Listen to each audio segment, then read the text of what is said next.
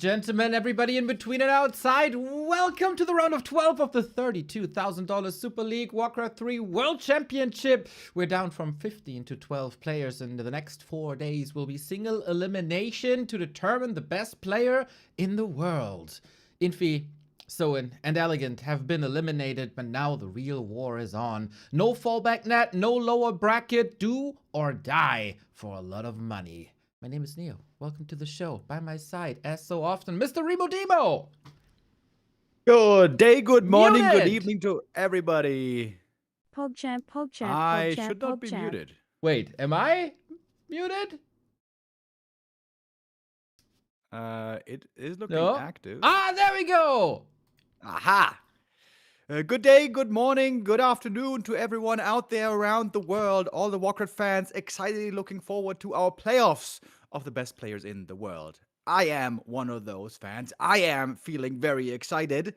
First day of the playoffs, Neo. Only 4 more days, and we're going to have our new world champion. Indeed. What a week, what a journey it was. 5 weeks of Super League. In the end, Happy comes out on top, even though he was defeated yesterday. Man, this week we've been gifted tremendous Warcraft. Watch Happy versus 120. Watch Happy versus Linov yesterday if you want to know where the Warcraft world stands right now in terms of skills. 4 players, because of their performance in the past 5 weeks, made it to the round of 8 already, and they are waiting for their opponents. Question is, who are they gonna be met with?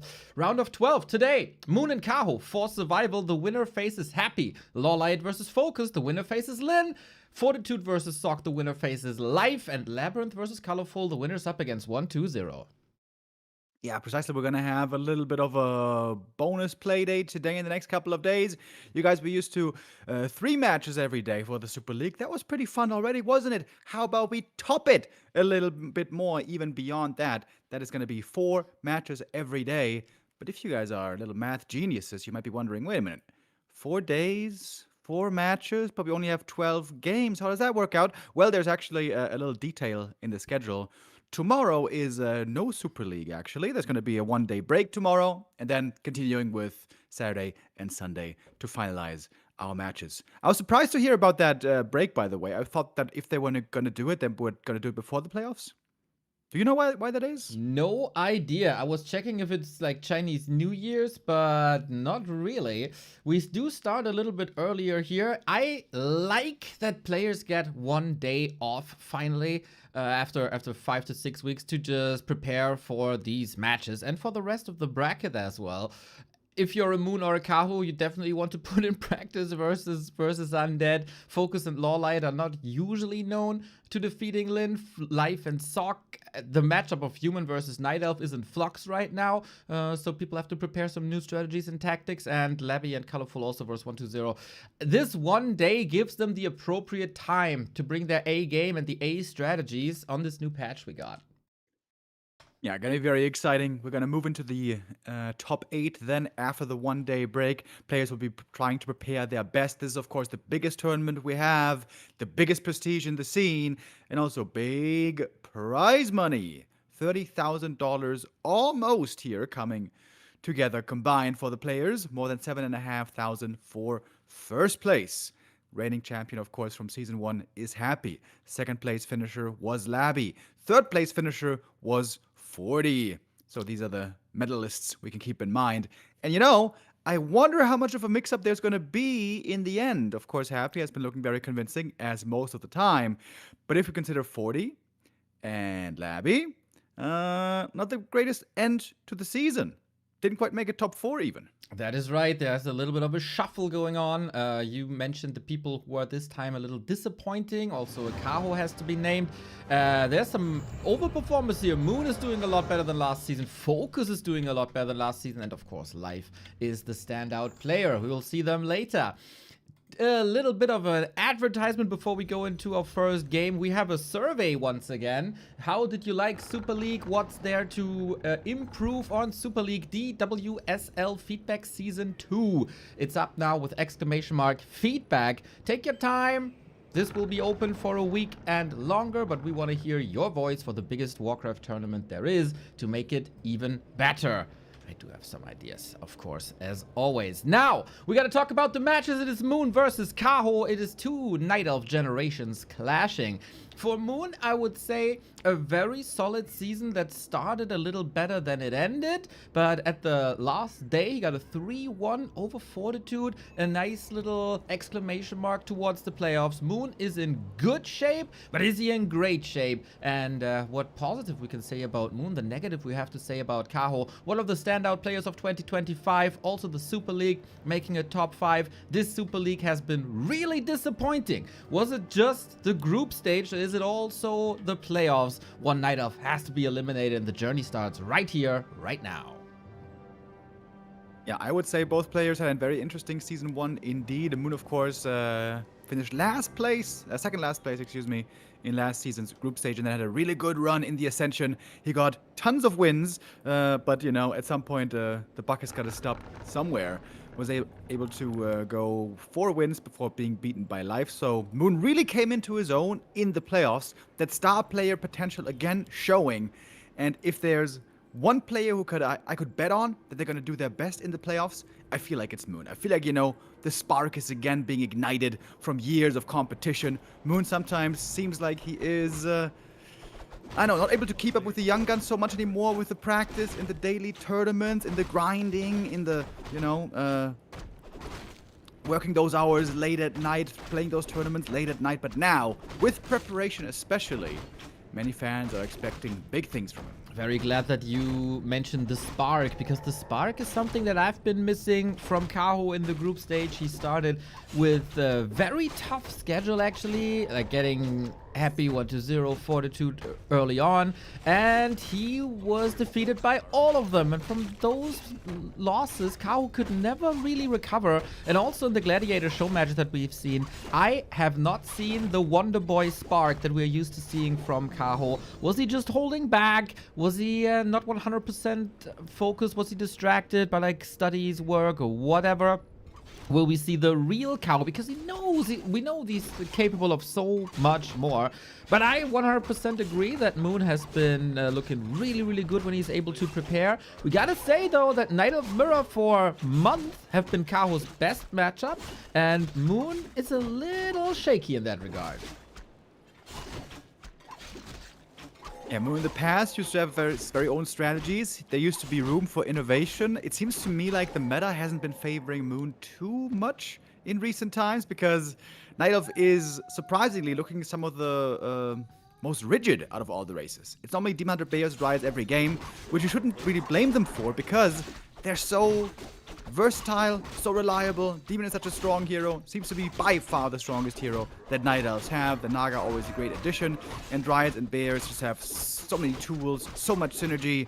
And that is certainly what we're going to be expecting here. When I mentioned that Moon used to have his own playstyle, quite often, that would include things like Mass Dryad Expo. I feel like that especially was popular for many years. But nowadays it is more about one base, which means it's going to be more about creep patterns, efficiency on the map, and one base micro abilities. This might be all about fight execution in the end. There is a second layer nowadays in the past couple of weeks to Night Elf Mirror. It's a very exciting one that was interestingly introduced to the scene by ColorFul, who was the Demon Hunter Bear only player for a long time, and that is Chimeras. We see them more and more. You try to squeeze them in and get rid of the bears with the Chimeras, but if that is scouted early, then of course the opponent has to react and go for talons and go for hippos and go for anti-air, and that is a sweet little nuance that we haven't seen in Night Elf Mirror for 20 years and more. And then of course it's the question, who has the better scouting and who has the better answers at the right time? Yeah, it was really funny when it first showed up, because we've been casting Warcraft 3 for many, many years here on the channel, and we've been casting Bear Mirror for many, many years, and quite often questions would come up from the chat. Okay, it's mass bears versus mass bears. Wouldn't some chimps just be good? But we never used to see chimps, and everyone would say, you know, they're bad, they take too long, they're not good. Granted, much of that time was also when chimps used to do friendly fire, which would have been way worse in Bear Mirror, because you'll be blowing up your own bears. But yeah, there have been ways found to sometimes incorporate them. We don't want to say always, but sometimes indeed we see them, and they can be truly quite exciting. It seems, especially from the games I've seen, that When you have a lead and you can get away with being a bit greedy and not following into upkeep and stuff right away, especially when you're a little bit ahead, it seems like Chims can be a great ticket to victory. Also, maybe a sneaky way to fight back if you can hide them and the opponent has a lack of scouting. So we'll see if we get these curveballs. So far, no curveballs whatsoever. It's as standard as you get. Demon Hunter, Keeper, Archers creeping. We're dividing the middle, the map in the middle.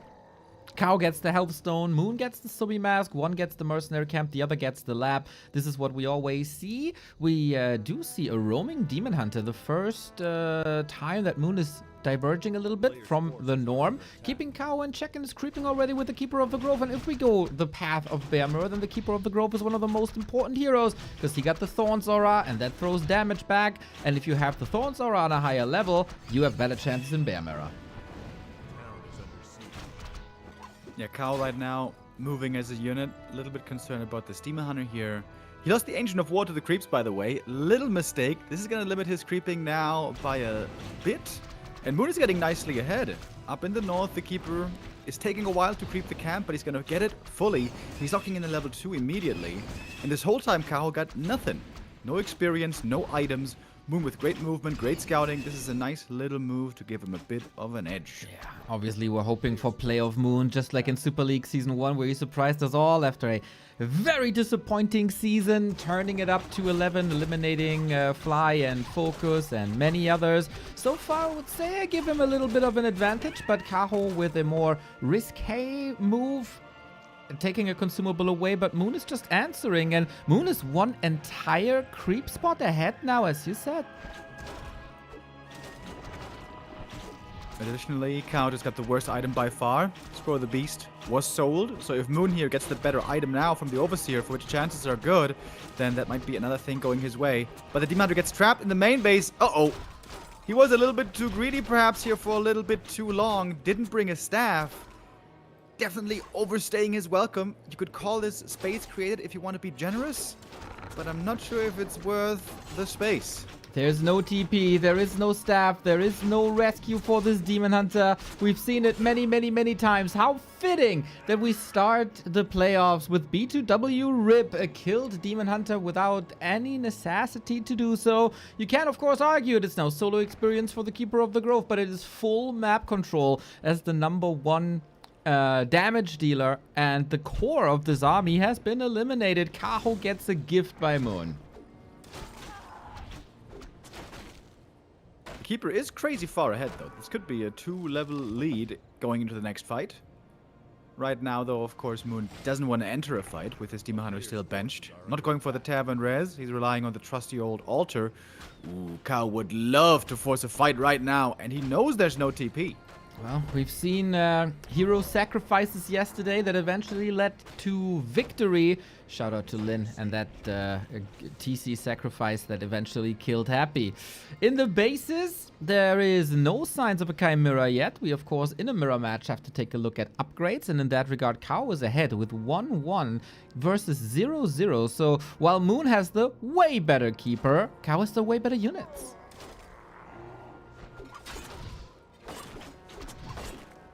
Quite a few archers in each army as well. Now Kaho going towards those Moonwells, crucial part of the Night Elf infrastructure. That's going to lead quickly to a supply block. Demon Hunter still 15 seconds out. This might be 2 Moonwells lost. That could be quite annoying. Here comes Moon for the defense, but has to fight right now with only 1 hero. 5 seconds remaining. Demon Hunter needs to come in. Reinforcements, of course. Kaho gets the level 2. Then Thorns Aura evened out. Kaho also with the better upgrades. Kaho also with the heal scrolls. And a very, very safe Demon Hunter. He gets the GNL Bear from Moon, who wanted to cast some rejuve, but is getting slaughtered right away. Same for the Keeper. No staff, no second hero. Everything is falling apart from Moon. And Kaho, for the first time in a long time, shows his prowess and gladly accepts the gift. Yeah, nice round right there, catching the Keeper, had his eyes on it, very nicely done. Very weird entangles as well by Moon. Did you see that? He entangled 2 archers, which both didn't do anything. I guess you could argue against Dispel wouldn't do anything regardless, but one would think there would be better targets. Yeah, weird mid-game into late game there by Moon. He had a great early. The roaming demon was wonderful. The creeping Keeper was great. but then staying way too long in the main base. That almost looked like he forgot he didn't have a staff. A little bit of a weird first map. Good thing it's only one of possibly 5. Well, this is not the start that Moon wanted into the playoffs, where he performed so well in Season 1. We talked to him a bunch of times in the past 15 years, and he said, oh, man, I might get older, and I might approach the 40s, but I'm still getting nervous when the big tournaments are coming up, and that was clear signs of nervousness in the mid-game. That's the thing in mirror matches, man. You gotta be sharp, not only the first 3, 5, 8 minutes, but every step along the way, and it's very good to see that Kaho is this sharp.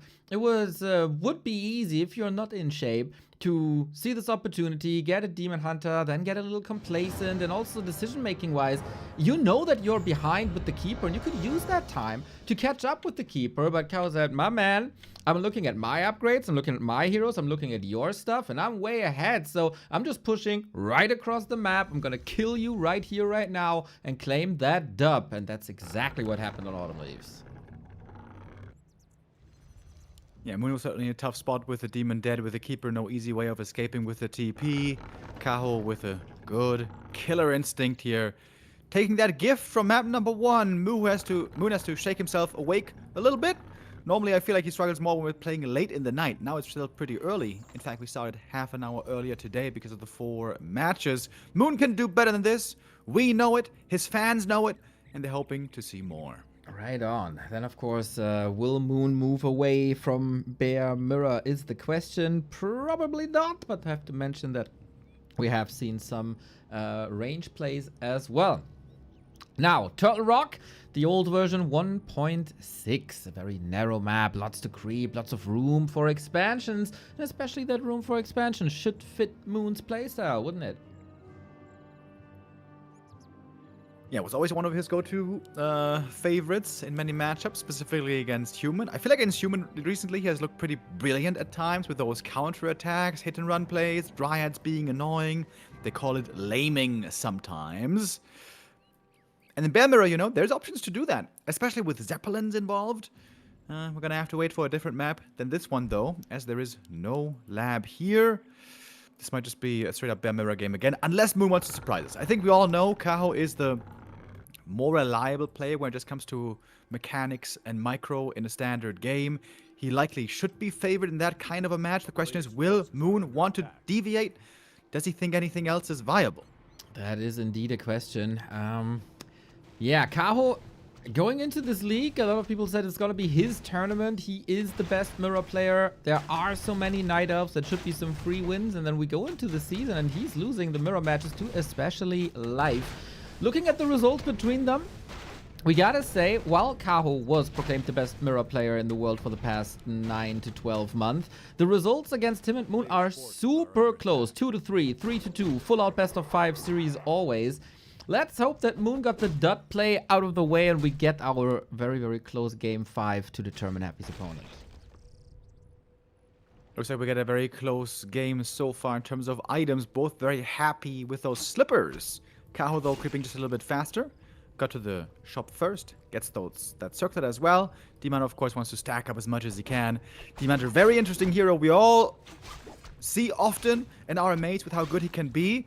But it takes some requirements. Demon isn't just good out the box on level 1, like, for example, I don't know, a Farseer would be. He needs items, and he needs levels. But if he gets both of those, he's gonna be a force. We see a play of Moon that he has been done for a past couple of weeks. He's getting incredibly good at identifying enemy creep routes and punishing enemy creep routes. We've seen this especially in matches versus LabyRinth, and we see that here now applied to the Night Elf Mirror as well. Everybody is going for this nice little new way of creeping Turtle Rock by pulling out the Golem and body blocking with the Wisp, but that gave Moon some time to march across the field and get the item, and that was the Ring of Protection. Well done.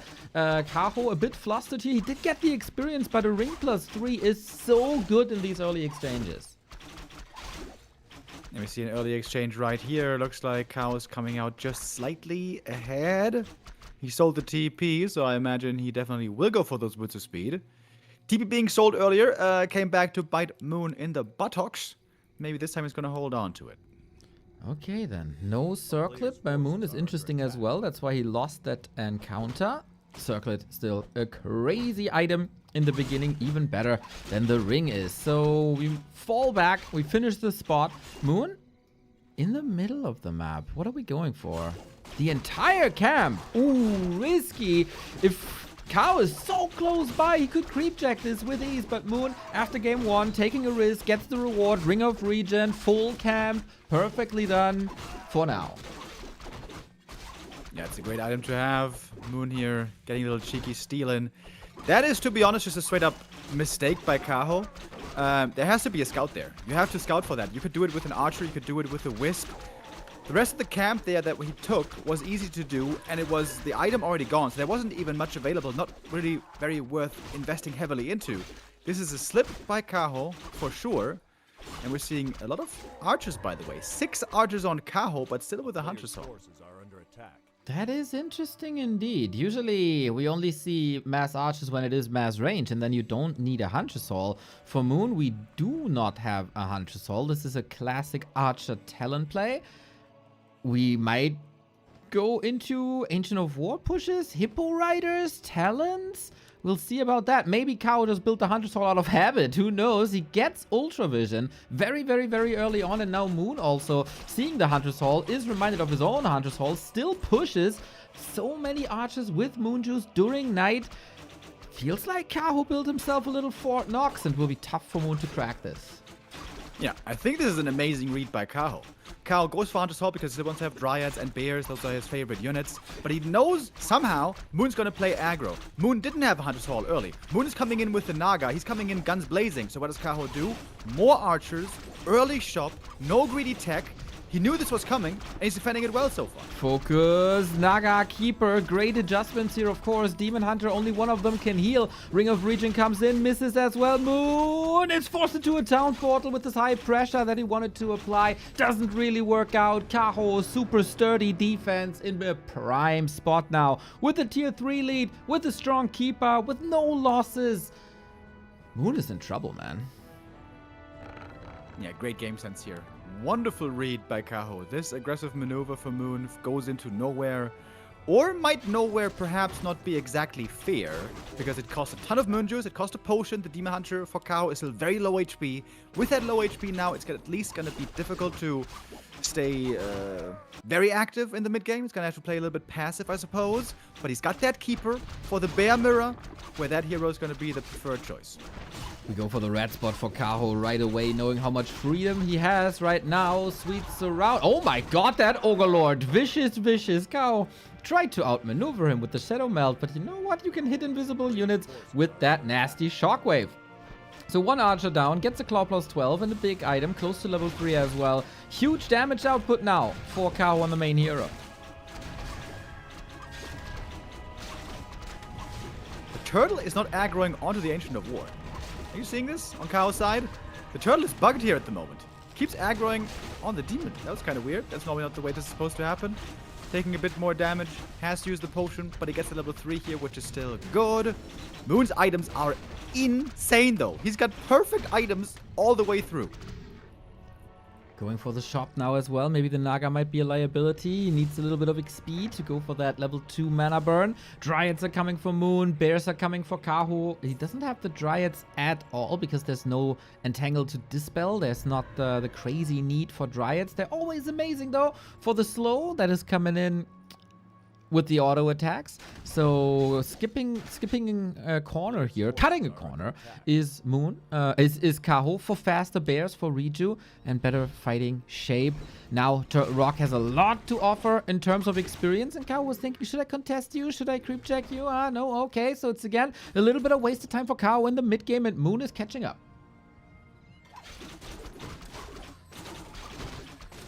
The item drops here will continue. They will certainly have impact. So far, Moon had the better drops. We're going to see how things continue at the red camp for him. Remo. Moon's Behaze. 8-minute 40. Chimera Roost. There it is. First Chim Roost of the series. So far, Kaho on map 1 and 2 has had great scouts, great reads. I wonder if that's also something he is keeping track of. Has to. Absolutely. I like this little curveball by Moon, opening up a new layer to the mirror match. Demon Hunter, of course, super strong. Chimeras look very sturdy and they look very powerful, but with the focus fire of Archer, Demon Hunter, Keeper, Orbs, they do melt, but Chimeras are especially weak when they're also attacked by Dryads, because it's then really hard to to maneuver them into the back or over trees where they can't be attacked. Kaho, though, doesn't have a Dryad, so if that doesn't change, I feel like our young Chinese protege is in trouble. He missed the scout, by the way. He just sent a Wisp Scout into the main base, but it was intercepted by the Demon Hunter and the shop, so he didn't actually get to see the Chimrus, and I wonder if he thinks he moved it into the back. Sometimes you kind of lose track, so this could be a bit of a rude awakening. Supply pretty even. Moon is preparing for a bigger army. Second red spot goes to Kaho as well. Moon in punching distance, though. Is he satisfied with the merchant? We'll see about that. Both have ultra vision. Now they see each other. Moon, by the way, got another perfect item. These are ridiculous drops. This is 100% perfect item so far. That must be quite nice. Belt on the Demon Hunter is also good for Kaho, but it's not as amazing. And we're counting down the seconds for the Chim to come out. Make it 2 Chims soon, as the next one's queued up already. That's deadly. Finally, Kaho is stacking up on Dryads. It's only 2. It's also only 1 orb. Moon is contesting nicely on the right-hand side, keeping Kaho busy, fighting, creeping, and scouting at the same time. Is a tough task. Ritu coming in. Chimera on the way. They take a long time to produce. They're not the fastest unit. So Kaho is awaiting the executioner right now. Yeah, the 60 supply Chim timing is what I've been seeing a lot in recent games. I would say most games in Isle of Mirror where I saw Chims, it was the 60 supply. You try to put in 2 Chims into the army, take a fight, and then blow up those bears quickly if you can. There is a lot of piercing damage in Kaho's army. If he can perfectly utilize the archers and dryads, maybe he can take out the Chims with really good control. But those archers are also pretty darn hurt. The heal scroll here might go a long way. Yeah, I especially worry about these archers when there's Fork Lightning and the Chimera AoE. If the archers are not well protected in the back, might just be dead in a second. We get a heal scroll, as you would like to see. We get upgrades with the 0-1. Moon might get a backstab here. He wants more XP. I'm not even sure if that's necessary. 3-6 and 3-1. There's no levels to be gained right here. And it is, of course, more and more time for Kaho to scout the Chimeras and getting used to Chimeras. Scout, there it is. And the Chimera is massively mispositioned. We talked about the Dryad slow. Very, very handy. Moon again, no TP. Moon researching Corrosive Breath. He wants to go for some building attack somewhere. Archer's out of position. Here comes the Chim. But Kaho knew it was coming in. He's got the archers ready. The Chim is half dead already. Here's the heal scroll as well. Not a good start of the fight for Moon. Not at all. He needs a strong Demon Hunter. Another Chimera is coming in, but it's not really attacking the bears. Moon's gotta run. Kaho punishes him for the lack of TP again, as he did on Autumn Leaves. Now, can the Chimeras heal? Yes, they sure can, but the bears cannot, running straight into Kaho's army. Moon seems very flustered here in this series. Yeah, he went for a Chim. Lane counterattack. There's one Chimera still in Kaho's base, going for that entangled. Killed off some wisps already, but there's big trouble happening in his own main base. I don't know if he can hold here, man. Chimera down, huge XP, level 4 on the Demon Hunter, level 4 on the Keeper. Moon too shy to attack because he doesn't have the bear numbers, he doesn't have the range numbers, and the heroes are a bit weaker as well. Can the Chimera deal with the entangled? I don't think so. Kaho currently not mining, but he's also not losing the base. Moon in dire straits. Yeah, it's a meat grinder here. The bears are finding the connection. The archer's dying fast. Kaho kept his range units alive here for a long time. He is 1 level up on the heroes and has the better hero in the Keeper. At least as far as Bear Mirror goes. The Chim got some wisp kills, but that's all it got, really. Even, we got an expansion coming up for Kaho on the other position. Gold mine at the red. Keeper is in trouble. Low HP has to go for the invuln here. Entangle is in. If that's a kill, we're looking at a GG and a 2-0. Unreal, man. Kaho has been disappointing for 5 weeks straight. Barely a session where we didn't say how much more potential there is in him and how he leaves something on the table and how he cannot perform when the heat is on. Now it's playoffs. Now it's single elimination. And Moon, who was praised for the entire season, has no answers to Wonderboy. Moon trying to go for a cute play here. The Chim counter-attack. How would this have gone if you just taken the fight with 2 Chims? Imagine. 2 Chims show up above the trees. Moon was heading up, Kaho was heading up there for an engagement. I also think different story. I also think the creep spot wasn't necessary at all with the turtles. He didn't get a big item there, no chance really. There was no level up possible. There was maybe not even a level up necessary. Yeah, Kaho was close to 4-4, but if you engage earlier with these chimeras in a better position at home, with the production buildings in the back, with the moonwells in the back, you got a way better chance of fighting this. Instead, you go for this cheeky play, you misposition the chimera, everything is in distress, positioning is horrible, and Kaho again, man, of course, gladly accepts these gifts, and there is no way out for Moon, is there? The Chim finally got the entangled, so that's 1 minute missing of mining. That's pretty neat. Remo, how did the Demon Hunter die? Oh, did you see? He got zapped. Oh. That was a fog lightning. I did not. Naga, though, she gets entangled. Is that a level 3 entangle? Not sure, but she survives. A couple of hero kills. If there had been no gold to get the demon back, then Kaho might have been in big trouble. But he had enough gold. The demon is here. Same cannot be said for Moon. Level 5 Keeper is indeed strong. It is level 3 entangle now. Moonwells are empty. Daytime. And Kaho's expansion, man. What a statement this expansion is. It is the neighboring position of Moon. He sees the scout there, and he knows that his opponent got Chimera that you can easily move across the trees. Like, this almost Kaho mocking Moon. It's also the Chims being very effective right now, though. True. They're keeping the Expo from mining. 1 Moonwell is taken out. The Dryad is having some difficulty to reach. Question is, though, still, how are you going to fare without a Demon Hunter? Well, usually not great. You can, at some point, get him back from the tavern. The Chimeras are the real heroes we meet along the way. Demon Hunter now back from the tavern. 45 food versus 45. 3 Chimeras. But how many of them will be part of the fight? 1 Ancient of Lore has to be uprooted. The Dryad is not in range just yet. Poison applied. Kaho willing to close this out. And I love to see the fighting spirit of Moon here in a very, very difficult series. Okay, up to 3 Chims total now. 1 across the map, but 2 here in the fight. Ground Army for Moon, though, is not looking as tremendous. Only 2 bears on low hit points. Can these Chims really do it? Well, 1 goes down. That's a big experience. That's a double level 5 now for Kaho's heroes. Still looking tremendous here on the second map. From 3 Chimeras to basically 1. A little bit of a right click with the Orb of Venom. Down it goes. Bears being traded out. Again, hero focus, name of the game. But also Dryads falling left and right. That Demon Hunter can go straight back to the tavern. Kaho shaky, a little tiny bit shaky at the end. But it's a clean 2-0. And the scout was on point. The fight was on point. And I like how aggressive Kaho is playing this. Both maps. Moon tried to prepare for the late game and needed a little bit more time and wanted that 1 more camp and 1 more tag. And Kaho said, no, man, we're fighting right here, right now, when I feel comfortable. And now he's feeling incredibly comfortable with the 2-0 lead, taking the first loser's pick off of Moon. Yeah, it seems to me like Kaho is once again feeling the confidence surging within him. Sometimes this seemed to be lacking in the group stage where he tried to go for plays that didn't work, or maybe more often, didn't try to go for those plays that used to work so often for him, where he looked so amazing. And now, most things are working out. In the early game there, I would still say the creeping wasn't quite ideal, the scouting wasn't quite ideal, but in the mid game, what he had to look out for, what he had to be careful about, what he had to scout and then react to, especially seeing that push coming by Moon, having the 6 archers ready, and the shop, that was beautiful. Love stuff like that. When players have a perfect read of the opponent, they know what's coming and they set up perfectly, and they don't overreact either. He had the transition then later to go into bears with a stronger keeper as a second hero.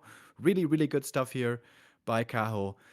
But I would love to see this replay, dude. Imagine, again, like I said in the game, if Moon doesn't have the Chims across the map, if he just takes the fight with the 2 Chims where Kaho was pushing so far across the map, might have been a good engagement for him. In fact, with the trees there, I would say chances are pretty high, but that is now no longer a factor.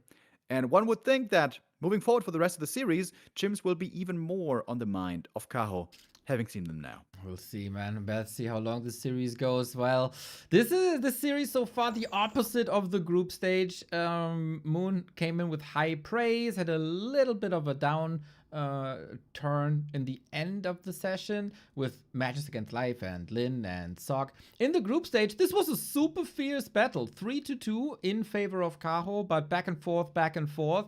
Now it's playoff time, and usually Moon is the one to bring the extra heat in playoffs when there is time to prepare. I don't know why Twitch Today, is showing me this there 3 wasn't days before that having me much myself. to prepare. Not that much time, as the results were set yesterday. At Moon, we have to say, has its ups and downs. It's like nobody really is consistent in Warcraft 3 professional, except Happy, maybe. And Moon is one of the players with the highest highs, but also the lowest lows. And he might just have hit a bad day for playoffs. Which is a shame, would be a bit of a letdown from last season. As we pointed out earlier, there in Season 1 in the Ascension, Moon did amazing. Many wins in a row. And in a tournament like this, you're not allowed many off days because there is no lower bracket. There is no safety net. One more map lost now, and Moon will be first eliminated. Would be a damn shame, of course. The most decorated player. We would have loved to have a story where after 2 years he can finally defeat Happy in Super League, but it might just be another battle of Kaho versus Happy in 2 days. We got a sub coming in, Meister Eda. Thank you for the 70 month. Also, Inde die alte Rinde. PogChamp, PogChamp, PogChamp. Playoffs, indeed, PogChamp. We need a PogChamp Moon, man. How good is his comeback potential as a player in general? Some players are known to create reverse sweeps wherever they go. Happy comes to mind, 40 comes to mind. To me personally, even FoCuS comes to mind. For Moon, I can't say the same, man. He's someone who's oftentimes going with the flow and with the momentum of a series. Can he rediscover that little special thing that dazzled us all, that made him the most legendary player of all time? The biggest icon and legend that Korea ever has seen in the heyday of Warcraft 3 back then. He was a superstar, and sometimes we still see those sparks of superstardom. It's rare these days, though, but let's not count him out just yet. I am a little disappointed to not immediately see a keeper just to switch things up even further. We've seen keepers by Jens and LawLiet, and oftentimes Moon is going in the same route as these two players, and I think the skill sets very much align. Just to switch things up that Kaho can't go for his automatisms, but maybe not feeling confident here. Maybe later on a map like Tidehunters we might be seeing it, but no shenanigans. Straight up creeping for Moon. It is different creep routes though. Korean Night Elves oftentimes go for the Rock Golem with a big reward, exposing themselves to creep spot, but we all know that the Chinese Night Elves are oftentimes a bit conservative, not too greedy, just very, very, very reliable in their creep patterns as well. And so Moon, level 2, unpunished, claws +8, not bad.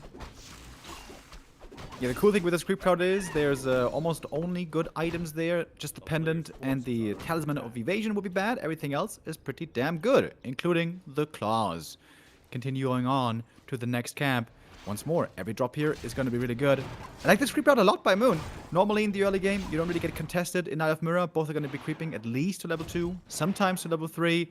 So this is really cool. It was very, very likely he was going to get good items from this, and indeed he did. Alrighty.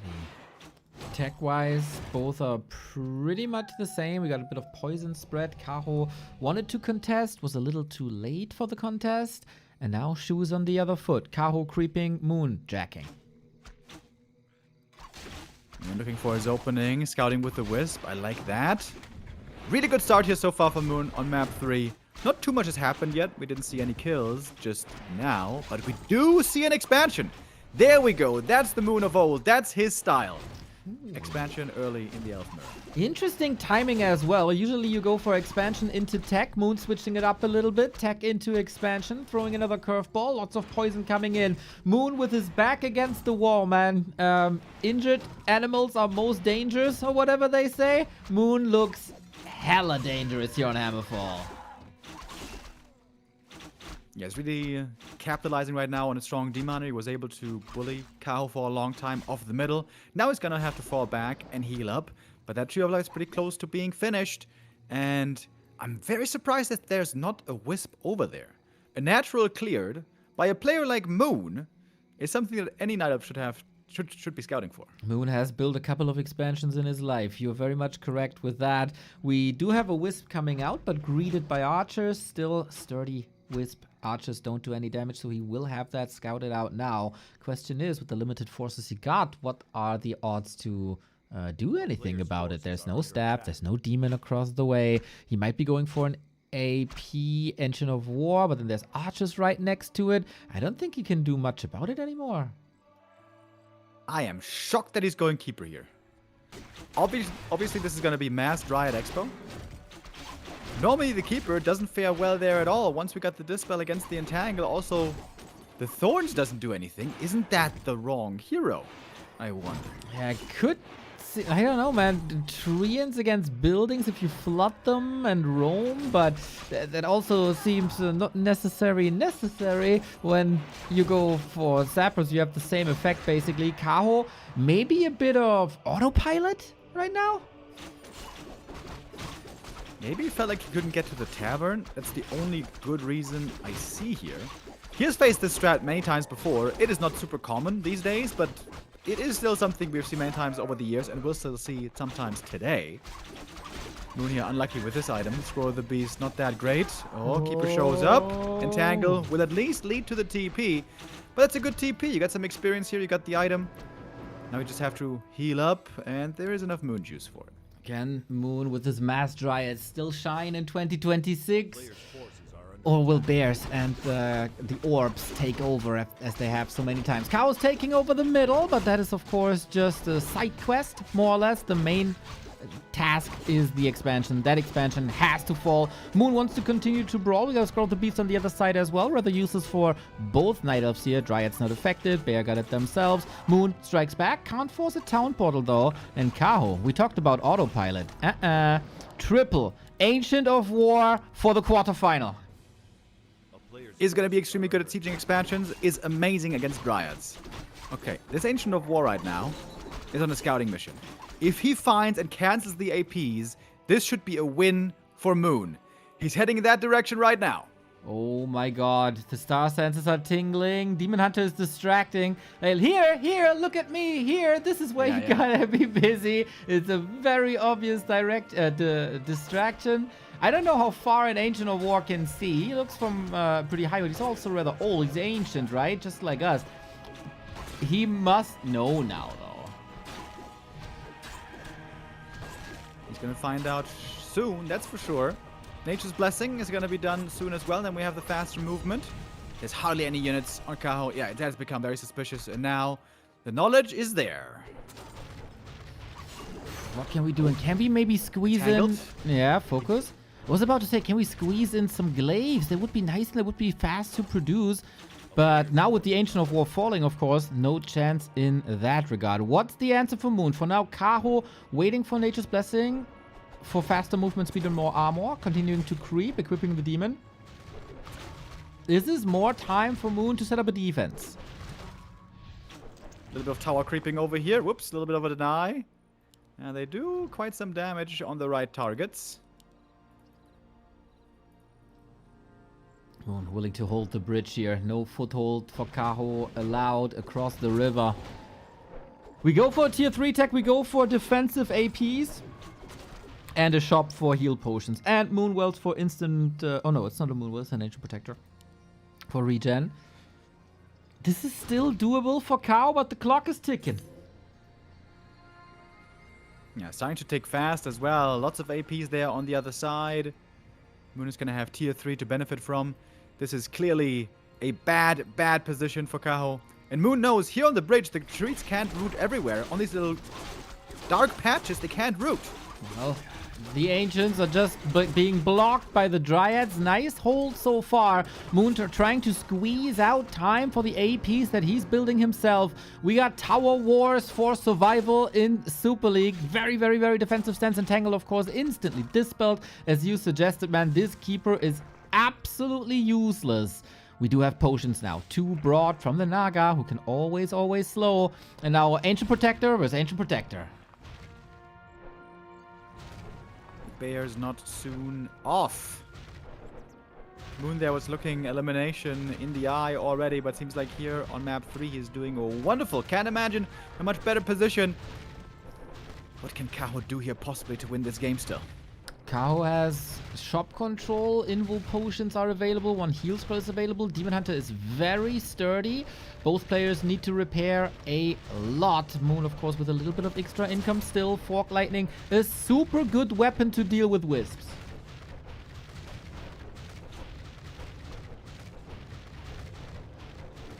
One more and they're all gonna go down. Trees here can also... Oh, mana burn. Oh, that's a great burn. And the entangle. Oh, Moon getting punished perhaps here for the attempt, but good dispel also. We got the heal potion. Also looking mostly fine. Ancient Protector here eating into the trees and rooting inside those trees. Sweet position, man. What a difference glaive throwers could make. We've seen them being very powerful in the hands of LawLiet recently. They would be the hard counter to APs. They would be able to pressure the Dryads in the back. But Moon lost the Ancient of War because they used it for scouting. A very unique situation. When do you ever see a Knight of Mirror like this? Mass Dryads AP Mirror. Who can adjust better to this unusual state of the game? Yeah, and this is the kind of game you want to play against Kaho, by the way.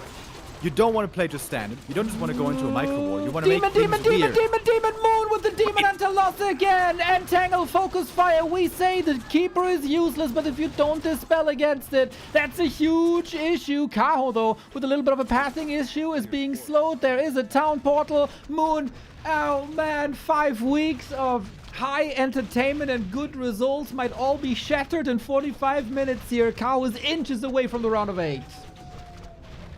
If that AP goes down, that's a big problem. The Wisp repair is late. Is it too late? Oh no, Moon. Moon, you had the perfect position to win this game. Wisp can now easily be taken out. At least the AP survives. But Moon, how did you let the Demon Hunter die? With ease. They got lots of practice in that specific area of Warcraft 3. The Night Elves, Moon. Moments of brilliance throughout the Super League, throughout the show matches in the past couple of weeks. But today is an absolute dud. Kaho peaking when it's most important, as it seems. But also we have to say, this is like Moon, 3-0ing Moon. Every single game a grave mistake. I mean, he's still going to win this game. Sure, he lost the Demon, but he's so far ahead. He's got tier 3, he's got all this gold, he's got the supply lead. He has maybe the better hero, at least for now he does. This should still be Moon carrying it across the finish line. I think he can afford 1 or 2 more hero losses, and then we're in trouble, but he's still holding here, and the Demon's about to return. 17 seconds. Double heal scroll. Can Kaho do more? With Bears being in, there's of course a chance for Roar and Reju. Bears not doing that much extra damage, but they're a lot tankier. Naga holding the fort. Heal scroll, very nice actually. AP still doing so much damage. Moon losing one Dryad after the next. So is Kaho. We're hearing lots of death cries in a rather dramatic voice. And in the end, it's going to be Kaho way lower in supply. With the Expo advantage, of course. Tech advantage still. Kaho tried to go tier 3, but still has to wait a while for that. I wonder if he should have perhaps just tried to counter-expand at some point, but that ship has now certainly sailed. Now it's too late. And now Kaho is trying to weigh his options. How can I win this game? And, Well, thoughts and prayers. Tier 3 is the answer, apparently. Still holds the town portal that he can maybe sell for something of value. Moon didn't fully mine from this expansion the entire time. Stays at 50 now. Demon Hunter battle once again. Is it worth the TP or is it just the GG? Demon. Got his staff now. Actually bought 2, forcing Kaho into a town portal. Demon Hunter gets level 3 on the way out, but no additional fight. Moon puts his name on the board, but in a kinda shaky way. Yeah, definitely 1 or 2 micro mistakes there, costing him more than necessary, but it was a beautiful build. On his map choice, he has a really good idea how to strengthen the Demon Hunter early, open up the option of an expansion.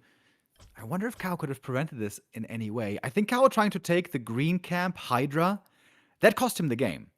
He was whisk scouted right there. He lost HP. He was pushed back. And when you're pushed back, you can't pressure the expansion at all. You're going to be on the back foot right away. Pair that with Moon having such amazing items, which were likely to be found, like I said in that game. Likely taking those 2 camps, you're going to have really good items on the Demon Hunter.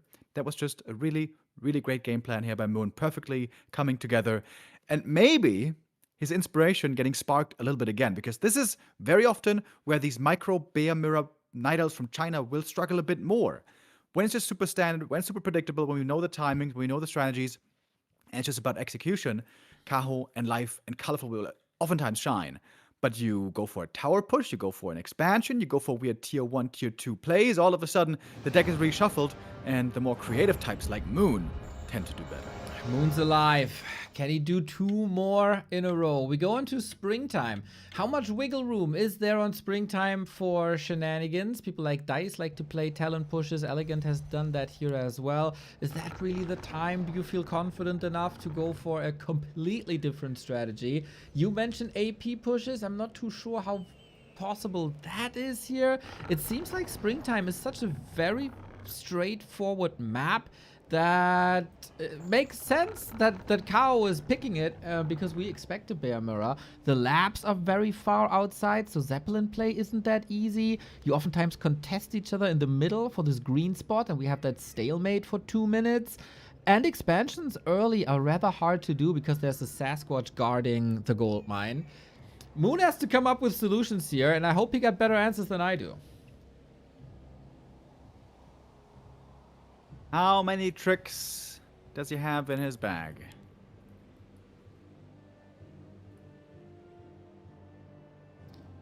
That is a very good question. How many subs can we get this stream is another good question. Thank you, the Big Grabowski and Reach for 13 and 24 months respectively. So far, the first heroes are no surprise. It's a Demon Hunter, it's a Demon Hunter. The Ancient of War positions are also no surprise. No Jens 6 o'clock, 12 o'clock position that's then moving towards the gold mine. That would be a similar approach than Hammerfall was. But yeah, it's looking like green spot into stalemate in the middle.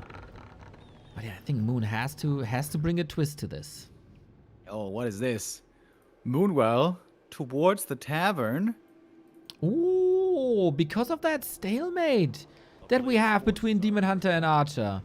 Interesting solution. If that comes through, Moon will have a lot more region and will claim the early level 2 while Kaho is stuck on level 1. This might be annoying later on when you have to defend the main base, but yeah, if you're fighting for the green, this is going to be brilliant. And if he wants to be really cheeky, he could try to utilize as well this for a middle expansion. Now, I have never seen that before, and that of being so ballsy as to expand here in the middle in Mirror. But if one is to do it, it would be Moon. That would be evening out the series in style, for sure. Gloves of Haste on Kaho's side, Claws of Attack on Moon's side. For now, that is a little bit of an advantage. Kaho not directly approaching the middle, goes to the tavern way, now switching. Sometimes pathing on springtime is a little bit odd. But yeah, so far the game unfolds exactly as Moon wanted it to. Got the Moonwell support now. We're taking up. Taking things slow here at the start. Yeah, Wait. that is the awkward Did situation. deny a creep? Oh, Kaho did deny a creep. Oh, the Tuskar. Well, you want to shave off every split second you can to be the first one in the middle. And yeah, we do have this odd situation now. Demon Hunter, Archer. Nobody wants to pull out the creeps because then you aggro the creeps and you get more damage. This is a classic Night of Mirror Springtime. But that also means, like, should Kaho even contest this? Because he can't get level 2 with this camp anyway. I guess he's waiting to see if Moon goes in first, then he's going to be able to put on some free damage. Pulls out the camp as he's going for the item. That's cool as well, so can't be stolen so quickly. So now he's got the first circlet. But yeah, denies like that, obviously, can be very painful later on. Gonna make level 2 and 3 and everything moving forward just a little bit harder. But he's gonna get the item and last hit, and with slippers, Demon is now very well equipped. Circlet as well. He went to the shop. That was a nice detour. He is now the better Demon Hunter. Archers can't really make up for it. Can the Moonwell make up for it? Both burn each other to the best of their abilities. How much different will this Moon Juice make? He's trying to squeeze out a bit more juice during nighttime, and Kaho respects the healing abilities and the additional archer pulling back. Kaho now knows that the Trapper isn't enough for level 2 for Moon, so he doesn't really have to commit to it too much. Maybe again he's just looking for more damage right here, as we are again seeing quite a few archers on both sides. And no Hunter's Hall yet on Moon, by the way. Yeah, 6 archers. We have seen the talent push. We also have seen Hippo Rider plays, especially in the hands of LawLiet. Do you feel that Bear Mirror is no option against the mechanically gifted Kaho? Do you have to go for this? Springtime is the talent map. Question is it... Oh, enough. There's a shop on the right-hand side building already. This will not be a Bear Mirror, everybody. Moon, all eggs in one basket. It is an Archer talent push, most likely for survival in Super League. Ooh, Demon is hurt. How close do you want to do this? The Naga in trouble next. The heroes quickly having to run away. Kaho on the retreat, but still trying to fight back. You mentioned the proxy shop. We're not over there yet. We're gonna have to travel a little bit to get in that position. Heroes still all so low on levels. Only one with good items. Oh man, there's not too many ice arrows here, but now we get it. A nice time for recovery, but it's a lot of moon juice that will be used here. Kaho is so far blind for the shop, but the shop is of course on the other side of the map. No potions available. Heal scroll only available in 1 minute and 30 seconds. You don't really have the time. Hunter's Hall now instead of Talon, more archers or hippos. Ain't that a bit late? Kaho daring to fit in one more creep camp here, pulling out the shop to minimize the damage. He's gonna get level 2 here, and would love to get a great consumable for the Demon Hunter right here. If he doesn't get that here, he can still go for heal potions in the main base, as he's going for a shop as we speak. 1 lore and 1 shop. Kaho again playing it safe. Again, perfectly anticipating the aggression by Moon and respecting it. Sells the big mana potion. Nice game evaluation indeed. Dryads coming. Charging in. Another heal potion for Moon. Another claw. These inventories are wonderful. Would love to see a staff now that he's close to the shop. We need more Moonwells. We got the tier 3. So maybe I promised too much. And we will see bears. But not your classic bear mirror with the amount of archers we got. Moon there, very lucky by the way with the big healing. That's by far the best item. But finally, at least something for the Demoner. He is looking rather naked right now. No rings, no circlets. Kaho finds the shop. Easy to take out. At least Moon took his camp away from the opponent there. Yeah. Got some value off of it with the heal potion, with the staff. Of course, has to rebuild it. That's extra resources that you don't want to spend in a mirror match where everything is so narrow. Kaho could have intercepted, but has second thoughts as the Ancient of War is in position for creeping. Some of the best items on the map available here. Boots of Keltalas, auras come to mind. And Moon has to make a decision. Do you want to do the same or do you want to creep jack? He has no Ancient of War support. Has to fight this straight up. Both are very heavy now on archers. One made them to attack, one made them to defend. In the Bear Mirror, of course, not the greatest units, but in lower supply still will be decent. I like that Kaho here is skipping Dryads. You have enough backline already, and since there's no Dispel, you don't really need... since there's no Entangle, you don't really need Dispel, I would argue. So I like going straight to Bears. We'll see if Moon does the same. I would say Dryads always offer slow, so that's great. But yeah, it's all gonna be about bears. They are, of course, the hard counter to archers as well. Demon Hunter not part of the fight. Kaho has Frost Arrow enabled. So close to level 3. Demon Hunter had basically no moon juice left. Has to go for the big potion. That will not be part of the fight. And the first bear arrives so much earlier. As yeah, you can talk about Dryads and slow and Dispel, but Reju is the real deal. Moon not utilizing one of his lures right now. Ooh, that's a big macro mistake. Now he does, finally. But that other bear could have been started quite a bit earlier. Moonwell now taken out. That has to be remade as well. At least Moon has the level advantage on his Demon Hunter with this next kill. But he's got legit no stat items on. There's the ring now helping a little bit. Mana burns exchange. The Vamp Aura might help Moon in the long run for Bears, but you gotta get there first. Bears are coming in soon. Riju will be so strong as both sides have no Dispel, as they didn't have the time for it. Can you save the Demon Hunter somehow? There is a staff. He staffs not the Demon Hunter, but a unit now. Riju is coming in at the right side. Time, you know. Time is a flat circle. I think that's what they say. Creeping continues. They also say you want to have a level 3 Demon Hunter. I was about to say creeping continues, but it doesn't actually. Moon seeing a chance here to take a good fight, being up a level on the first hero. He's got the Scourge Bone Times as well, which is wonderful. And there's no orb yet on either side. Both went lots of Bears and skipped the Master Training. Tier 3 only finishing now. This is Roar and Riju galore. First upgrades coming in now as well. Kingdom for a Dispel or a Wand of Negation. Don't have that. Can you take the fight now with the Bear advantage? Moon is the first one finished with the Master Training. Kaho still retreating closer and closer to production buildings and Moonwells. A player's forces are under attack. In upkeep as well here at 52. It might be worth denying one of these archers. Resource management is going to be important here moving forward. As the Naga goes home, she's going to pick up those items. Staff and Orb, of course, both crucial. High stakes here. If Moon loses this map, he's out. And Kaho, if he loses 2 maps in a row, will second thoughts crawl into his head, as they were so often during the group stage? He was so far ahead, and then the opponent starts to gain momentum. We've been there before. Moon with Naga level 3, another big item. Zeppelins available too. Sappers maybe. We got an invisible Demon Hunter to track the army movement, and that gives him time to retreat at the perfect time. Town Portal is on the Demon Hunter. Naga is getting burned, but that's about it. Oh. There's one staff. Can you save both bears, though? That's going to be the attempt. Looks like it's going to work. Demon Hunter going to cover the retreat here. That's good. Great sentry wards as well, giving Moon a ton of vision. I wonder if Kaho is aware. They were placed pretty obviously. Chasing Moon all the way back to the main base, but with the staff, there should be no danger here. Yeah. With the elves, you never know. We got the Riju in now.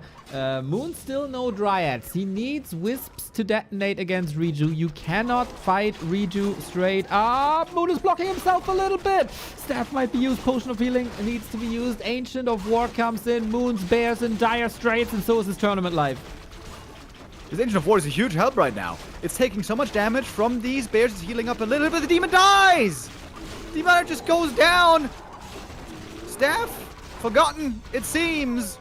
Moon might be out of this tournament. TP was available too, of course. Then all the fighting position is a bit awkward, but at least you saved the demon. Moon seems overwhelmed. Kaho again for the 3rd time this series finds a beautiful moment to pounce, and the Naga is again all by herself. Kaho, big strides towards the round of 8 now. It's a demon kill, it's a Naga kill. This is not the way Moon wanted to go out, but you gotta steer reality in the eye that Moon has been eliminated.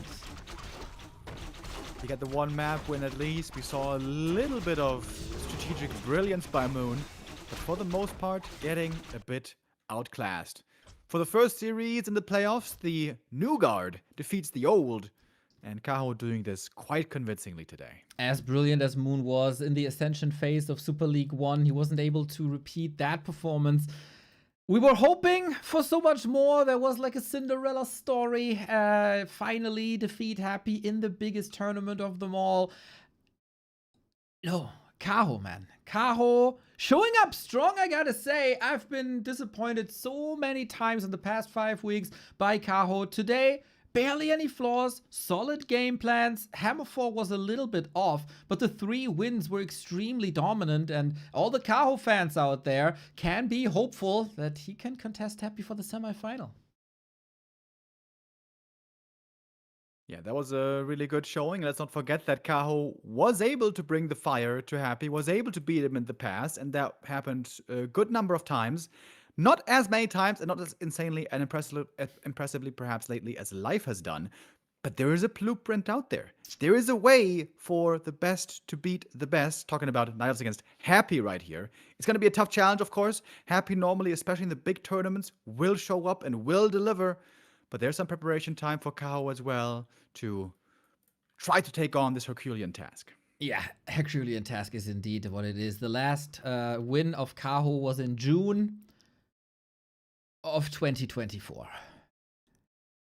So it's a bit of a time. Been a while. It's been a while, but streaks are meant to be broken, man. And this is what Kaho's task is ahead. Hopefully he got 1.5 days. The grind is on. It is Happy versus Night Elf. It is Happy, the big favorite. But if we learned something in the past 3 years, then never underestimate Kaho. Yeah, would love to see him here showing up really impressively in the playoffs. There's certainly a runway to try to do it. Life has been stealing all the limelight lately. He's the only Night Elf who made it into the top 4. Top 2, in fact. He finished just behind Happy, just ahead of 1-2-0. We're going to look at another Night Elf here momentarily. FoCuS versus LawLiet is going to be our next matchup. I'm so hyped for this. I love a lot of matchups more than Night Elf versus Orc, but FoCuS versus LawLiet is always something special. It's the modern day FoCuS versus Remind. It's, in my opinion, the most entertaining Night Elf versus Orc. We've seen that yesterday or the day before at the very last leg of Super League, but that was FoCuS's birthday. It wasn't about any standings. LawLiet handed out some birthday presents, I want to say. Very wacky series. I would expect anything but the norm between two players who know each other inside out, traveled the world together, practice partners. I think no series has been played more in modern day competitive Warcraft than FoCuS vs LawLiet. Yeah, we've seen them go head to head many times, and the cool thing is normally it was always very close. I guess it's not exactly precise. Sometimes it's a one-sided series one way or the other, but in an aggregate, it was really close. It has been going really back and forth. Maybe towards the last year or two, it's been tipping a bit more towards FoCuS's favor. LawLiet, he's been dropping off a little bit. Don't get me wrong, there's some moments of brilliance as well. A few weeks ago, he was able to win the WSB Korea show match, for example. But FoCuS always high up there. He's always competing, he's always competitive, he always has those strong games. He's always number 2 orc, basically, for all those years over. But there's one more thing about FoCuS. When I say, and I think there's truth to this, that LawLiet has been dropping off a bit lately, I think many fans will agree. We are now in the most important stage of the tournament. We're now in the playoffs. FoCuS sometimes is called the group stage merchant. He looks great in the early rounds. He looks fantastic when there's not much pressure on. But delivering here now in the final phase, that has always been his bane. Exactly. We have to say, FoCuS played an amazing group stage, as you said. Last time, Super League, he had a very disappointing group stage and a very disappointing playoffs. Hopefully, he can get the opposite of that and shine here now, because it would be so nice if FoCuS could finally reward himself. When this tournament started, who would have thought that FoCuS would be rank 5 out of 15 players ahead of Laby, 40, Moon, Kaho, and Sok? Not many people. But he did it, man. Like a little squirrel, 1 point after the next. Some big wins also, including Happy. So this is the strongest FoCuS in a long time, not only in Super League, also in the show matches. He seems extremely rock solid, especially when things are going the normal way, the meta way. Thing is, LawLiet is anything but a normal meta player. Yeah, absolutely. LawLiet is one of the most creative players out there, not just for Night Elves, but just in general. He's always one of the most exciting to watch in a new patch. And let's not forget, we are playing on a very recent patch, just a couple of days old. Just very few days ago, these two had a series. But yeah, you mentioned the birthday there. It seemed like not a very serious affair. It seemed like LawLiet was not really showing his best strats. I would be very excited now if LawLiet brought something new and strong to the table. I am very excited about the support that the scene is giving to us. Thank you, Knuffy, for the 56. Thank you, Mikael, for the 5-month. Best duo in the Warcraft scene. Thanks for everything you've done. Our pleasure, my dude. And thank you, Trussell, for the ongoing support. Every single day you're here throwing these bits at us. And we can't get enough of them. If you'd like to support us, throwing us a Prime sub is no crime, of course. If you have it lying around, we gladly take it. And all the other ways to support us, head back to warcraft.com/support. The highlights of the Super League are coming. We have our first quarterfinal. It's going to be Happy versus Kaho. Moon has been eliminated as it is single elimination.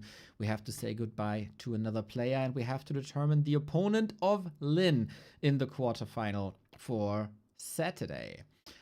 What we also had is a little bit of a join bug, so unfortunately the game start has been a tiny bit delayed, but let's try this one more time, shall we? Playing on CN North, which seemed to be pretty stable lately. Hoping for the best, hoping for a great game here. Night Elf versus Orc, of course, has been going through many changes over the years, and now we're gonna see what our first matchup of that in the playoffs is gonna display. Oh man, I'm very, very, very hyped for this, especially these two players, this matchup, these high stakes, two players who don't necessarily perform best under pressure, but two players who can show absolute Warcraft brilliance, two Koreans, two friends for the battle against Lin. Who can bring his A game today? Is it LawLiet, the vice champion of Raraland 1 and the DreamHack Sweden? Or is it FoCuS, the winner of NEXT 2019, but in solo competition mostly undecorated? In team competitions, he always thrives. In solo, we'll see about that. Is he able to shake this off, being a little older and wiser now, maybe a bit more calm? Is this the new FoCuS who can hang with the top 6 in the world? Or will we have a little bit of a Cinderella story? Because we gotta say, LawLiet's group stage, in the beginning, it was quite pathetic. 0-8 was his standing going into the league. It was loss after loss after loss, and also some crushing defeats. It wasn't that he was not competitive with the rest of the scene. He got so many game 5s, and he lost them all. So, can LawLiet be more clutch here today when it matters most? Yeah, he will have to be. I mean, I guess if you're a betting man, then LawLiet might have the lowest odds for you. He squeezed in as the last place. We talked a lot about players, by the way, having very different finishes from Season 1 to Season 2 from the group stage. For LawLiet, very similar, wasn't it? It was 11th rank versus 12th rank. This time, barely getting him into those playoffs. But we also saw, like I said earlier, some moments of brilliance. If LawLiet can really show us his best performance today, I would say he has a good chance to pull it off. And I like the way he's starting this first map as well. A calculated risk over here. Ancient of War creep over at the gold mine. It is risky because sometimes orcs love to go for instant aggression. If this was a level 1 Blade Master aggression, this would be a disaster. But almost no orc ever does it here. We see it on Tidehunters, we see it on Concealed Hill maybe. But here normally orcs always go creeping. LawLiet anticipated it nicely and punishes the fact that orcs never scout early with a peon. Exactly. So it's always the question between the two. How far can you move away from the meta without giving up the strength of the meta build, and how to surprise your opponent at what stage of the game? Because they know each other inside and out. I have to say, FoCuS might be a little more practiced, especially in this matchup. There's always show matches going on pretty much every day in the Warcraft scene, right? And whenever you fancy a sweet Orc versus Night Elf, FoCuS is your man. Doesn't matter if the opponent is ColorFul or Kaho or Life or whomever. FoCuS is basically playing an Orc versus Night Elf best of 5, best of 7 every single day. So very well versed. He should be used to everything that the Night Elves are throwing at them, but also his opponents are oftentimes very meta, very robotic in this matchup. So this might be LawLiet's biggest weapon that he's just built different. We're going to see if there's going to be any different builds coming out. We saw him try a little bit lately with some Talons and Hippo Riders, and none of them seem to be working too well. Got a couple of Wisps moving out on the map. Another strat we haven't seen in forever is AP pushes. That, of course, was more of a Keeper of the Grove strategy. It was a Keeper of the Grove strategy. It was a nice way to buy some time. If the Orc isn't scouting for that AP, it takes forever to clean up. And that's usually the time you need for creeping. But then the Night Elves take over. So far, it is the unexpected standard game with the exception of a creep route. We've got the same heroes we see all the time. Got the same units we see all the time. But we do not have a Huntress Hall just yet, and we oftentimes talk about how valuable talents are and how playable talents are, and that it may be map specific, as you don't want open battleground. This was why we were shooketh when LawLiet played talents on Twisted Meadows of all maps. That was maybe not the greatest idea, but Autumn Leaves is very, very, very choky, and this is exactly what talents want. LawLiet is saving up to 800 gold right now. Is this just talents tier 3 second hero? Oh, is this going to be the first time I see the new Beastmaster? Beastmaster was heavily buffed with +2 strength baseline, but I haven't seen him yet on the new patch. For the Night Elves, it could always be a forgotten Huntress Hall. Not throwing shade, but that's just reality. FoCuS going Raider Walker Shadow Hunter. That's a worse strategy. Is rock solid. It's hard to surprise them, but we do have an answer. You get your Beastmaster. We get our talents, and we get a non-standard game. Hell yeah, that's the way we love to see it. Something other than the norm. I think he was trying to hide the Beastmaster until the grunts were away. He didn't want to give the tell too easily. The good thing for Orc is Raider Walker works against almost everything. Doesn't actually work so well against Mass Dryads. And Shadowhunter, similarly, also works against pretty much everything. I love how wide open FoCuS eyes are. He got a lot of scouting going on. He knows LawLiet is a cheeky boy who loves to surprise us all. What does he have in store? He knew that the group stage game were not a measuring stick by any means. Just because he played some shenanigans there doesn't mean he brings it to the playoffs. And FoCuS was razor sharp with his scouting. Appreciate that. Now, how versed are the Orcs versus Talents these days, and are they playable now with the buffs, or is it still the sturdy tier 2 with the earlier reinforced defenses and the strength of a Shadow Hunter that breaks the Talents' necks? Yeah, interesting. I'm curious to find out. We have seen some Talent games lately, but really not many, and to be honest, when LawLiet was playing them, it seemed a little bit unserious, you might say. As if he was trying to not really display their strength yet. Another way that talent strategy has been buffed, by the way, is also the Tinker has been increased in strength by 2. For him, of course, not a main stat, so it's not as big of a buff, but it is still a small buff. Yeah, the main buff for talents, of course, 15 seconds faster master training. Love the Hawk, sees the Blade Master now. Demon Hunter very hurt, but should be able to deal with that, or should he? Critical strike by FoCuS. Windwalk, can you outmaneuver this Blade Master? One more hit, maybe. Archers might be suffering. Windwalk! And no TP! So many Demon Hunters falling here today. The Hawk gave the info away, but you can't stop FoCuS with the Blade. Yeah, in this strategy, of course, there's no rejuve. That is, I think, the biggest reason why we're seeing bears all the time. Rejuve is just so goddamn good to have, especially when playing a Demon Hunter. That puts LawLiet behind. That is not great. That might mean a very easy expo for FoCuS. Yeah, and if you get the expo and if you get cement towers, what do talents do against that? The biggest opponent of theirs is buildings up until we got the keeper. And yeah, these Demon Hunter mistakes, man, they keep on happening. It was LawLiet's biggest mistake, or biggest flaw for the past 2 years, basically. He's always flying too close to the sun, trying to get this one risky move out and getting insanely hard, punished for it insanely hard. A high wire artist, not with the greatest luck streak, but we know Demon Hunters are back from the tavern in no time. Always a trust fund for the revive, and now we get the Tinker as well. Good old Tri-Hero combo. Many orcs in the chat might be having PTSD right now, seeing the talent strategy again fully fleshed out. But the tools that orcs have nowadays are many-fold against this. Perhaps the most important is reinforced defenses, which is already coming up. Love this aggressive burrow at the expansion, by the way. FoCuS is taking his time with its expansion, not exposing himself to taking too much damage.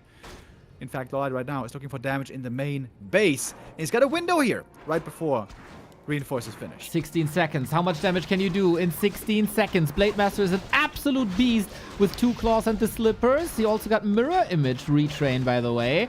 First burrow down. Second burrow might also be falling. Cyclone on the repairing peons. You gotta need the TP now to not sacrifice too many talents. You need the mana on them for Cyclone. 2 go down. 2 burrows down. 2 talents down. And the TP gone. A bloody mid-game, one might say. Yeah, it seemed expensive again for LawLiet here. This strategy also pretty expensive, I would say, in items on the heroes. You need heal potions, ammo potions, heal scrolls, TPs. Again, a lot of that normally comes from bears, not in this case.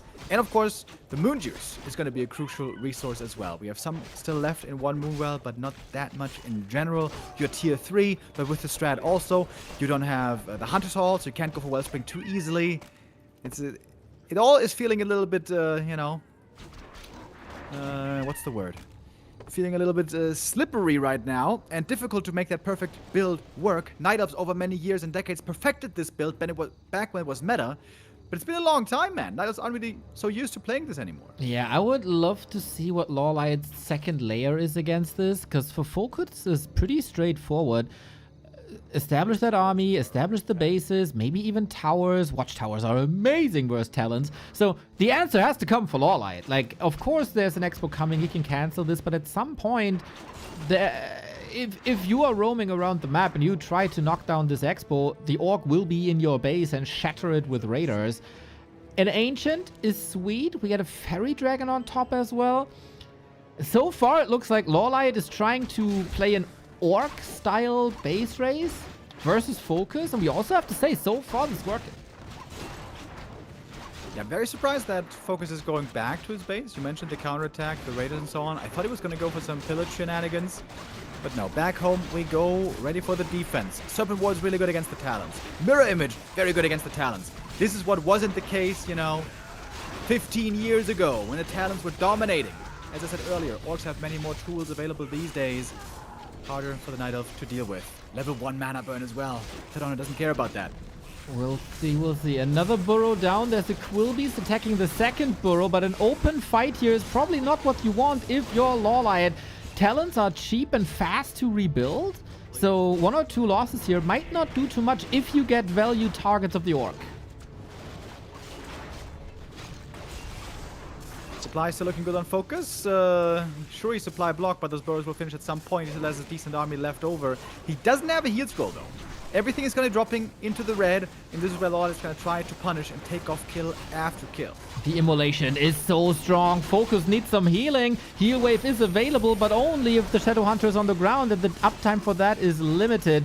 Talents still do damage here. The Quillbeast wasn't able to get the burrow. FoCuS is in the process of losing a lot, but so is LawLiet with every end snare and every Blade Master hit. Ooh, big fairy dragon burst right there. Good damage coming out to the walkers, and that is a lot of damage onto them. Supply leak now slightly on the Night Elf. Ooh, more and more talents are falling though. How fast can you dash out the reinforcements? Talents are supported here by Pocket Factory. The Beastmaster, the little extra help is, the little extra HP is helping. Clockwork Goblins guaranteed damage. LawLiet takes the supply lead, and FoCuS doesn't have an expo up. The orc base is burning, and the army is hurt, but LawLiet can't crack FoCuS just yet. Yeah, on both sides we see the heroes leveling up. You know, in the past, it's so fascinating this matchup these days. It's similar heroes, but it looks so different in the hero matchup. In the past, very much simplified, but I think still true. The way that I've won this was with heroes. They would have strong heroes, more or less, leveling up over the course of the game. The orc would also level, but then what happens? They get mass cycloned. You know, many years ago. That was TC getting cycloned. Blade getting cycloned over and over. But now it's no TC. We have a Shadow Hunter here, where if he gets cycloned, who cares? They're still Serpent Wards. The Blade Master, if he gets cycloned, well, there might still be mirror images. In fact, with mirror images being there, it's really hard to make the choice if you want to cyclone or not. So, like I said earlier, the same point again. Orcs have way more tools to deal with this these days. I also want to say FoCuS's army composition seems fine. It's of course a very straightforward Raider Walker army, but you need the right amount of Raiders to control the Demon Hunter and use Ensnare. You need the right amount of Walkers for Spirit Link and Dispel and some damage output. So far this was all pretty much standard, but LawLiet, one attack after the next. A very aggressive Night Elf play in FoCuS. Can you defend this one more time? player's forces are under attack. FoCuS with a bit of a bank left over. Now going into upkeep will be big reinforcements with another Walker and Raider. Into the fight we go. Lots of mana on the Blade Master, by the way. Ideally, would love to detonate those mirror images and then mana burn the real blade, but we haven't seen any wisp there yet. Oh, interesting choke here. Fairy Fire forward. Demon Hunter at 50%. Doesn't have anything to get out of there. Needs the staff. Can staff back in. Beastmaster, an amazing tank. Flare. Sweet against the incoming Serpent Wards, but the Raiders are finding nice angles. Reposition necessary on these talents. Tinker in trouble. Demon Hunter back with the potion. Okay, here the detonates. Now the mirror images are gone for the time being. Demon finally got the level 4, by the way. Finally has the level 2 mana burn. Of course, he had a bad early game. Raiders trying to ignore the Demon the way they should. Going to the back line. All the Knight of Heroes here on low HP. And the Demon in trouble. The Demon is saved. Oh, beastie. Blade Master not in range. Super important fight to not lose too much here for LawLiet. Of course, FoCuS is hurt. He can regen quite quickly. He spent a lot of mana. This will take some time. Time that LawLiet needs. Expo on the back of this fight. This is, again, a very orcish way of playing this. Fight as long as you possibly can until that Expo is up. But FoCuS had a similar idea. We're going to 2-base soon. I wonder who that's going to favor. I would say on the old meta with like TC stuff, it seemed to be favoring the Orc very often, where sometimes the Knight of Army doesn't get much stronger beyond 60. If there's mass cyclones, you know, one dispel still dispels all of them. And the more damage we have, the quicker those talents can start to fall, and maybe even the heroes, especially if they're not very tanky. Looking at the Demon Hunter, it's not a very tanky demon. He doesn't have rings. He doesn't have evasion. This Demon Hunter is not that Giga raid boss that sometimes we see. Sounds like, sounds unlike anything we've heard in the past 2 years. But yeah, that is correct. No reju, no rings. FoCuS with the rat spot. Blade Master level 5 already. He, of course, super nicely equipped. I think you can say the same about the Shadow Hunter as well. A Helm of Valor for the blade. More HP and int for the Shadow Hunter. So the items are wonderful. What is the next layer? LawLiet has barely any upgrades. Not the greatest army diversity. And FoCuS seems to be ready to pounce soon. This Blade Master, man. If he has damage uptime, he can destroy this army. That's insane items on the blade. This might be perfect items for a blade with mirror image. This is almost 1100 hit point mirror images. Yes. With almost 10 armor as well. Yeah, super sick. FoCuS with a clear supply lead. LawLiet pushing in. He's got good consumables. He's got invo potions, double heal scroll.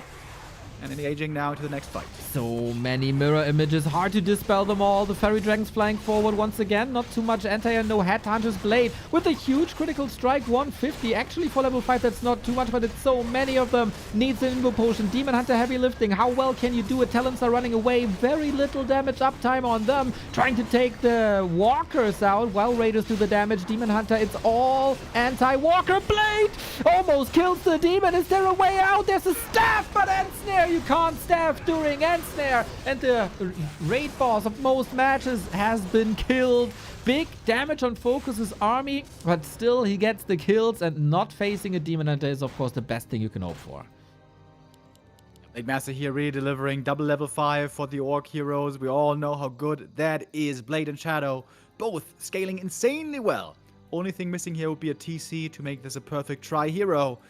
But of course in this matchup there is no tier 3, and it seems to be not needed either. Sick thing for the Shadow Hunter is also Heat Wave or Serpent Wards. Both would be amazing. Maybe against Talons. Serpent Wards even better. Yeah, second hero loss of the game, the Demon Hunter.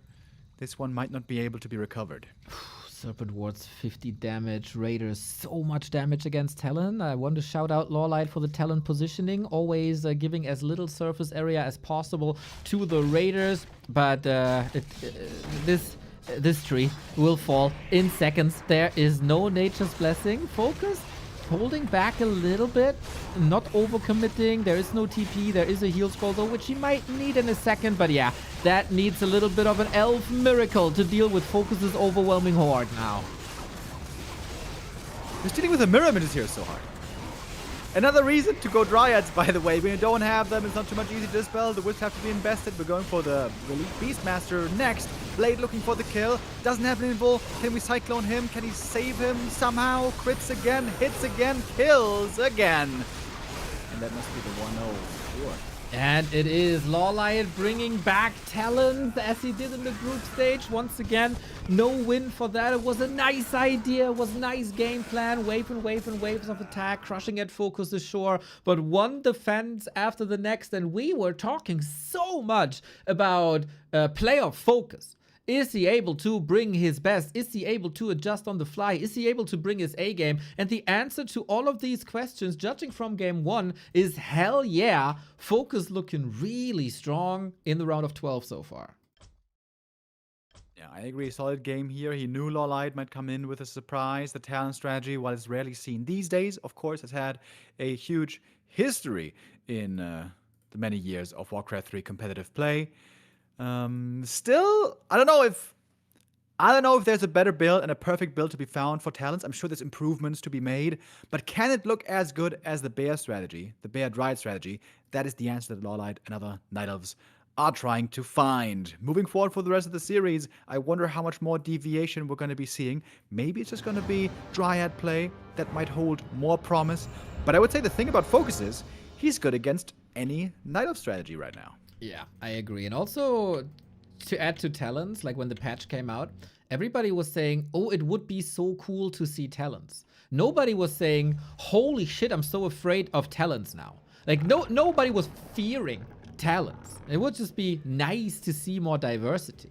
And we see once again, it's a pretty one-dimensional strategy. Players got a lot better. Orcs have way better tools than in the past. And FoCuS used all these tools to his advantage, claiming the 1 and the 0. So, can he plow ahead 2-0 like Kaho did versus Moonhawk and LawLiet strike back? It is springtime. It is the #1 talent map in the pool. But of course, it would be a very LawLiet thing to play talents where they're not too common and play something else where talents are most common. What's the curveball for map 2? Or might it just be a standard strategy? Might that be the most surprising thing? Whatever it is, FoCuS gonna have to make sure to be scouting well. LawLiet can be 99% sure that FoCuS is going to play standard. He loves playing standard. He loves relying on fundamentals. And that indeed has carried him to a really good result from the group stage. I think it is incredibly important for LawLiet to get this map. Saying this many, many times, he's a player who thrives with momentum. He's also a player who, if things go downward, he can't really stop that downward spiral.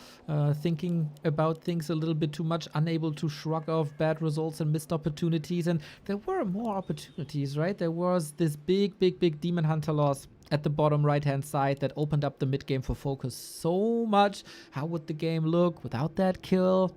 We'll never know, but there's surely room for improvement for the Rara Land Vice Champion. Demon Hunter versus Blade Master once again. I'm wondering if we might see a little cheeky Keeper thrown into the mix. Maybe there's one map where you can pull it off. Tidehunters comes to mind, was very popular in the past. Keeper Run's expansion is the one strat I really have not seen in forever.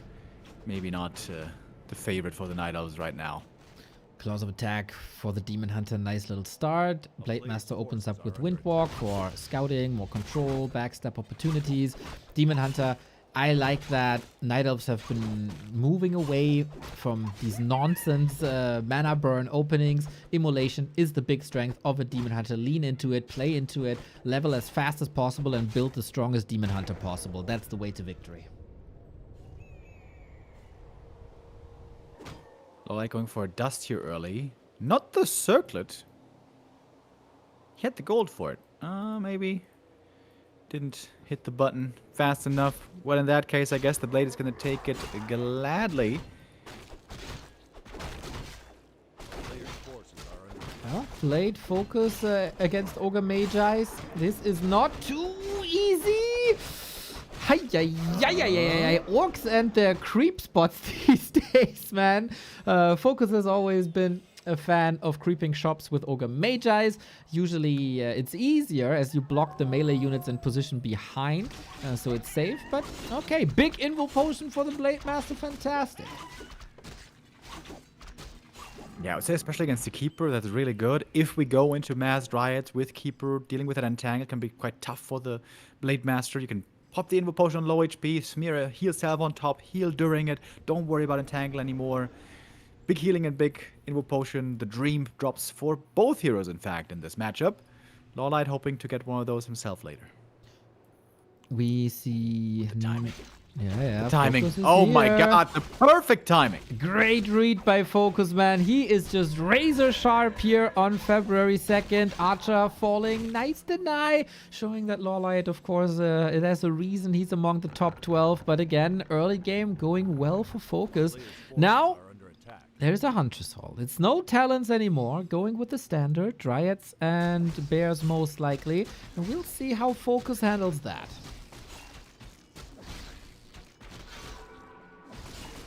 And when it's Hunter's Hall, you still have to figure out what exactly it is. Is it the Heavy Dryads on tier 2 with upgrades, or is it the Bear Rush?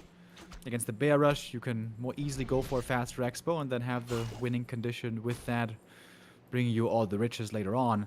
Against Heavy Dryads, ideally you would like to go double Bestiary. But do you want to go double Bestiary blindly? Well, you may have to. There's a Wisp block as well, threatening this Blade Master. Only one heal salve left. Okay, that is slowing down the Blade Master quite a bit. I've been criticizing LawLiet's creeping and Wisp positioning many times throughout the group stage. It felt lazy. It felt lazy. While people like Live always have Wisp roaming around, LawLiet didn't necessarily do that, but now Wisps on the map help with the block. Blade Master not making any progress. Raider Walker it is, by the way, not the double Bestiary mass Raiders here. If LawLiet now goes heavily into Dryads, he might have a favored mid-game, especially if he can benefit from strong heroes as well, as he would still love to get a level 3 Demon Hunter. It's kind of hard to creep early, though, on this map. Everything's pretty compact in the middle. If the Orc wants to prevent leveling on the Demon, he can. That seemed to be successful. So it looks like Demon Hunter is not getting out of control here too much at the very beginning. I think we have a huge surprise here, actually. Naga second by LawLiet. The meta is always keeper, keeper, keeper. Naga is usually a tempo hero with that archer loss. Not too much tempo, with Frost Arrow not enabled and not being able to pick up a grunt. Also, not the greatest result from the early moments of that Naga. Do you need a keeper late game? Or will the Naga be able to do the heavy lifting after pressure play? That's the question. Speed scroll might be dispelled with the detonate with one Wisp here, but FoCuS smelling blood in the water.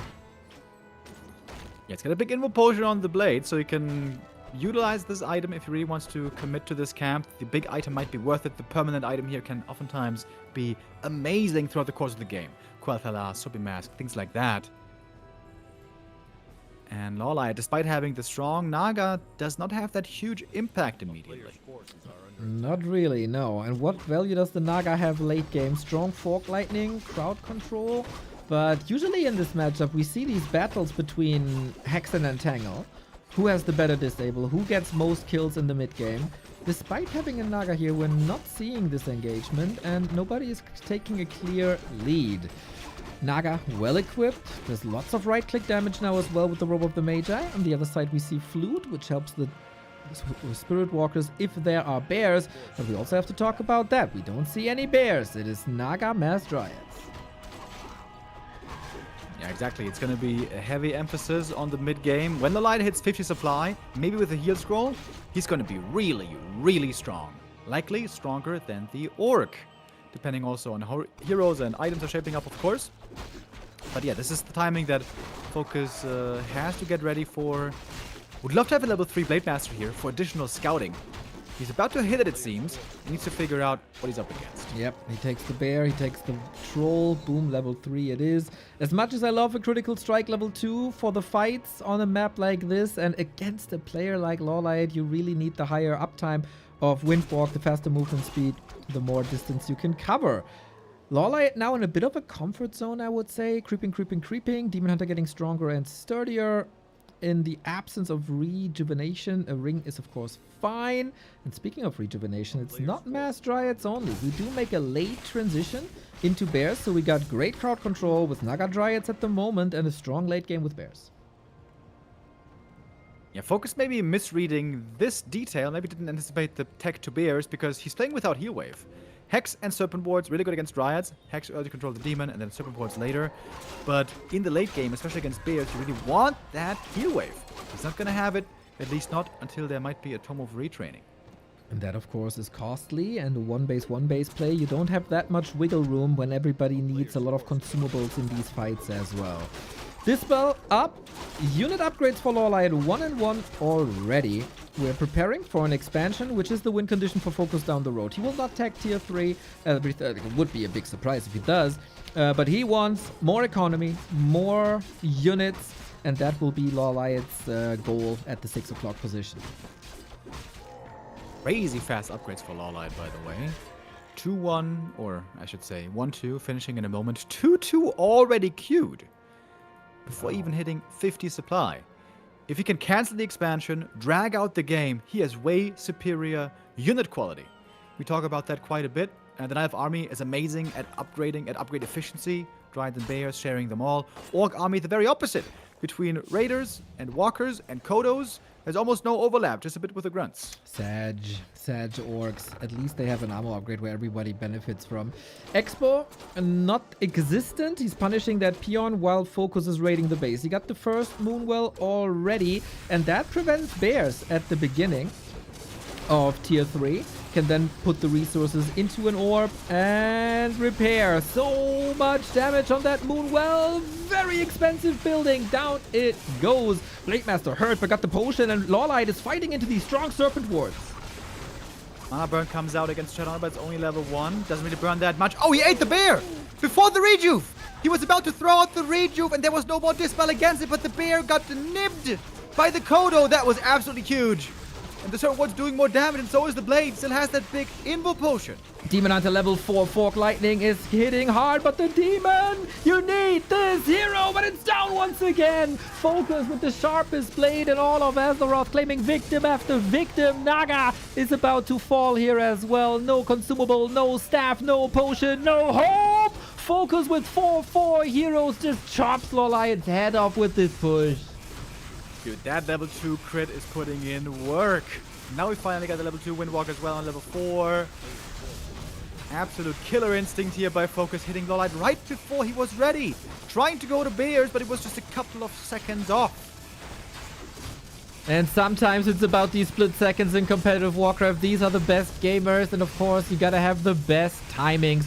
How are you supposed to save this game? 27 food for LawLiet only. FoCuS with a whooping lead. Wisps are getting detonated there as well. Expo is coming up. Reinforcements are coming in. Big Invo Potion still available on that Blademaster. It's all about the Demon. But there's another crit. There's more FoCuS. There's another kill.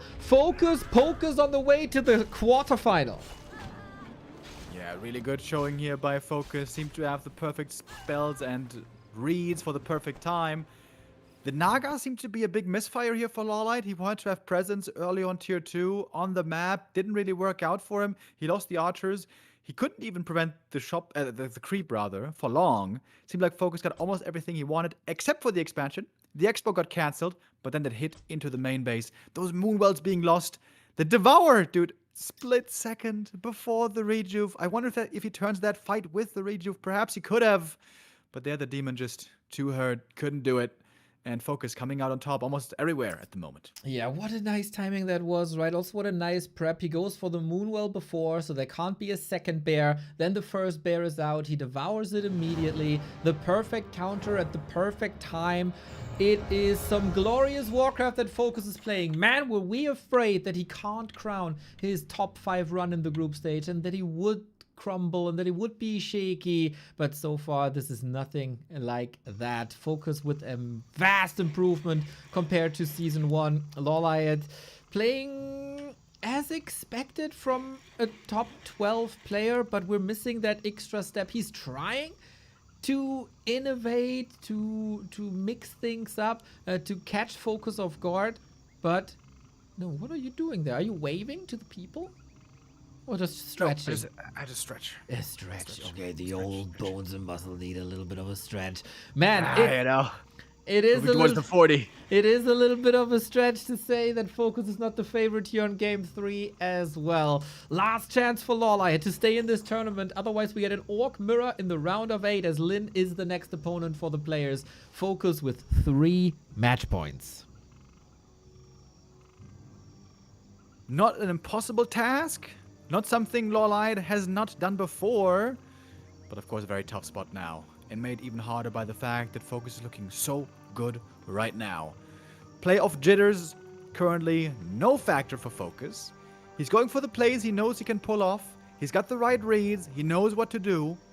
This is an impressive showing by the second best Orc in the world. We're going to have a Demon Hunter and a Blade Master once again here, going toe-to-toe. I mentioned this map earlier, Tidehunters. I still wonder if there's not perhaps sometimes a way to fit in a cheeky Keeper Hunts Expo. Everyone knows it's a pretty bad strategy these days, over years of being nerfed and being figured out. But isn't there an option to do it somewhere? I still feel like Hammerfall also could be a good map for it. When we still saw sometimes Keeper Hunts Expo, this was one of the best maps for it. And Hammerfall was one of the best maps for it. And so was Autumn Leaves, in fact. But no, that is not the meta right now. We're trusting in the Demon Hunter. Here on the cast, sometimes we wistfully talk about how it's a bit sad that it's all about the Demon Hunter right now, and the Night Elf strategies seem very limited in what range you can go with. But we really can't blame the Night Elves, I feel like. The Demon Hunter just is by far the best hero that Night Elf has to offer, especially looking towards the late game. So it's understandable, considering also the power of Rejuve and how nicely everything works together. Yeah, would be foolish with so much money on the line to not go for the Demon Hunters. Got level 2 good items. Is LawLiet shattered already? Does he still believe in himself that he can win 3 maps against FoCuS with the series between them being so close? Usually 3-2, 2-3, 4-3, 2-1 is usually what we get, but maybe the group stage match was an indicator already, and it wasn't just a birthday present.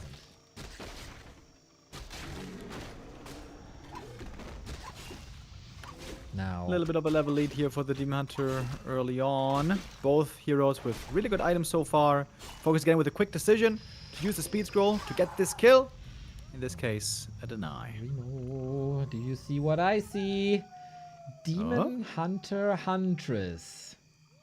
This is something that we haven't seen before, and this is something that we haven't seen in a long time. Desperate times, desperate measures.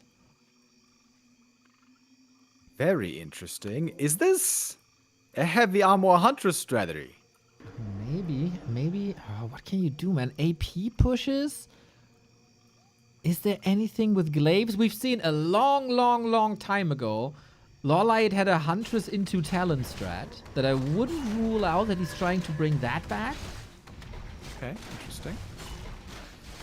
Yeah, heavy armor hunts, I feel like were the biggest disappointment in many years of Warcraft patching. It looked so interesting, it looked so promising. Many people were excited. Many people thought it was going to be OP. And in the end, it had basically 0 impact on the meta, despite what many of us were anticipating. I also remember LawLiet sometimes trying them out in the early days of the heavy armor.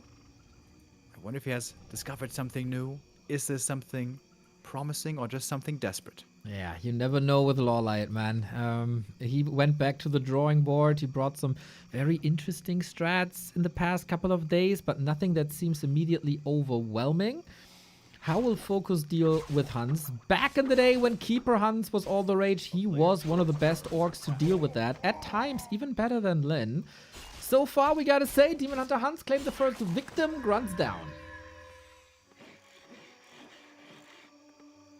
Radar Walker is going to be the answer again. You know, the painful thing about Keeper Hunts, about heavy armor hunts is they then get countered by the walkers, thanks to the heavy armor.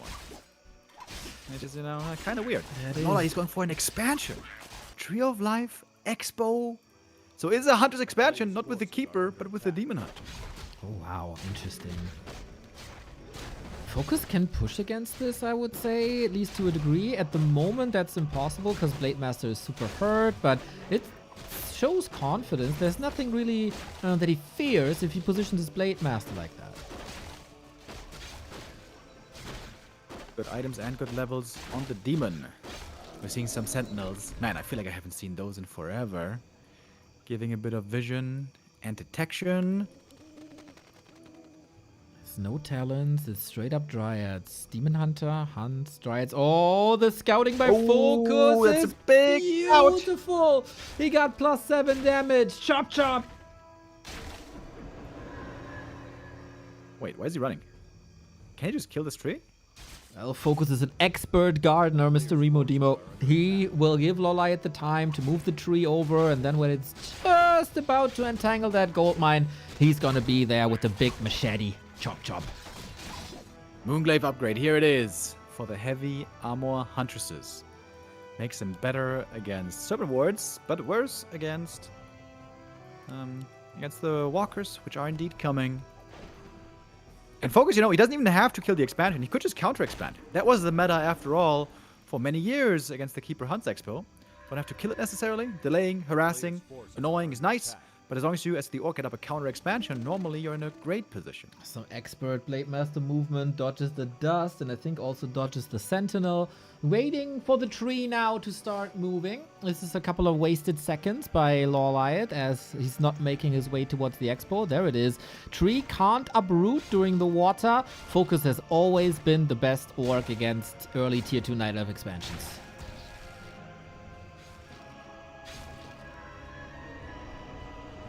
Forcing the retreat here of the Night Elf army. Blade Master, though, doesn't have much to fear when it's only level 1 entangle. And there's no acid bomb. As long as he doesn't get mana burn down to 0 and then gets entangled, seems like he should be fine.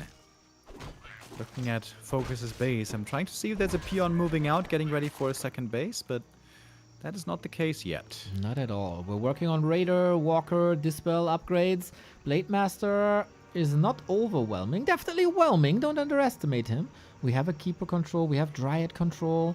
Heal Scroll available too. And LawLiet is still making his way over. This expansion is a bit late, it feels. Okay, first real fight now. Breaking out. Entangle being used on the Grunt. There is the spell so far. Coda going in, looking for the Devourer. Gets one. Seven Wards, of course, having good piercing damage against these Dryads. Demon Hunter holding on to the heal scroll. Has to use it sooner rather than later. There it is. Grunt's falling. Hunt's falling. Hard to say who's going to come out on top here. If FoCuS wins this fight, then he's going to win this series. Demon Hunter cannot fall this game. Moving the Dryads out of Serpent Ward's range. Critical strike. Huntress down last second with 2 crits in a row. FoCuS standing at 41. LawLiet going for an expansion and is still taking 38 seconds. Is that enough time for FoCuS to pounce and to move the Blade Master over? It doesn't seem like it just yet. The Blade Master is very well prepared for the late game with the inventory he got. The rest of the game, FoCuS is lacking a little bit, but this game in 2026 is revolving a lot about timings, and so far FoCuS has hit these timings perfectly. Hunter about to hit that level up. He's going to go for the little green here to lock it in. FoCuS seemingly not interested in that counter expo. This is an all-in. He's going for reinforced defenses. Maybe worried about a counterattack. But LawLiet is in a defensive position, ready to receive the opponent. He's pretty hurt on some of these units. And there's no heal scroll for him anymore. There's no TP or invuln anymore. Ensnare FoCuS here could be scary. No staff, no potion, nothing. LawLiet bent but not broken. Again, if this expansion doesn't work, LawLiet is out. FoCuS going straight for the throat of the Demon Hunter. Blade Master hurt, no mana, blocked a little bit. Movement by FoCuS is good though. Moving the Blade Master back into safety. Would love to have a heal self now or a heal wave. 3 units by LawLiet about to disappear. Demon Hunter about to disappear. Ensnare punished. Too frivolous with the carry. And again, no DH, no chance usually. Looking for the next hero kill if the Ensnare is ready in time, but the Keeper seems to make it away. Entangle on the Raider, returning the favor of the root. And the Snake Pit. The Snake Pit is here again. Look at those Dryads. Oh my god, they all share like a total of 400 hit points. And they're quickly going down, and so is LawLiet in these playoffs. LawLiet is out. and FoCuS to move on. And let's be honest here, LawLiet got destroyed. Every single map, the ingenuity didn't really hit here. Maybe it wasn't enough time from one day to the next to come up with winning strategies. FoCuS, rock solid, man. Every step of the way, every map, every timing of a map. Across this entire series, I had not a single moment where I thought that LawLiet would be winning. FoCuS was always in control. FoCuS always had the answers. FoCuS always had the timings and is a very, very well-deserved winner and made it now into the top 8. Yeah, FoCuS continuing to look good in the Super League. He's going to have a tough challenge, of course, coming up next with Lin, but he was able to beat him in the group stage. FoCuS showed that he is able to take on the best org in the world. I'm sure Lin will study those replays and improve on the previous performance. But yeah, a late tournament round org mirror. It's pretty rare for us. It's unbelievable, man. These are our first answers here. Happy versus Kaho is quarterfinal number 1. Lin versus FoCuS is quarterfinal number 2. The two best orgs are meeting there. And now we got to fulfill this bracket. Who are the other two players that we need for the quarterfinal? Life's opponent will be a human, and it will be the only human left standing in the round of 8. It's going to be Fortitude versus Sock, and then 1-2-0's opponent will either be the third Undead or the third Night Elf in LabyRinth versus ColorFul. What can we say about the tournament for LawLiet? Very, very, very disappointing start. He almost got the FoCuS effect, where the clutchness wasn't there. So many losses in game 5s when it matters most. He wasn't online. Maybe the streamer and tournament organizer life took over, but we've seen in WSB what he's capable of when he's on, where he won that tournament as a player who won a tournament going into Super League. You can only say it's a disappointing run for LawLiet, I think. Yeah, unfortunately, another one.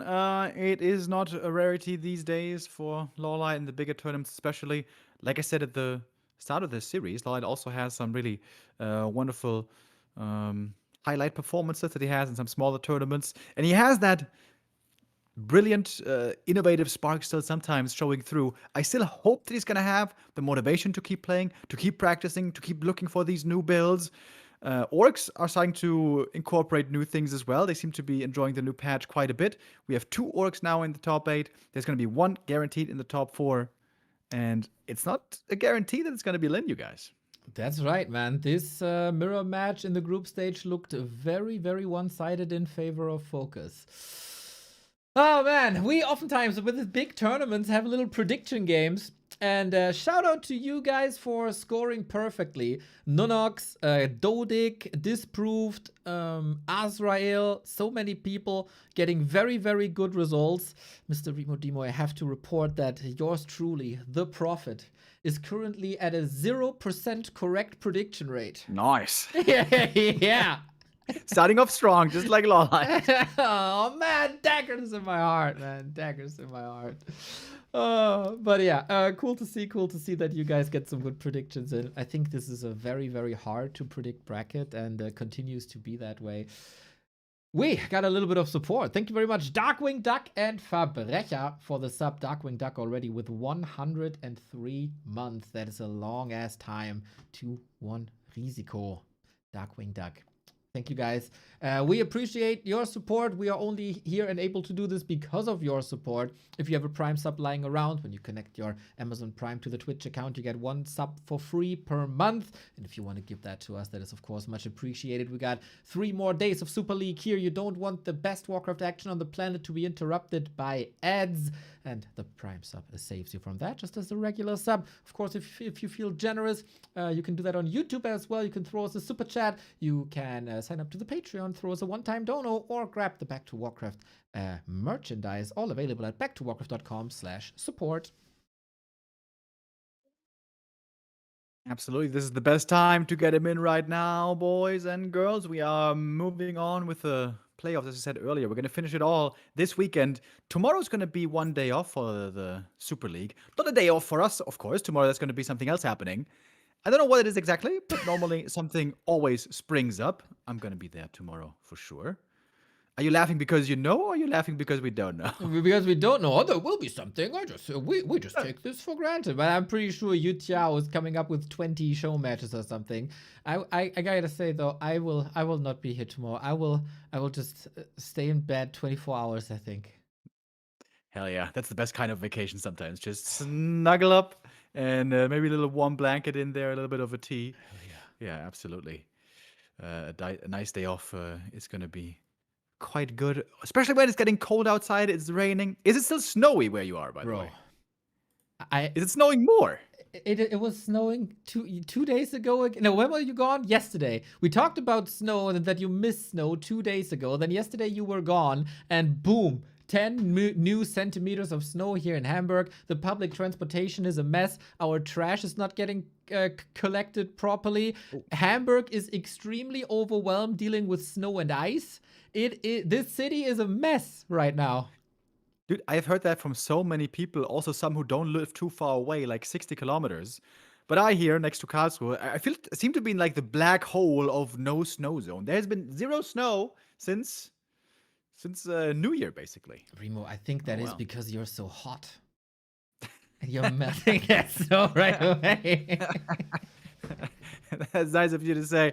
I think not quite accurate at the moment. Maybe if we consider the semi-fever that I am enjoying at the moment, but we are gonna get through it. A little bit weak sauce of me, I guess, despite no snow, getting a little bit of a cold, but it's just a tiny bit because of my sensitive tonsils. Until tomorrow or the day after tomorrow, should be all good again. Our players, by the way, got through the vetoes. Our next matchup is gonna be the best human mirror in the world.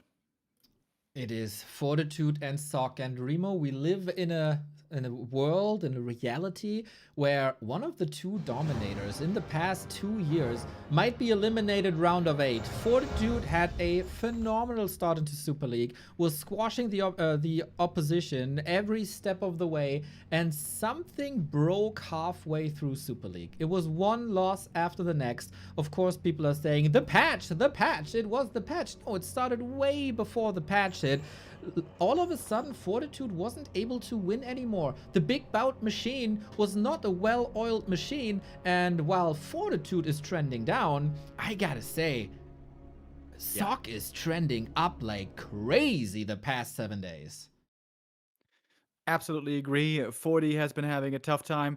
It was starting off poorly, like I said, already on the old patch. I think frustrations were already building before the patch. Then the patch comes, clearly with nerfs to human, and man, 40 is not loving it.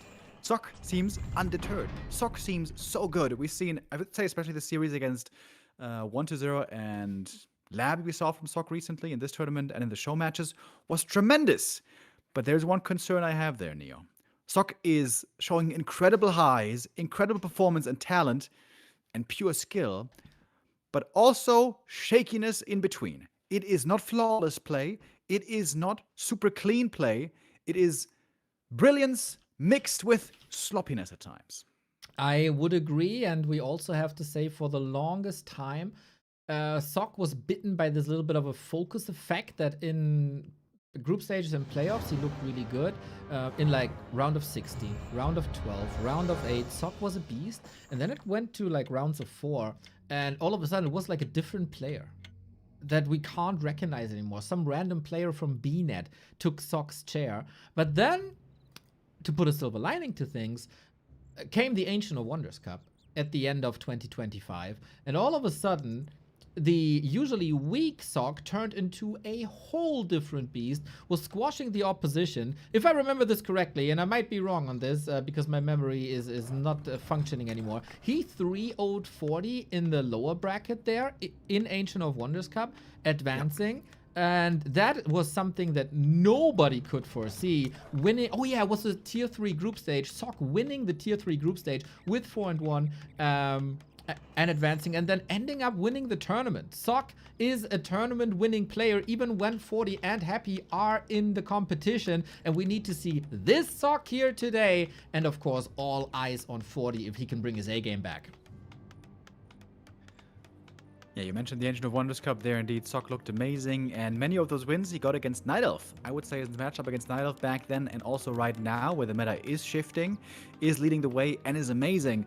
His next opponent in the next round here would also be a Night Elf, where life is waiting. But speaking of matchups that you're good at, the Human Mirror, not really something that Sock is known for. For whatever reason, the Korean humans never seem to be that good in Human Mirror, unlike 40, who has been a beast here for decades. Right on. Even when Infi and TH were dominating the scene, wins of Fortitude versus these two were his first rise to fame in like 2015-16-ish. And also in direct encounters versus Sock. We mentioned that glorious Ancient of Wonders Cup. But afterwards, the 3 months afterwards, 40 did win no matter what. The last map win of Sock was not even this year. It was in December.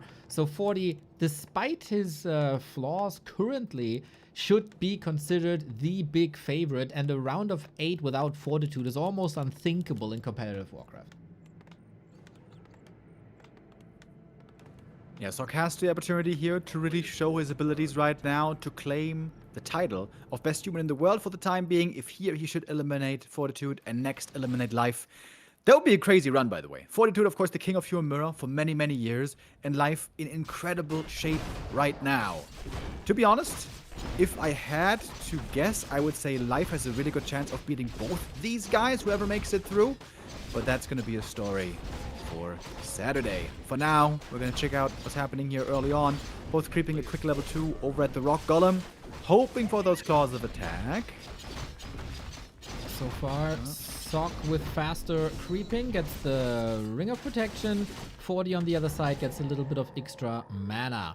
Human Mirror is usually set in stone with tier 2, and then expansions, but we see a curveball by Sock, who's not playing according to plan. He is bringing the heat with an Expo early on, trying to contest the Hydra, trying to contest the Water Elemental, but 40 gets the last hit, gets the deny. This might be a strong 40 showing here today. Yeah, fast expansion, something I haven't seen in this matchup in forever, and something I've been dreaming of for a long time. If there's fast expos happening, this is the best mirror matchup by far. Then normally it is not about breakers, but about tier 3 and all those things. There's a 4th farm for 40 at the moment. Is he thinking about an expo as well? I wonder what it is. There's a scout coming in. Sock sees what's going on there in the main base. Currently, no lumber for 40. Turtle goes to 40 as well. These 50-50 clutch moments currently in the hands of the Rara Land champion. Proclaims always, who can stop me? Who can beat me? You mentioned his frustration with the patch. He was the one touting the loudest. Blizzard, nerf human even more. I will find the answers. Now, a couple of months later, that sounded a little different on his stream, as we've heard. But yeah, he has the right read. He's marching across. Sock's Expo is up. Arcane Tower not ready. It was a greedy Expo. Archmage not level 3. How much damage can you do? He's about to level 3 here in a moment. The militia creeping the rest of the seafood camp. This is not going to be an easy hold for Sock. Can he pull it off, though? We'll see. Those water elementals, certainly going to be scary. You need that arcane tower, and now we have to level up. There's going to be some militia needed for sure. Interesting approach by Sock here. Water elementals might claim this footman, not in range. Good retreat. Keeping Sock busy to prevent his level 2. Sock has the better economy, 40 has the better hero, and now the fast attack.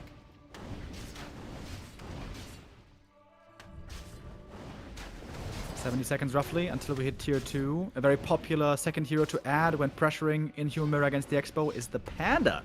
And the Panda was slightly buffed on the new patch with the initial width of the cone of Breath of Fire being a bit wider now. He sells the pendant, which would have been sick on a Panda, actually. I wonder if that shouldn't have been kept.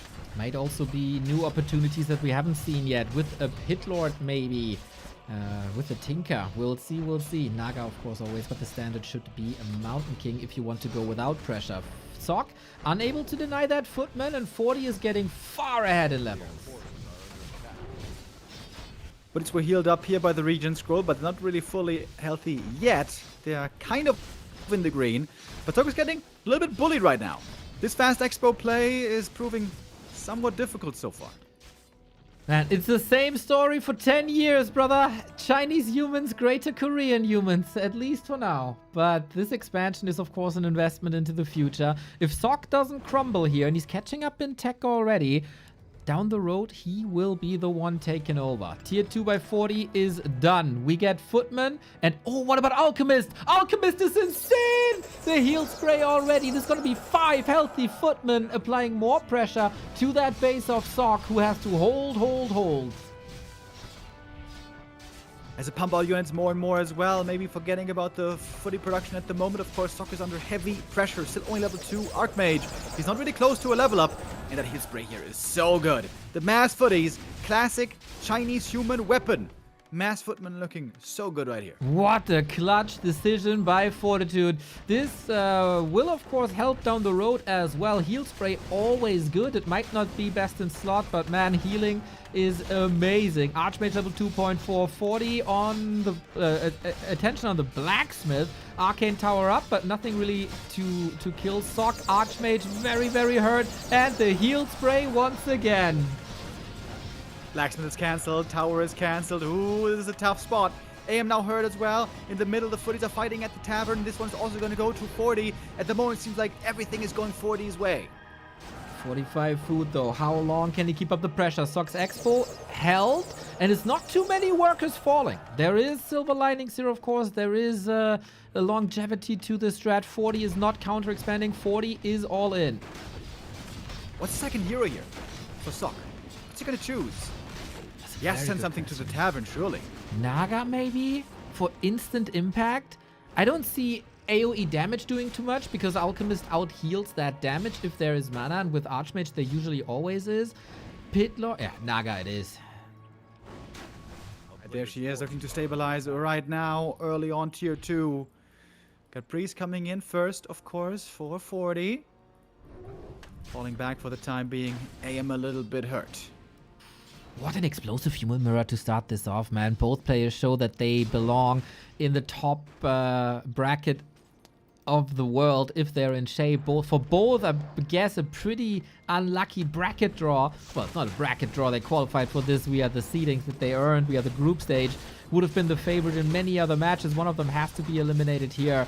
Fortitude, how many layers are there to this? Can he go for a tier 2 expansion to even out the economy, or is he going all in one more time? Because Sok is catching up fast. Militia sent out to the gold mine. Looking like a tier 2 expo. There is the resources for it. Sok, of course, is going to pull far ahead on gold.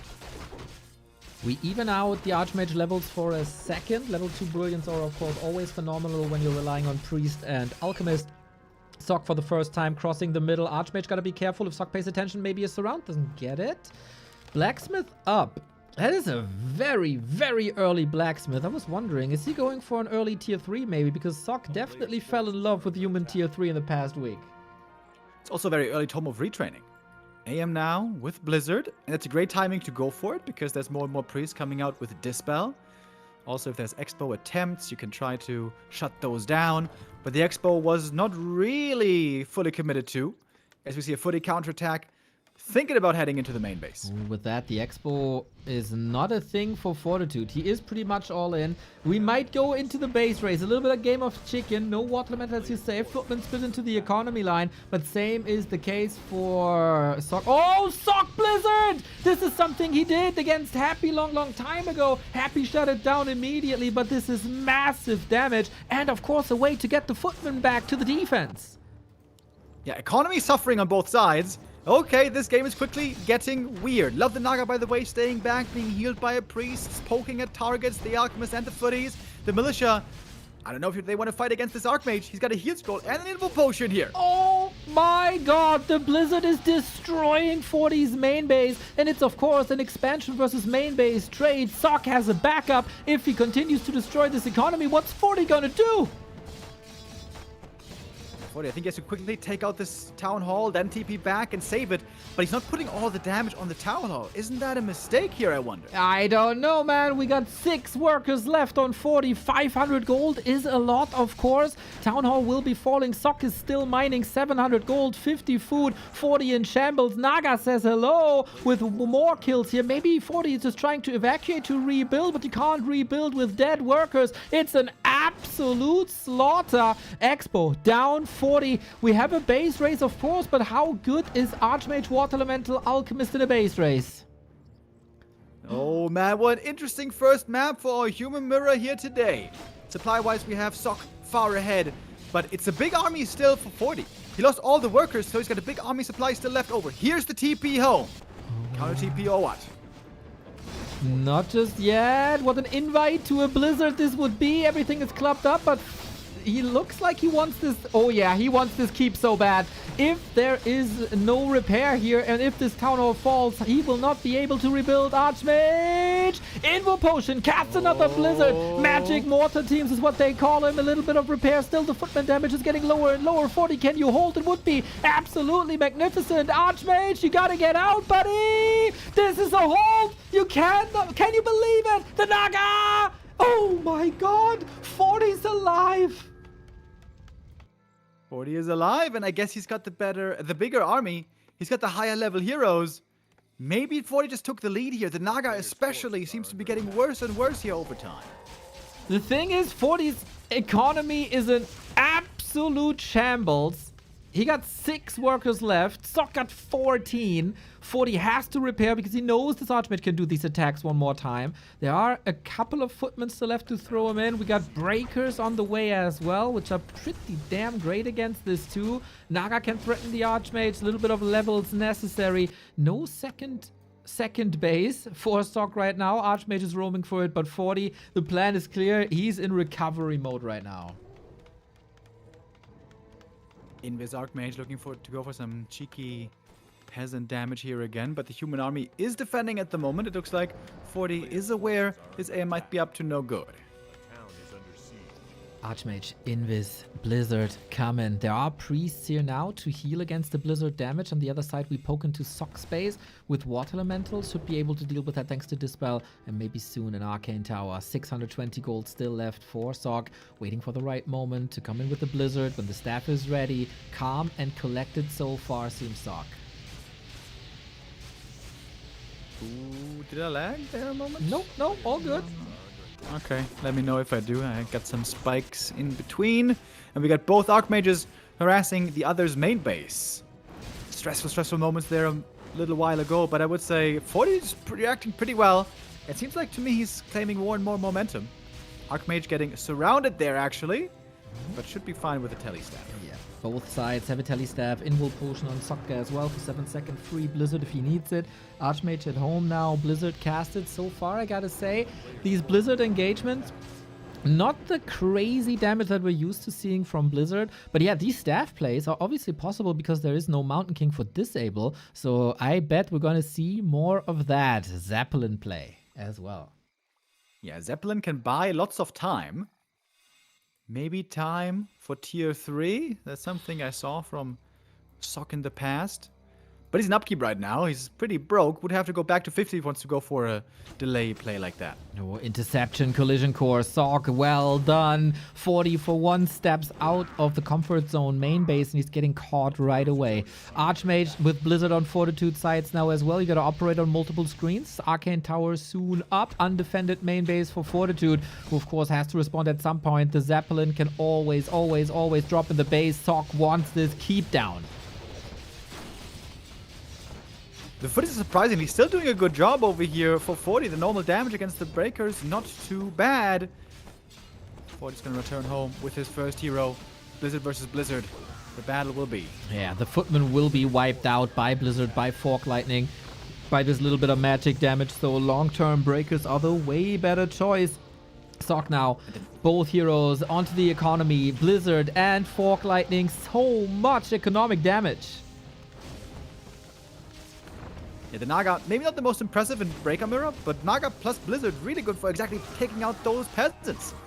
Super lame play here by Sock, doing whatever it takes. Well, you had a special nickname for him back in 2015 when he went by the name of Email King, Email Fan, King Cancer. And I love this, man. How many times did these guys face each other? Hundreds of times, possibly. And if you go into a breaker mirror, then 40 rips your head off because he is, for some reason, the king of breaker mirror. So you don't go that path. You don't go into the straight up battle. You don't send 40 into the comfort zone, but you try to be dirty and you try to be cheeky and you find other ways. And so far, that's working out beautifully by Sock. Yeah, we got the 50 supply lead right now on Sock. It's not truly 50 supply army lead because also most of that is peasants. But I guess he does have more breakers. A few more at least. There's also not this Stormbolt X factor, right? Everything seems more or less calculatable outside the Fork Lightning. So you don't have to be super worried about the heroes. 40 still in shambles, man. 6 workers is all he got. More and more upgrades kicking in for Sock. Would love to see a heal scroll. Acid Bomb is always kind of nice because the egocentric priests always deal with themselves first and are not healing the breakers where the healing is supposed to be ending up on. On the other side, Alchemist can of course heal whatever he wants down the road. But yeah, upgrades are lacking. Supply is lacking. Levels are good. But now that Sock has shop control, it's very hard to stop him. What an interesting game. There's certainly, I mean, it is technically Breaker Wars in the end, but very unusual from our norm. Fast Expo being displayed. No MK being involved is hella weird. Makes this a little bit of a test of adjustment for both players. Yeah, maybe the problem in Human Mirror isn't breakers, but it was Mountain King all the way.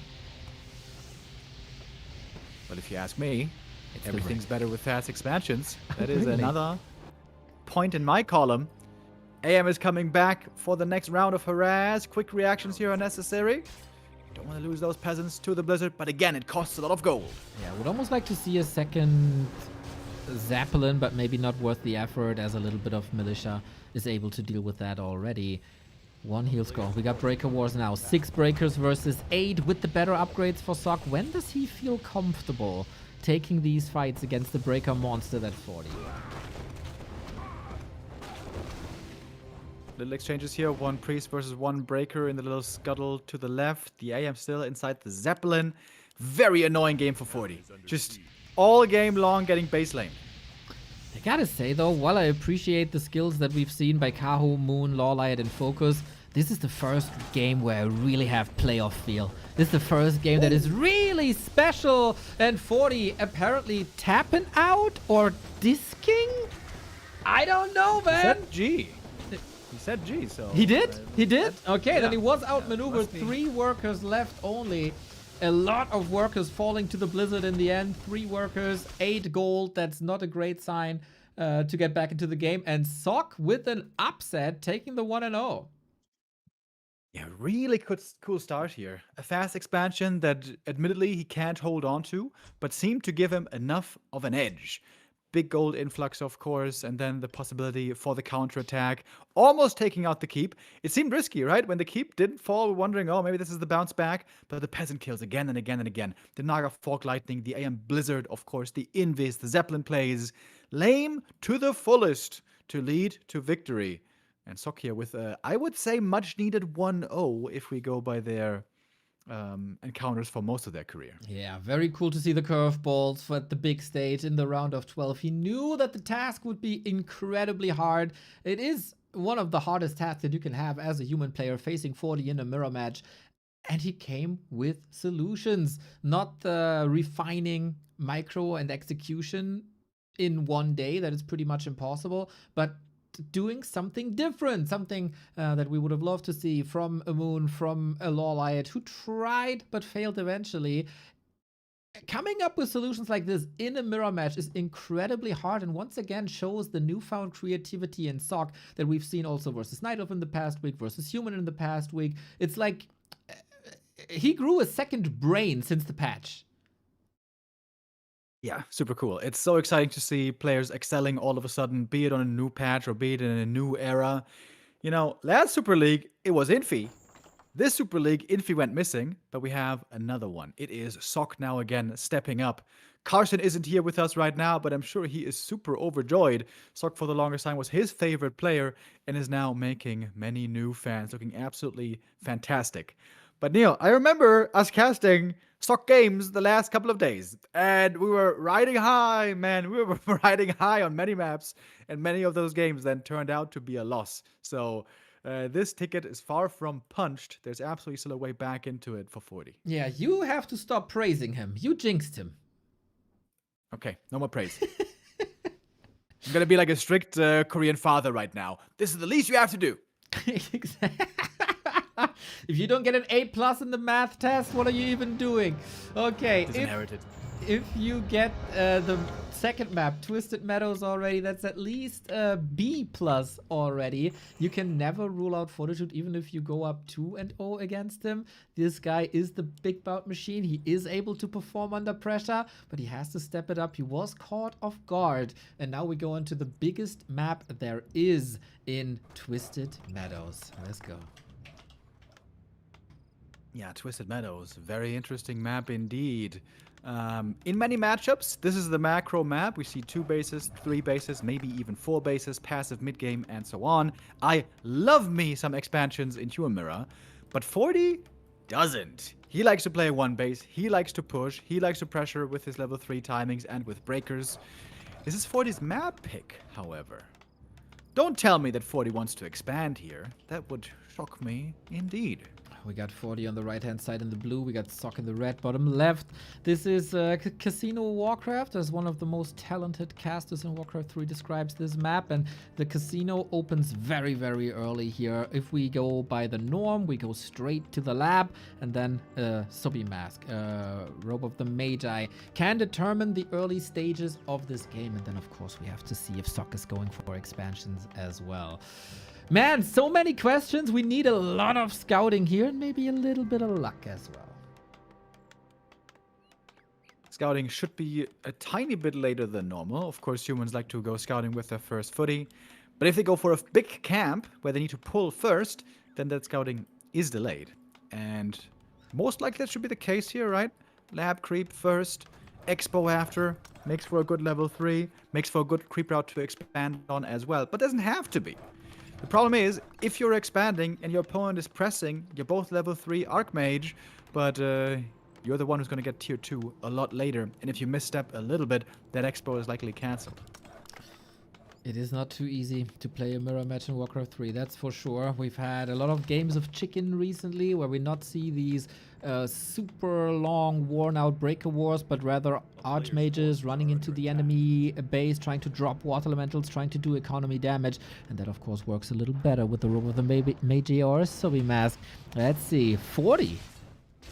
He's going for the shop creep. Yeah.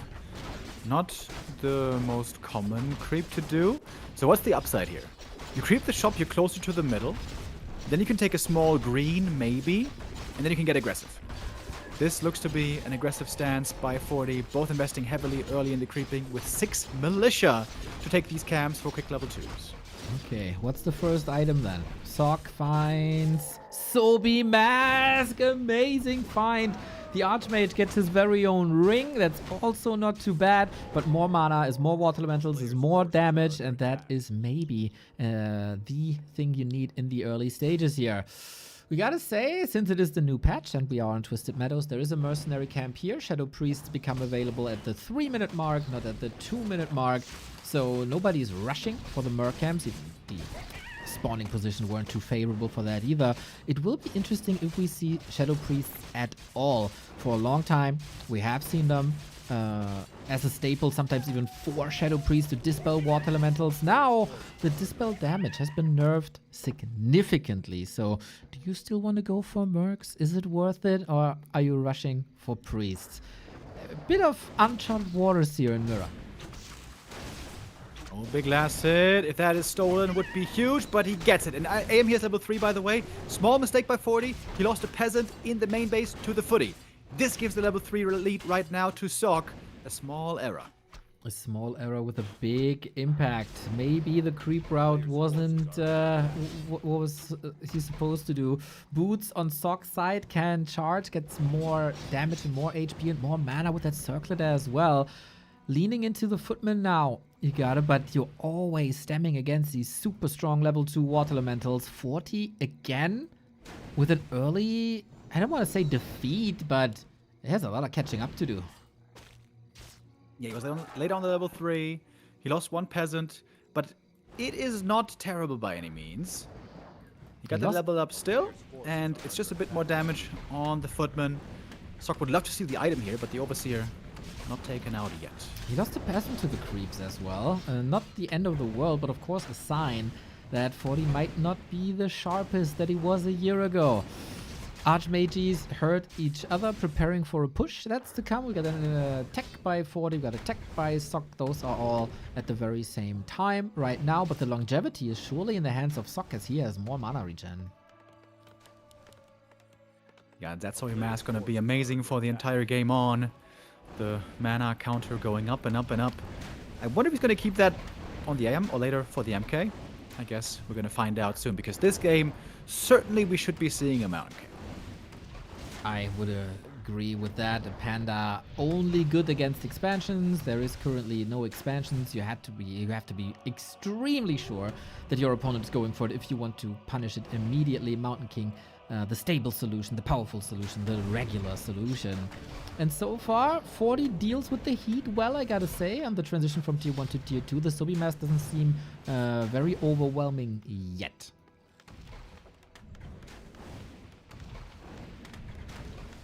Not too many kills really going around. AM's chasing each other a little bit. Casting the shop would be kind of annoying here, but also Sock has to pay attention to his own Archmage hit points. Water Elementals though putting in good work. Yep, that's the Sobi Mask for you. Sock lost the footman though. All the footmen hurt in the back. 40 would love a shop. As you say, the water elemental pressure is rising. And there's no valve right now to elevate that pressure. We go for Mountain King. We go for Sanctums. You of course want to build the Sanctums deep in your base. That's why the shop was built so exposed. And the Archmage really doesn't like 40's capitalism here. Is going for the workers once again. Is going for the shop once again. Yeah, this starting to get really annoying. More than just annoying, really painful. Peasants still hurt, 40's AM still hurt. Normally, MK comes out, he wants to get the regen scroll, and then clear the natural and expand. I would say Sock's in a good position to do this, but not really 40. Ooh, so Archmage. close! 60 points! Was calculated. My man is good at math. Footman taken out. This also the effect of not having a Shadow Priest, of course. Usually there would be a Shadow Priest in the back. Now healing. You gotta resort to the priests that are finally coming soon. It's still such a dominant position that Sock is in. The world's his oyster here on Twisted. Yeah, this is a fantastic mid-game, certainly aided by the Sobi Mask, but also Sock is playing it amazing, and 40 is making some smaller errors. Perfect retreat, by the way, the timing there on the Archmage. MK was almost there to come out with the Stormbolt and punish him, but Sock there also falling back beautifully. This is a great series so far by the Korean. Don't jinx it, Remo. Don't jinx it. But yeah, we live in a world where 40 clearly is behind in the map. Clearly is behind on map 2. He was living in grand finals in tier 1 tournaments. Always there against Happy. The big wars between human and undead. We've seen it for 2 years straight. And now a first round playoff elimination might become reality. We go for the lab finally. Maybe Zeppelin plays, maybe some good items. 40 needs help here. Sock is pulling the peasants back. So far looks not interested in expansion. Or is that just a little bit of a deviation? I would have thought he would be the perfect spot to go for a tier 2 expo, but I guess there's no interest. Me too. Maybe he doesn't want to take that leap of faith just yet. 40 gets the devotion aura, which is fantastic. There's already very little physical damage. Then you add more armor on top, then it's even less physical damage. Mountain King have an arms race here for the higher level Stormbolt, the #1 weapon in Human Mirror. Good bashes here as well on both sides. Breakers coming, Blacksmith coming. Still, in almost every regard, Sock is just one tiny little step ahead. Seems like we're evening it out though pretty nicely. 40 is going for the expansion. If I had to guess, I would imagine he thinks Sok has an expo as well. But of course, we have the vision. We know better. We know that's not the case. We're contesting this now. Mountain King in a bit of a precarious spot for both sides. These footmen will be falling. Level 4 advantage for a split second, then it's even out. It just goes to show how close these matches are between the two. A little bit of dispel lacking. There's the next one. Archmage now taking some fire. Stormbolt here could hurt quite a bit. Goes for both sides. How are you going to spend that mana? How do you best use it? This is very suspicious right now. There's a lot of militia coming out. 40 seeing this must be thinking, wait, where is militia from? There's no expansion, is what this must mean. Exactly. Okay.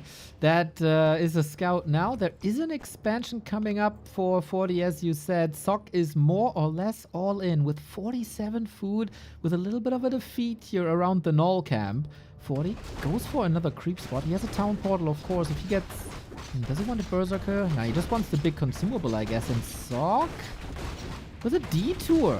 As he sees, expansion by 40 is cancelled.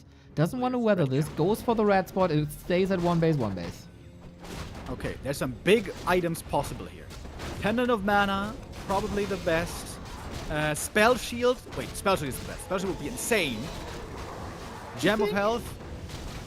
It's good, but it's not the craziest. Spell Shield, yes. Spell Shield is crazy. I think you only throw Stormbolts on Priest anyway. Nah. MK, when it's in the front line, he's using the Stormbolt. Well, he never is, usually, if you control it well. But it's not a spell shield, so it's a Gem of Health. Gem of Health, always nice. On the other side, we spin the roulette once again. What's 40 gonna get?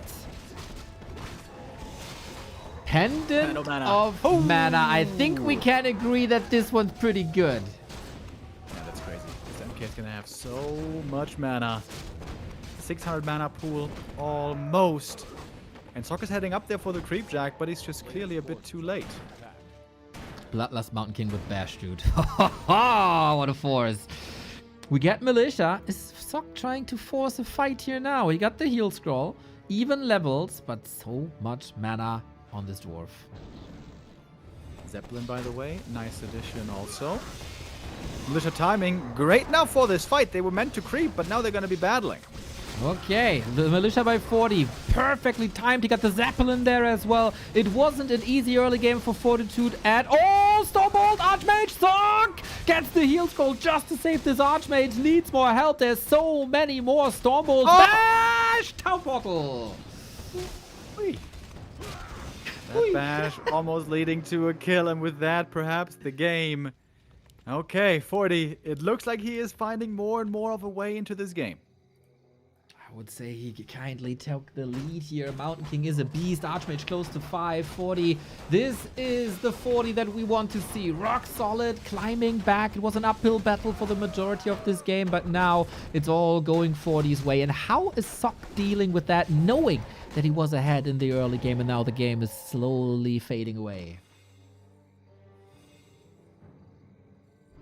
Archmage almost level 5 here for 40. That's great as well. It's normally always Brilliance 3 in this matchup. It's just a big experience lead. 40 feeling so confident. He is going for the expansion, even perhaps anticipating the opponent to be aggressive. Ooh, do you have to take the risk for the red spot? That's not ideal. Oh, that's not ideal. Ensnare on the breaker. Army exposed. Stormbolt on the Mountain King for once. And this spells against the Water Elementals. Level 5 for 40. Watch those Stormbolts. Next one on the MK. Didn't dodge it with the Emo Potion. Small mistake there, maybe. Fortitude absolutely running the show right now. Wow. Incredible how he got this back. Sok is expanding in Fortitude's face. Stormbolt is back, but he hits the dwarf on the head once again. Boom. Knockout. Dwarf in the dirt. And we got a tied up series. Crazy. This was an amazing early game for Sok. He was trying to be aggressive. I think he was trying to outsmart 40. I think he was hoping 40 would expand and then he would use his advantage to take out the expo and take the lead that way. Maybe overthinking it a little bit. Maybe with the lead, he should have just gone for the earlier expansion because he could have gone for it quicker than the opponent. But Fortitude again here showing his abilities, showing his class in this matchup, especially if you go into a fair mostly fair breaker, mirror, late game. Usually you're going to lose to this guy. That's right. Nice climbing back here, and good to see that we got an even series here. And I gotta bow my head in shame to you, Mr. Remo Demo. Every single Stormbolt ended up on a hero. You, for once, were right about something. Yeah, it's pretty good, dude. Spell Shield would have been nice. Didn't get that. The Pennant was good. Gem of Health seemed to not matter at all here somehow. I guess if you get Stormbolted 3 times, you're still gonna have to die or TP. And that is 40 again, showing that he is damn dangerous in this matchup. Next map coming up is going to be Sock's pick. He decides for Autumn Leaves, which is unlikely to be Fast Expo, I'd say. Yes. And just a normal game again. A very, very brawly game we can anticipate, but also a map where the base-to-base distance is very short. So I wouldn't be too surprised if we get a little bit of a base race then again. We're currently waiting for 40. He had some connectivity issues in the past. Hopefully that's not affecting him right now on the third last day of Super League that we got here. How is Sock dealing now with the situation that he was ahead and 40 was clawing back, and this is now his comfort zone in the regular human mirror? I would say in late game stages of a tournament, I would always give the advantage to 40. Sock has to show that he's that Ancient of Wonder Sock, that grown competitor Sock. Yeah, a good finish here, say a top 4 or even a top 2, that would really garner the respect of everybody in the scene. If they don't have it already for Sock, of course, he deserves it. Great first 2 maps, especially the beginning on map 2 as well. But Fortitude, it seems like even if the early game sometimes doesn't go his way, he has the chops to pull it off late game when he finally has those tools all in his arsenal. A little reminiscent perhaps of Happy. For Happy, it's oftentimes the tier 3 stage. For 40, it's the tier 2 stage when he can benefit from those heroes. Got the players now in the lobby, about to get ready. Alrighty. Oh boy, oh boy, oh boy. This is gonna be quite a match here. How is Sock dealing with the pressure is the question.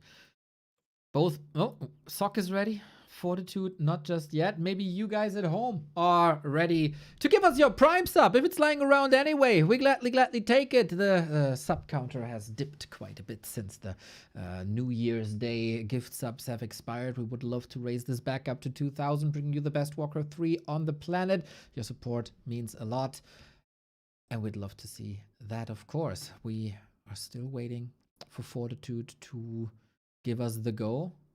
Maybe, he wants to let the defeat sink in a little bit. Yeah. Let him stew in it a little bit. How'd you like that last map, Sock? Did you enjoy it, huh? Was it fun? How did you like it past the early game? Well, after the Subby Mask, not so much. Here we go. Game 3. Whoever wins this claims match points and is one step closer to the quarterfinal of the biggest Warcraft 3 league there is. Celebrate. Thank you for the Prime. Much love. We got our game. We got 40 in the blue. We got Sock in the red. And this is now Sock's first map pick.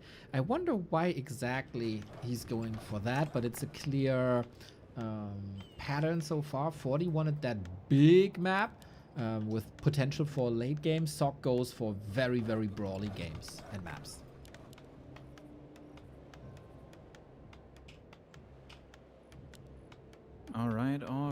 Alrighty. Very often in your mirror, we see both players going for the same creep route, as it has been agreed upon in the meta that there is one creep route that is the best, and then both just go for it and might ignore each other for a while. The easiest level 3 to hit on this map would be shop into green into natural, which is a perfect level 3 then, and a couple of nice items along the way. We're gonna be interesting if someone is going for the mercenary camp. It's usually very contested. Once again, we have to say Shadow Priests do less damage now to summons. On Twisted, they're a little on the outskirts. Here, the mercenary camp is smack bang in the middle of the map and have a big consumable. Shouldn't be too surprised if both players are contesting for that. But so far, everything according to the norm. There's no surprises, obviously. There's Archmages, there's Footmen. The first big curveball could come from Sock if he wants to expand. Again, it's an easy expansion camp. but also easily pushable as this expansion is so close to the enemy main base. That's the most important thing here to look out for at the start. Might Sock fast expand? I don't really think so, but you gotta keep that option in mind. Always, always. 3 farms here, 3 farms there. That is the norm. Calm. Build. Your footmen say hello to each other with a sword. It's not the nicest way to greet a colleague, you know, but humans, they don't have manners.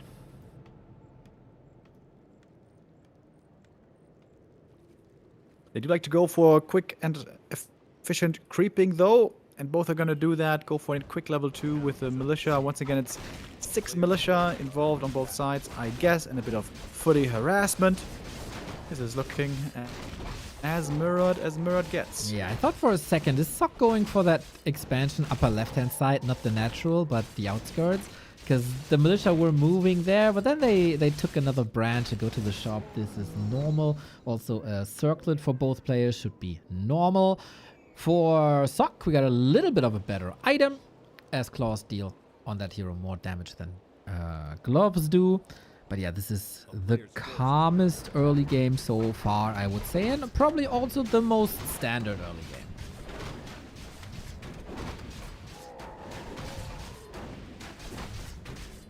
Double Gloves of Haste, a little bit unlucky here for Fortitude. They don't stack too well. I feel like he would also love to get a Ring of Protection. Just 1 ring later on for the MK is really good. I suppose you can hope to get it later as well. Ring +5, especially wonderful. Would have to get a bit lucky for that, though. We're seeing the standard creep route indeed. Tech coming up. 1 base into Priest Breakers. We shall see. Yeah, it always looks like there's an expansion coming with the militia moving towards the gold mine, but unlike other races, human can't expand and tech at the same time. Gotta do one after the next. At least there's an option now.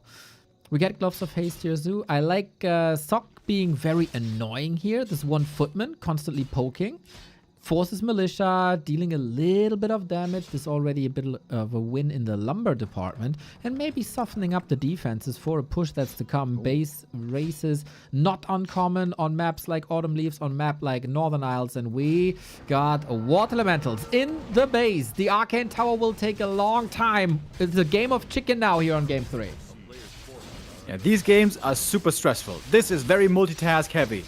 You have to attack and defend at the same time, obviously. We have Call to Arms being started. Sock started the tech a while ago, by the way. 40 still hasn't started the tech. Continuing to lose peasants. 40 needs to get a lot of kills here to get this game back to even. Exactly. There's a lot of militia, but also lots of damage. Workers falling, retreating. Archmage by 40, a little bit behind. Water Elemental newly summoned, trying to break through with these farms as well. Arcane Tower, not in sight, now researching it. 3 Water Elementals, so much damage. 40 down to 10 workers. 9 for Sock, but 40 can rebuild workers. Sock cannot, but it's only 40 seconds till tier 2. Very interesting, man. Who is this better for right now? Peasants can be remade. Of course, there's a big tech advantage. It's starting to look better and better for Sock, though, isn't it? Ooh, it's a lot of kills. It's a big lead on the tech. Also lots of gold. Lumber is an issue, and then you could argue, if there's no lumber, does the tech really do anything, especially if you get rid of that altar as well. Sock is forced into more and more repair. The tech is done in a second, but he can't afford anything right now. It's a 7 food lead. Archmage still hanging around. Level 4 on both sides. Water Elementals summoned over and over again. Sock down to 4 workers. 40 down to 4 workers. What a weird game. What do we even have here? Is this just a full-out base race? I guess so. Usually the first player who moves back is losing the game. The tech was cancelled, by the way. Yes! It was! Okay. You know, 40's got more footies. Maybe he's gonna win the game with simply more footmen. What can you do? You got a staff now. 40 doesn't have that staff. And 40, it won't have a town hall if the game continues this way. Archmage chasing. There is boots on one Archmage. There's no boots on the other Archmage. Sock traded his tier 2 for the boots. 40 can sell the town portal, get boots there himself. Archmage needs some good starter stepping here now. Whoosh, whoosh, whoosh. trying to run away. 70 hit points on this AM. He's slowly regenerating. Those boots were much necessary. And Sok is running out of footies. He's losing more footies in the enemy main base. Losing the main, or his remaining buildings, I should say, as well. How much is AM HP gonna matter? Oh my god, we need this Archmage kill under any circumstances, I think. There's still 3 workers, 40 with the crazy decision making. We got another Water Elemental here though. These 3 workers will probably all fall as well. Sok can hide farms, I guess, down the road. 40, no more workers. Can he deal with that Town Hall now? 15 food versus 20. Sok is being revealed soon, a minute or so. And then all buildings will be knowledge. Common knowledge.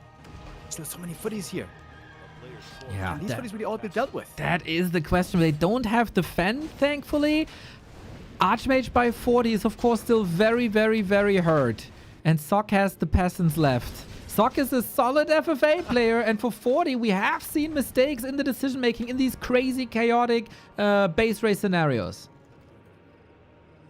Yeah, crazy chaotic is very fitting. When was the last time we saw a game like this? It's about elimination of footmen and buildings. Oh! I think 40 should maybe try to start working with the AM on the farms up in the north. At least He's send got way one more health on his buildings. Dude, the second last peasant is down. 40 spent every single gold coin to rebuild workers. One of them dies pretty much for free. This will take some time, man. Oh, three footies about to die. Around the forest, line of sight. Archmage coming in. Oh. Water Elemental, he will be taking care of that Town Hall. Can Sok snipe one worker of 40? Now he's revealed. And he's revealed for all buildings, by the way. Also new ones. When there's a new farm being made, then 40 will know immediately where it is. I wonder if that matters, though. Players' forces are under attack. Last worker, under attack. Ooh, 6 save. Another footman down. I think it's about building health right now. There's just more health on 40's base, on 40's buildings. Yeah, this is I think what 40 should have done a while ago. AM up north. He's going to take out these last buildings.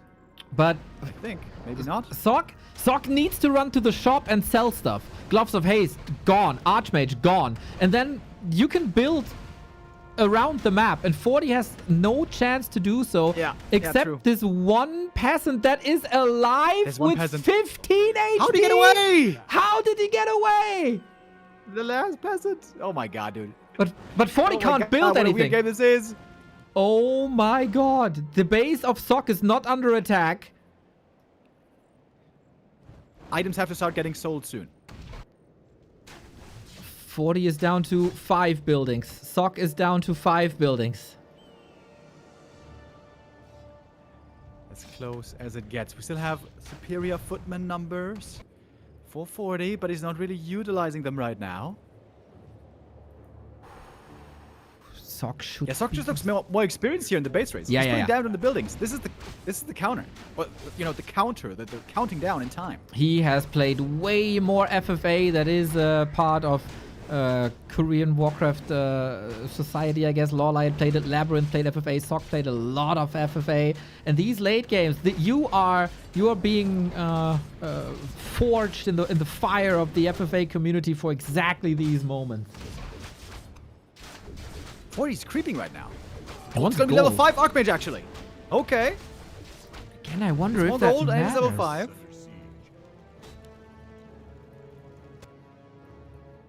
Oh man, he's getting. Yeah, he is getting the gold. The gold might actually win 40 the game. Pretty wild. Level 3 Water Elementals. Pretty good. Ooh, Archmages, trading blows, very low HP. I think the one item you can't sell here is the boots. Yeah, I agree. Staff will give you quite an advantage as well. Circlet is, everything else is nice to have. It's not the greatest reward that you get from selling these. Dude, there's constant damage on 40's buildings. It will, of course, take forever.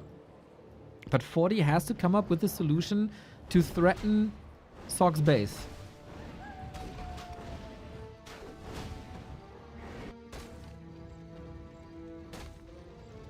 40 1 has to- AM and 3 peasants is all that Sock got. Yeah. He got the replenish potion. That was really nice. Don't get it cancelled. Oh yeah, that extra free HP is awesome. We got a Shadow Priest. 11-minute Shadow Priest for Water Elemental Dispel and free healing. Both got healing. He's sacrificing almost a footman for it. Close, close, close. Sock got some knowledge. I have not seen a game like this in a long time. Healthstone! So good! So good! Yeah, super sick. Super sick. The peasant almost killed a footy right there, by the way. And the peasant gets away on 40 points, maybe. No. Oh my god. More leveling by Sock. He's close to level 5, but he doesn't have level 5. And this is the second last peasant for Sock as well. 4 buildings left. Ooh, almost got the other peasant caught as well. That one's down. One worker. Mud golem. Was one Sock spends worker. his money on a mud golem. I think that is smart. There's no... Oh, there is the spell against the slow. Okay. But I think you can out-slow the dispel. Okay, now we got both AMs on level 5. Both went water elemental. There's enough gold to make a farm, at least, on both sides. Isn't the farm 80 gold? A town is under siege. I thought it was 70. Is it 80? Man, farm's so expensive. Needs fixing. 3 buildings It's left. 80 gold. A player's forces are Oh, Muddy under attack. Caught by the footman. Is this how the game ends, man? Is this how the game ends? Shadow Priest! Sniped. Down. town is under siege. Okay. 3 buildings left. On both sides. But one has altar and barracks. And the other 2 farms and barracks. Sock is moving to the mercenary camp. Can he hide a farm there? Did 40 see him? Last worker. So close. Oh my god.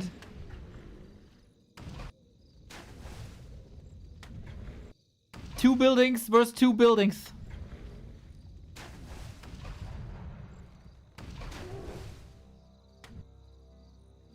What's Sock doing with the peasant?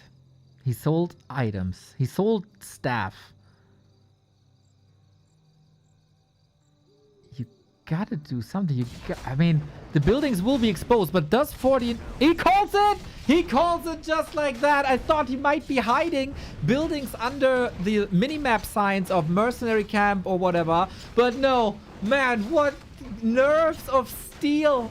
And maybe the 15 HP peasant saved Fortitude's game here.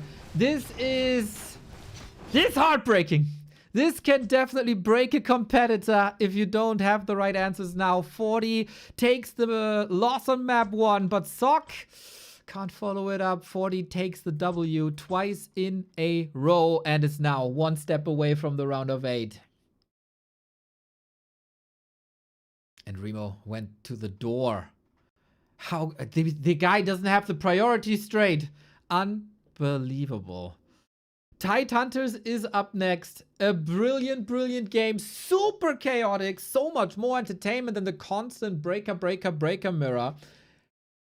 But Sock is under pressure now. And we know that 40 is able to cook up the best games under pressure. Outmaneuvering an FFA expert in a base race game is not easy at all.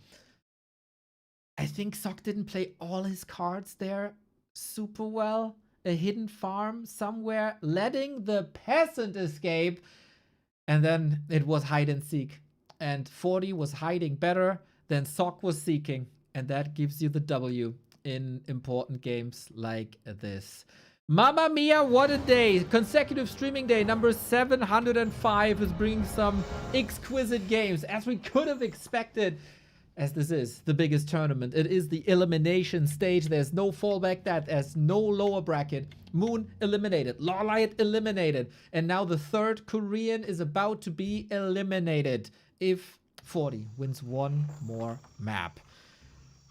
Sok has to brush off this defeat quickly and under a lot of pressure. Can he show the Ancient of Wonders Sok from Super League, from Ancient of Wonders Cup, or will we have another victory by 40 as we've seen so many times in between them? On map 1, the base race was successful, but the base race was turned against Sok on Autumn Leaves. So many questions. What is the answer? We're gonna start with Archmage, Footman. No mercenaries here. Easy Expo, which might be a twist to the game that we haven't seen too many times. We've seen it on Hammerfall, where not everybody was expecting an expansion, but Sok brought it to the table. Now, what is the way? I don't know. It surely is down to Sok to raise questions that 40 has to answer. It is Sok's last losers pick. He sees this as a home turf. But will he bring it home? Otherwise, we see 40 and life in the round of 8.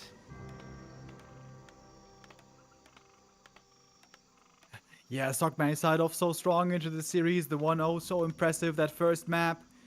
But when it goes longer in the bigger tournaments, the star players often start to take over. Fortitude here. It looked at them at first like he wasn't finding the right answers in the base race. But the footy advantage, isn't that a sick read, by the way? He didn't care about peasant kills. He didn't care about the tech. In the end, he knew having the footies on the field is going to be the most important thing. Crazy. Could argue maybe Mauler would have done something. Hiding buildings earlier could have done something. But it's, of course, also a lot of stress you're under. And finding the perfect answers in these stressful moments, that's what a true competitor is about. And this is why 40 is the big bout machine.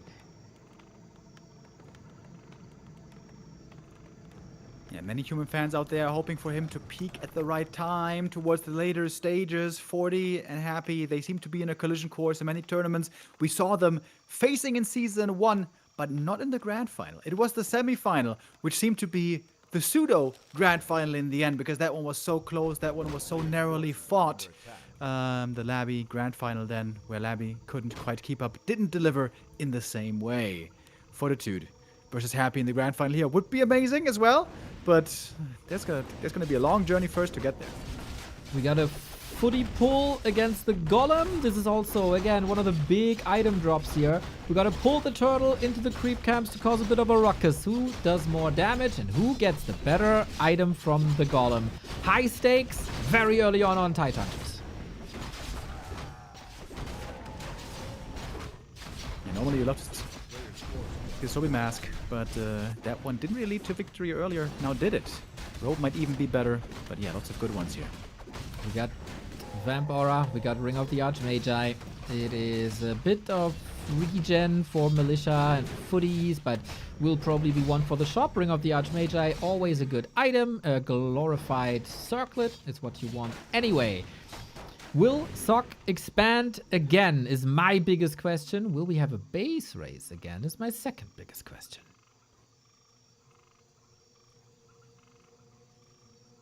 A player's forces are under attack. Expansion so far, the answer seems to be no. Would be a shocker if Fortitude here went for a fast expo. Not normally his playstyle. Loves to play one base, get a fast level 3 Archmage, and then play around the breaker timings. Expansion, sure, but rather on tier 2. Sok posturing up in the middle. 40 trying to get some steals in. This is nice sustain for these footies indeed. Plus redo potion, lovely. Boots early, level 3 on both sides the same. But if we want to go for enemy bases, Sok will by far be the faster to push. But seems like he's more interested in creeping right now. 40 starts the tech. Sok falling a little bit behind as he's a little low on lumber. I wonder if 40 is going to be able to save all these items moving towards tier 2. These are great Mountain King items. Ring, gauntlets, Ring of the Archmagi. That's the great thing about the Ring of of the Archmagi, by the way. It's good on every hero, so you can always pass them around where they might be serving optimal purpose. Specifically thinking back to that game earlier. Contesting, last hit important, but Wind of Mana stealing for Fortitude. There is no mana to be siphoned right now. Footman safe to the side. Very, very sketchy situation. So many water elementals. There's 8 water elementals on one screen, which is the real one. Footy's dodging bullets here. Fortitude with a sweet timing against the marketplace. Yeah, one off mana stealing here could be really cool to keep up the pressure.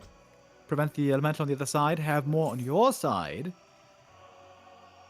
I guess this is, all in all, though, a pretty even game. Little bit of a tech lead for 40. Little bit of an experience lead for Sock. Amazing items now on this Archmage. Claws, Mental, Circlet. Very competitive.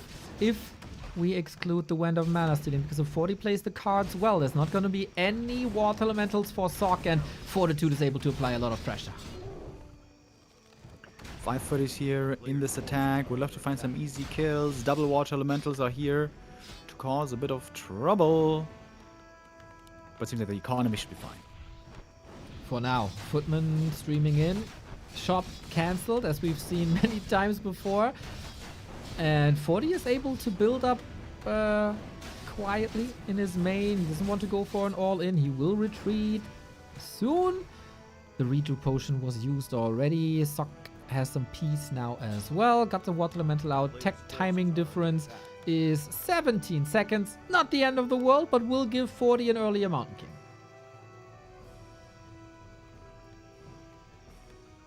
That earlier Mountain King can make quite the difference if you get in that quick camp for fast level 2, or maybe the Expo a little bit quicker. Double expansion here is certainly in the cards. Footy block against the worker. Streaming in one more time. Footies by Sock all hurt. Is it 5 footies versus 4? Passant, number 1 down, number 2 down. 40 squeezing out little pieces of damage that might be meaningful down the road when we go for Sanctum buildings and upgrades. Yeah, I like the value here is getting out of it. Trying to hurt the lumber economy more. Perhaps it's going to make the Expo then harder as well. Sock somehow has more lumber though, at least by a little bit. Maybe that's going to shift later on. Footy killed as well. Not even sure if he got that last hit or was it the tower.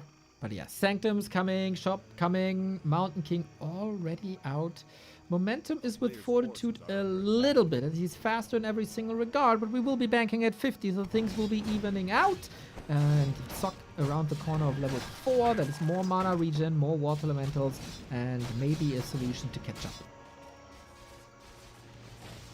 Keeping the one of mana stealing charges. I like the patience here. He could have used it earlier to throw in more water elementals, but would that really do much in a well-defended early game human base? Probably not when the opponent's there to defend. So now, one of mana stealing charges are saved for when the MKs meet. And there, swinging so much mana between the two, that could really make a difference. No hurry. That's what he always said to Starbuck, and what Starbuck made a meme. Still true in 2026. Now, a classic play would be tier 2 expansions. We haven't seen them like at all successfully this entire series. On Tidehunters, this is almost set in stone. 40's movement clearly indicates that. Sock has the lumber as well, but rather invests into an early blacksmith, maybe indicating a timing push with the tournament live on the line.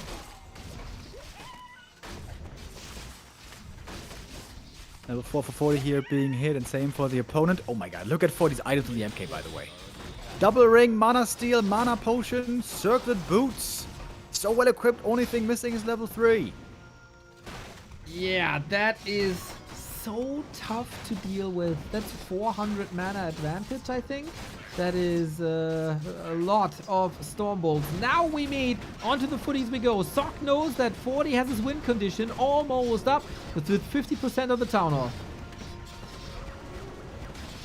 Oh man, Sock throwing it all in here. Is this going to be enough? Can he break the expansion? There seems to be no late game for him available. A tournament winner might be eliminated here. He is getting rid of a lot of footmen, we have to say. There is a little bit of momentum. Priest also far forward. Dispel against the water elemental. 40 is retreating, but reinforcements are coming in fast. He was waiting to use most of the mana for level 3, so that Stormbolt indeed really good. The mana superiority indeed very good. But on the field right now, it's not looking all that convincing, maybe. Sock needs reinforcements ASAP, going for breakers, a couple of units falling here. Need some towers, need a shop. There's peasants everywhere. Free XP, of course. Mountain King for level 3 for 40 is a huge boon with, of course, the mana superiority as well. We're trying to dispel Water Metal. Sock is holding on to the little bit of mana he got left. This is his tournament life on the line and the push to the side. And Mountain King surrounded by the entire army. Trying to TP out. Is there anything that can threaten the dwarf? No. Very scary moment there. Going for the tower. Level 3 finally. We got mana back. He's going for the Mountain King. He wants him. The breaker in position. Cannot block. And Sock at 38 food only. The clock is ticking against him. Closer and closer to Doomsday. Mana potion still. When's he gonna use it? When's he gonna be ready? Where are the reinforcements? That is the big question. 40 food only for Sock. Everything is hurt. No shower. No shower? No tower. No shop. Both words mixing in together here. 40 can use militia. 40 is getting rich. 40 has the better heroes. It has to be a Hail Mary again, but how do you do that with the Mountain King mana being burned? 40 is in a precarious situation as he cannot kite anymore. Maybe that is the way, trying to shave away these priests to get rid of the healing, but there's so many of them. It's a 10 supply lead on paper. Doesn't really look like it at the moment. More and more this is going towards 40's favor. Sock, you gotta act quick. But with what? There's more breakers falling. The big mana potion is gone. Closing in on level 5, both players are. Archmage doing lots of damage with the mass items he got, but the supply lead is growing and growing and growing. Sock might have eliminated Fortitude from Ancient of Wonders Cup in December, but this is a new year. It's a new time in Warcraft on a new patch as well, and 40 against all the criticism, against all the momentum, against all the disappointments that we had in the group stage, might still be the best human in the world. It's still insane how good he is in Human Mirror, dude. It hasn't changed over the years. We're all touting what Sock is capable of right now, but here in the Human Mirror there seems to be still only one true king. King 40, indeed. All hail King 40. The supply gap is growing and growing and growing. There's no second layer to this strat by Sock. There's no sneaky expansion behind this push. It is all in and it remains all in. But how are you supposed to win against 2 bases?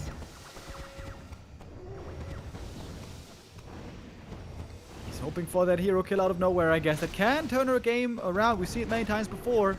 Before he doesn't have a TP or an Invo potion. There might be a slim chance still. One upgrade only. You gotta ask the question, was the blacksmith the right call, or should you have gone for a counter expansion yourself with heavy creeping and maybe some mass teleport shenanigans? The divide is getting bigger and bigger. With the supply growing, with the XP growing, the Stormbolts are getting more powerful, bashes as well. Priest caught, breakers hurt, no consumables that might give him the win here. The last Stormbolt may be leading to a victory, but he turns it around as 40 turned the entire series around. Who can stop me? No human can stop him. And 40 is dodging elimination here, even though the start to the series looked a little sketchy. The odds were not in his favor after Hammerfall and the early game of Twisted Meadows, but it shows again what a competitor he is. Diamonds are made under pressure, and maybe we get at the end of Super League the Diamond 40 that we used and love to be seeing. He was the best human over the last many years, by far the most successful. Has been getting rich over the last couple of years, making at least 100 grand a year. This guy has been delivering. Last few weeks were disappointing. Maybe now he's again experiencing a bit of an updraft. The last human in the tournament, we know that already for the top 8. He's gonna have a very tough challenge though for him on Saturday. He's up against Life, the Night Elf player that we got in the tournament, the best Night Elf in almost all matchups. I would still say though, this draft of the bracket is not in favor of Life. We've seen 40 struggle against Night Elf a little bit, but also Human is not Life's best matchup. They both have their strength in other departments, and now it's going to be 2 days of full focus of Human versus Night Elf. There's no other matchup these guys have to prepare for. It's going to be very interesting as well. Who's your training partner going to be? Who you're going to be playing with? Who you're going to be trying to improve with? Who do you want to avoid? Life with 1-0 maybe? Depending on who the next opponent for 1-0 is going to be. He's still waiting for his, as we have one more match still for today. Exactly. Gonna be LabyRinth versus ColorFul. The season for SoC, just to wrap this up real quick. Coming into this as the Ancient of Wonders winner, only finishing 10th. Must have been a disappointment for SoC already. I think a lot of people had him higher up in the cards. There were a lot of games that were rather close, but also complete duds, especially in the beginning of the season. I don't think we've seen the best SoC here. He started to get online a little bit too late. It is, of course, a shame that a SoC who brought us so much joy with so much innovation, especially in show matches, wasn't able to bring his A game here in Super League. Top 12 finish is not where he sees himself, I believe. So again, a bit of a disappointment here for SoC. Yeah, I wonder how the next couple of tournaments are going to be looking for him.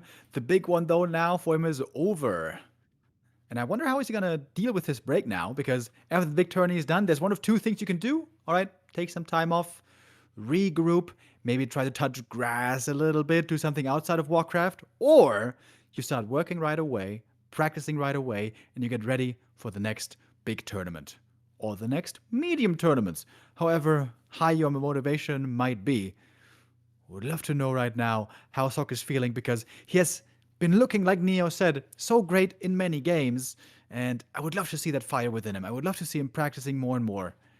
It does seem like there's this 40 guy who's always the final boss, the unbeatable final Sekiro boss. Almost nobody can ever beat him in a human mirror, let alone in a big tournament. But we've seen him do wonderful against Night Elf, and against Orc, and against Undead as well. I feel like in the other three matchups, the horizon is looking bright for SoC. I would like to see him go hard in the paint, go hard in the practice. And we've seen that also at times for him last year, towards the second half of the year, towards fall. He, for example, played lots and lots of practice games, especially against Life. The number of practice games between Life and SoC has been insane. And both have been getting better and better with those. The practice partners almost met in the next round. If SoC had won here today, we saw how good he started onto map 1 and the beginning of map 2, but 40 just a bit too solid. My big question is going to be, can 40 push aside his frustrations with a patch and still show us his best?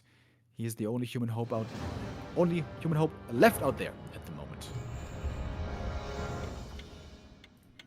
Labby and ColorFul now. Our last match for the first round in the playoffs. Oh, wait, I want to look up the stats between the two. Give me a moment. Sure. I think it's favoring 1-0 quite a bit. 1-0 has been enjoying a good win rate here. Yes, indeed it is. 5-game win streak right now. The 1-0 is on against ColorFul.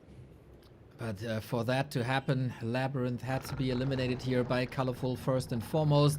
This is a very, very interesting map. LabyRinth, of course, rise to fame was Super League Season 1, where he dominated the group stage and second place finish overall. He wasn't able to repeat that performance necessarily, but still top 6 finish, really strong. There was one big dud in the entire league, or two actually. One was against Moon 0-3 and one was against ColorFul on day 4. I still think that was New Year's Day. He just wanted to go to a party and wanted to get this game over with quickly. But what we learned is you can never underestimate ColorFul. We learned this in the match against Labby, and we for sure saw this when ColorFul 3-0'd Lin, who previously eliminated all the Night Elves before him. So, Labby is the favorite. There is precedent so that ColorFul can beat him. Is this the underdog story in Super League, as ColorFul, who was on a tournament hiatus for months leading into Super League, could make a top 8 run here and kick out the finalists of last year? Earlier, of course, we saw the lowest ranked player from the group stage being eliminated. That was LawLiet in rank 12. Now ColorFul in rank 11. If these numbers are anything to go by, then LabyRinth should be the favorite here. Especially last season, he was incredibly strong, incredibly successful against the Night Elves, against everybody, of course, where he was unbeaten from the group stage. Since then, I think Night Elves have gotten a lot better at countering the Undead expansion, countering that fast expo especially. I'm a big fan of the early counter expo, Tree of Life as soon as possible. Life especially perfected that, but I also think ColorFul is really good at that. Can ColorFul counter LabyRinth style? And we have to say hello, Labby Special. He was hiding this strategy for a while, but now he brings it back. It's Lich first on Autumn Leaves against this Demon Hunter. Usually every other undead is playing DK for many years. Labby the only Lich player. We got a Nova. That hurts a little bit, but no Frost Armor just yet. We got a little bit of Bloodlust. We got a nice little Detonate. ColorFul, when he plays his cards right, is a real threat to the playstyle of Labby. Is very expansion heavy, unlike any other player. And we've seen this in the hands of Moon. Labby's early games are predictable. And if you give these games to ColorFul, he can be a damn threat. Next Wisp coming in, looking for a double Detonate, but so far Labby not allowing it. Easy creep for him here, it seems. One Nova on the Demon was enough to force him back. He's not level 2. Lich is not level 2. Oh, Archer. Oh, almost giving the Lich here the level 2. That would be a problem. Already a different Labby beast than what we've seen in the group stage match between them, where the games were oftentimes over in 4 minutes or less. ColorFul trying to counter expand, not immediate pressure, and he can't really pressure because the Demon is very low on health. The Archer as well, it's a lot of Moon Juice. The other Archer's in position though. Can you make the right calculations here and get rid of that Night Elf expansion? Detonate sweet, Skeleton's gone, but there's additional regen now from that Skull that he didn't use before. A Demon Hunter gets some chip damage, level up, saves him, oh my! But he has to TP away from this defense, no threat anymore, Expo down. Yeah, Expo cancelled here for sure, and also the healing isn't looking fantastic. The Expo timing for the Undead a little bit late for what we're used to seeing, I guess. What's the next step for ColorFul? Proxy Expo again. Does he want to creep the gold mine? The Undead's right here to punish. I would say a little bit of an edge going to Labby, but since his expansion was quite late, not as huge as normally a Tree of Life cancel would be otherwise. Right on. We got some parallel creeping, but not for level 2. More ghouls streaming in. No tech. Fortification is all right with one Narrow Tower. Lich gets elasted, gets level 2, and now we got Frost Armor, and that's what makes the Lich really strong. Even the deny there on the ghoul. Not even quite sure how he did that, but he did do it indeed. Demon has to fall back for more healing. Tree of Life cancel now would be huge. Archers have to start helping. What a beast LabyRinth is in comparison to the group stage game, as if this is a different person. New year, new Labby. There's still more ghoul pressure on this expansion. This almost looks like a human versus undead game with how we pressure these expansions here. Ghouls hurt, reposition, 2 ghouls still up for the damage. The tree keeps growing, but for how long? New ghouls coming in. The ghouls all getting away on such low HP as well. If they're all saved that sick, look how many are in the red. They're all seemingly getting away. Oh, one denied again. LabyRinth oftentimes criticized for the micro that isn't up to snuff when you compare it to 1-0. And Labby, he has other strength that keeps him compatible. But Labby has worked on the ghoul micro and it shows.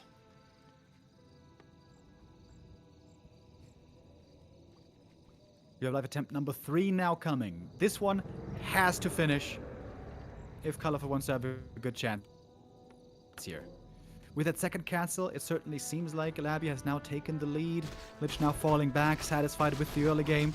Wants to keep leveling, wants to keep scaling. Both heroes would like to get a level 3 quite soon. ColorFul, a former Gold League champion, is under a lot of pressure. Got no town portal no more. Got the boots but no staff. If we get a surround here, the demon is most likely dead. And this is also a result of ColorFul's build. How many times did we see a Demon Hunter rely on immolation? We do not have immolation. It is an answer to the Lich, of course, as the Lich thrives with mana and he doesn't have Dark Ritual for a long time. But a Demon Hunter with immolation is only half the man he used to be. Yeah, there seems to be a definite consensus, though, among the top Night Elves. Nobody ever goes Immolation against Lich. I would like to see as well 1 or 2 games with it to see how it compares, but we just simply never see it. Everyone seems to feel it is not going to be worth it. I guess it costs you too much mana to immolate and then mana burn and then heal up from the Wound Wells. At least that's the thought on paper. Again, nobody does it, so probably it's the right call. But yeah, it makes dealing with those Mazghouls in the early game especially a lot harder. Okay, then. Scouting for the mercenary camp that get a little bit of inner fire, makes it harder to creep. Scouting by Labby is superb. Seeing the Ancient is not in position for the Merc camp, then he must be at the shop. He's there right away. Lich and Skeletons expose these archers. A Ghoul falls finally. We got boots, we got an invuln. There's so much pressure, and especially a slowed down Demon Hunter. Sick denies as well. Lich again and again, getting those denies, slowing down the progress. Demon still not 3. Still not even that close to level 3. Got a bunch of skellies in here. A little wisp would have been juicy, but there was none. This Lich first is working out very, very well so far. Yeah, and the last time I've seen the Lich, I have to say, it didn't shine that bright. It was countered every step of the way. Usually I thought, okay, he's losing faith in it, but then at the big stage, Labby brings him back. And maybe this is one of these strats that comes and goes in waves where people are getting used to and find solutions to, but then you put it on the bench for like 2 weeks and you refine timings and execution a little bit, and all of a sudden, as it comes in as a surprise, and it's not the norm that's been played usually, it has a success rate again. But we also have to say, Naga Demon Hunter quite nice here for the crowd control. Lich is not the sturdiest hero. The DK needs to coil here a little bit, but it comes in with a mana potion, with the coil, and with that, Labby can turn this around and hunt these archers again. I would say playing Lich is especially smart against ColorFul.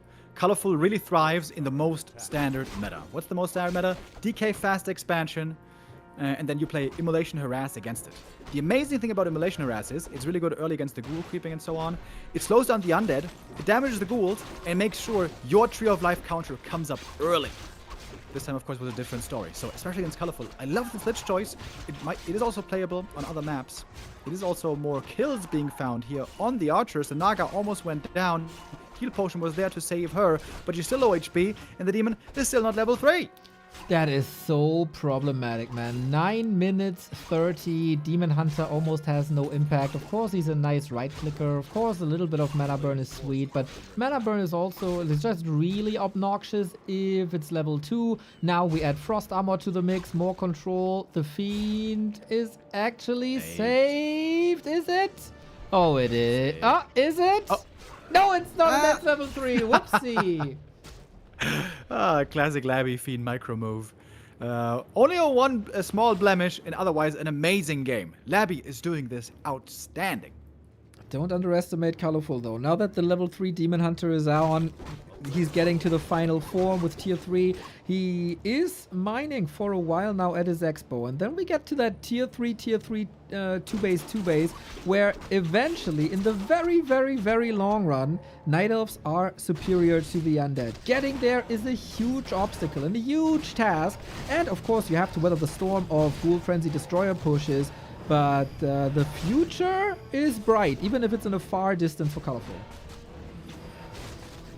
Yeah, the future, I agree, but the present is a different story. The demon is hurt, the Naga is hurt, there's no bears here yet, the moon juice is 0, the supply is 44.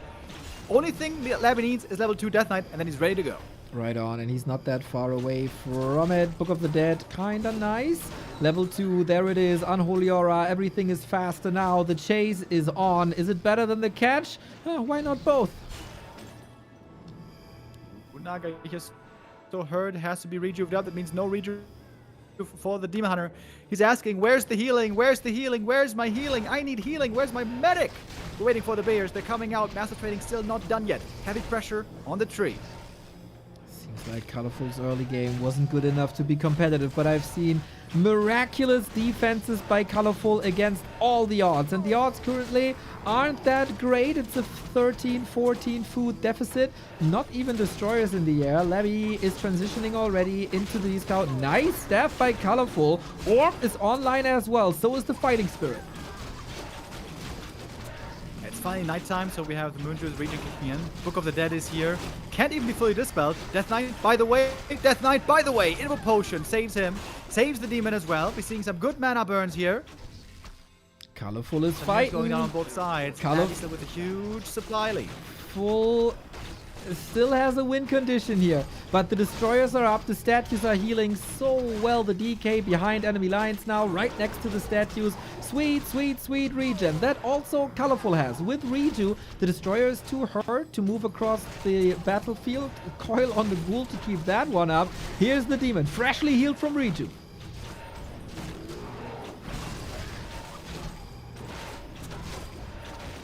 Still fighting on. DK safe to the side. What about the Naga? She falls. Lich level 4. That's +4 intelligence. Baby!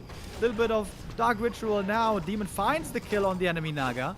But she's only level 1. Doesn't matter that much. And back very soon. The Bears might not be returning. They're getting chased down in the main base. Got a 20 supply lead over on Labby. ColorFul with lots of gold. Not spending it right now. Classic ColorFul mistake. Seems to be a little overwhelmed here. Night Elf in the robes, relying only on the Demon Hunter. It's also the classic two-lore play, and of course the Undead is on 4 production buildings, so pump, pump, pump, pump, pump he does. Demon Hunter about to hit the deck. One last potion, one last Hail Mary, trying to break the curse of this Lich, but this is looking less and less fruitful for ColorFul. Fiend army strong, A-bomb transition on the way. GG. Favorite prevails in its very own style. Lich first is back on the menu, and so are points for LabyRinth. Yeah, really cool. Lich first, popular on some maps. It's this one, it's Last Refuge, and it's Springtime, which can be the funniest of those with the middle expansion. Not a good Demon Hunter first harass. I'm not even sure if it was poor execution. Maybe it's just the wrong strategy in the early game. Demon Hunter early game harass with Immolation against DK Expo is really good. But level 1 harass with mana burn? That didn't do anything. He got Novad, he got right-clicked, he had to run away. Then he tried to go for a 1 Archer Expo. Again, this works with Immolation. 1 Archer Expo is great with Immolation. You do the damage, you create the space, you get the Expo up. I think ColorFul here just doesn't have the right counter figured out yet to this Lich stuff. I guess so. ColorFul sometimes not the fastest to adjust to changes, and maybe he doesn't have to if it's only a selected few maps. Maybe they were eliminated before in the map pick and ban contest. The next map is gonna be vastly different, as is from one of the brawliest and smallest maps to the biggest. It is Twisted Meadows. LabyRinth with a strong 1-0 on a collision course with 1-2-0. Again, a rematch of yesterday. Might be the quarterfinal. But ColorFul, of course, has it in him as a former world champion to bring this back on his map. Maybe with lots of expansions, maybe with faster, stronger bear play, faster expansions, heavier punish, maybe with an Immolation Demon Hunter. Yeah, I think the small green camp into harass can be especially strong here. Not just in this matchup, also against human. Something I would like to see. ColorFul and other knives also. Sometimes here used to play Warden. This can be a great map for the Warden. But with the weaker Shadow Priest these days, it seems like those Merc creeps not that popular right now. Yeah, I was about to make the same call. Shadow, like Merc camp creeps weaker. Also available later. I don't know, man. I don't know. And then without the healing, what can you really do with that Warden? It would be a curveball, for sure, but not too sure if it's that fruitful then. We tried this again. We had a little bit of a join bug. The answers will be there in a couple of seconds.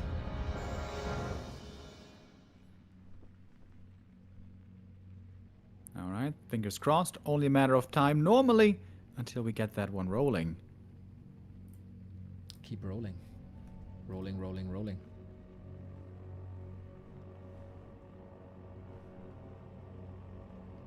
Do you have a favorite Limp Bizkit song? Okay, might have another join bug here, of course. Lots of... wait, which other ones were there? Roland? Plenty. Behind Blue Eyes. Oh, yeah, that was the... Didn't they also have, like, a collab with Rihanna? Or somebody? Oh, man, this was like a million years ago. A long time. All for the Nookie. Break stuff.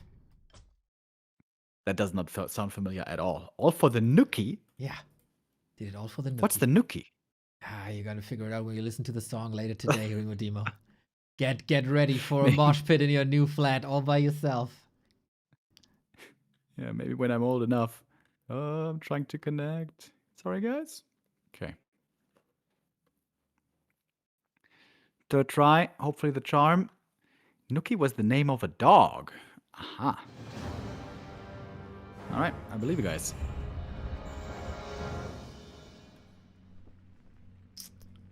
Are we hopeful for this game to start? I don't think so. All of a sudden. All three champions acting up.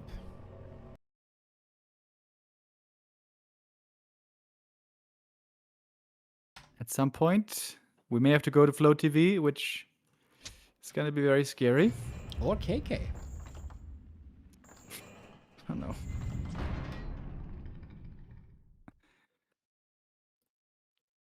Well, time for you, everybody, to check out !Award, because not only are we crowning a world champion here at Warcraft 3, we also nominated ourselves as the best non-mainstream streamers of the year at the earlygame.gg awards. We won that thing twice in a row, and we don't want to give any chance to any competition like 40 in the last maps against Sock. There is also no chance. There are a couple of other people nominated, but who cares? It's all about us. All you gotta do is to go to the link at !Award, click on our box thingy, put a little check mark in, put your name in, and click Abstimmen. That's the German word for vote.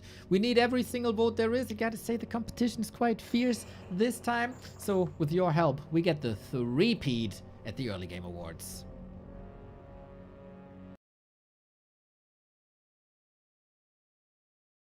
Okay, they said last try, it didn't work. Does that mean we're going KK or does that mean we're going Flow TV? I don't know.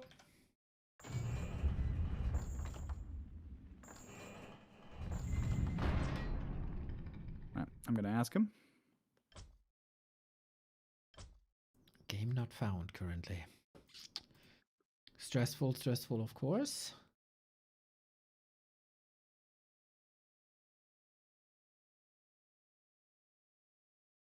Very annoying for the competitors. You never know how this is connected. If there's something happening in between. I mean, there's Chinese servers. You never know how busy they are. Is there something wrong with the proxy? So many tech stuff that we have no clue about. But normally they always find a way to get it rolling. And so we put our trust in their abilities, their very capable hands, once again, which they always deliver. It's going to be a few minutes here, maybe, guys, so apologies for the slight delay. But I guess we were a little bit ahead of schedule anyways today, weren't we? We didn't have a very long series, didn't have a very close series. 3-0, 3-1, 3-1. Where are our 5 mappers at? Maybe coming in soon, but if people have a little bit of time, maybe they can use their time to give feedback to this wonderful league. We did a feedback survey after season 1, and of course we want to do a feedback survey for season 2 as well, as we changed a couple of things: point system, playoff system, maps left and right. So here it is, DWSL season 2 feedback, !feedback, gives you the link to the Google Doc if you have some time now or down the road. Would love to hear your voice. I think attackable or criticizable is the playoff system that some people like, some people don't. There's pros and cons to every system in the Warcraft scene, that whether that's single elim, double elim, Ascension, Swiss, etc., and all have their ups and downs, and different people have different opinions. So we need to hear what your opinion is, and then we weight them against each other. How people like this in comparison to Ascension. Your voice matters. At least we pretend it does. Hell yeah, let's all pretend together. Our game is now in Flow TV, by the way. Do we have the password? Yes, I can give you. I know that's somewhere in the in the WeChat chat, but it's so far up that I don't know where it is. And then we have to sync a little. I got it. Got it. Okay. Do we know if there's a password or not? We'll figure it out, right? There is. There is? Okay. Yep. Then I'm ready to hit the button, Mr. Remo Demo. In 3, 2, 1, go! And miraculously, alrighty. it works.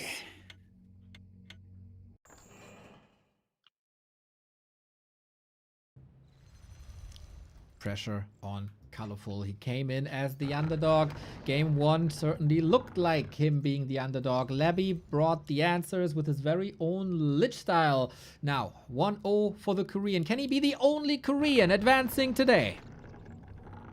That's not true.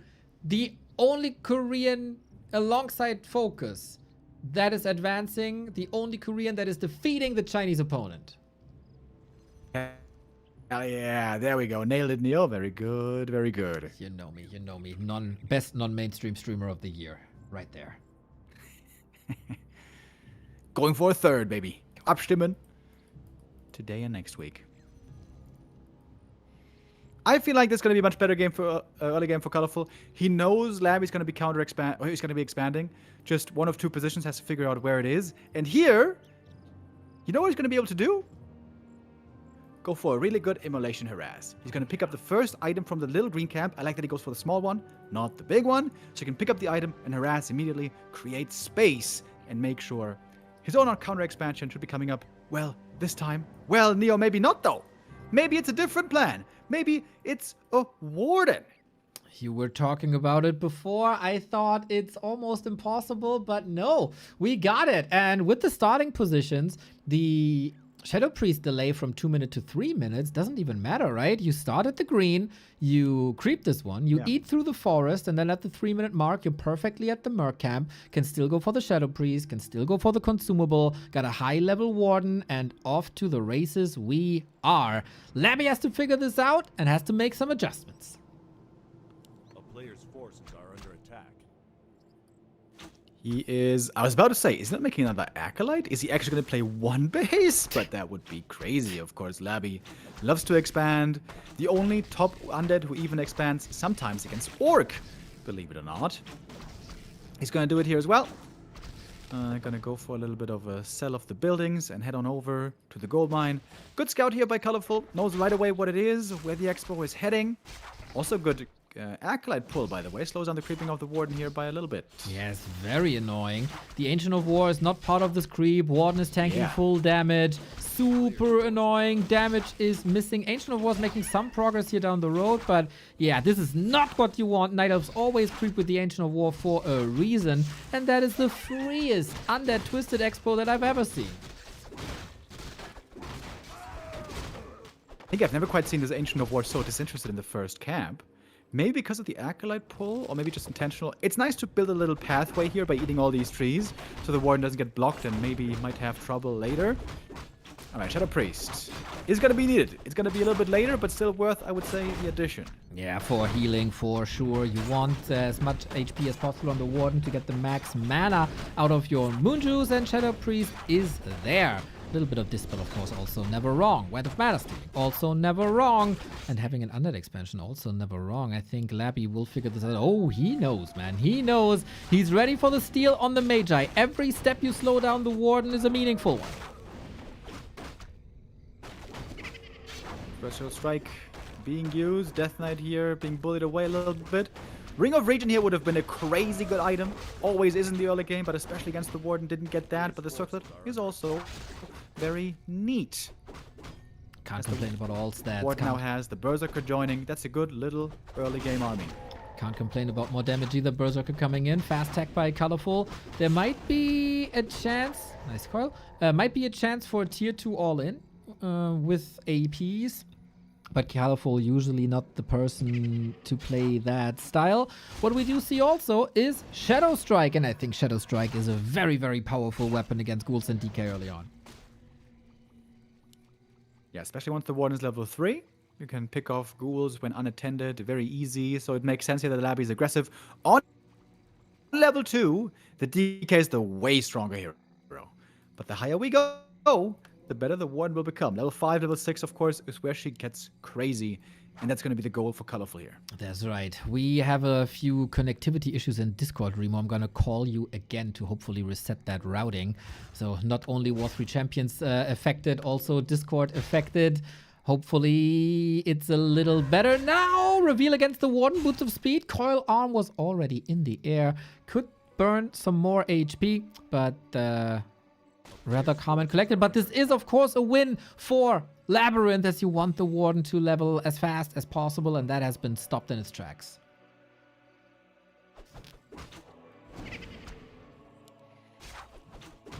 No Expo yet. No Warden level 3 yet. There is an Expo. Yeah, if you could find the tree, that would be pretty sweet. But also, ColorFul dodging those surrounds quite well. Didn't lose anything yet.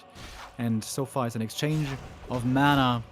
Throwing the Berserker would especially be wonderful, but ColorFul keeping it in the back so far, protecting it well. But I think this is still going all to LabyRinth's plan. He's buying time for that Expo that is running and running up in the mill. Yeah, gets the scouting on that tree now as well. 30 seconds still. I think the Warden is a bit too powerful to commit to the tree, as there is too much damage with Shadow Strike and Berserker. Might be some ghouls falling here, might be some denies. There it is. Warden still slowed down. Tech is running for Labby. ColorFul now. I'm curious what his answer is. Is it a solo Warden for a long time and then a shift into Panda? Is it still a Naga? Is it a solo Warden all the way? That's up for grabs, I guess. Up for debate. Ghouls tried to threaten that Expo, but that Expo is still 1.5 minutes away from mining. And I love Labby's pressure play, man. ColorFul seems a bit overwhelmed here. You know, the great thing for Night Elf is when you get pressured like this with a Demon Hunter, you add in a Naga, and all of a sudden you deal with these little ghouls super easy. But with the Warden, you definitely don't want to have a second hero, at least not for a while. I think you bring up a very relevant question. How long is he going to be solo hero? I would expect until level 5 and then second hero. I think that's what we see most of the time.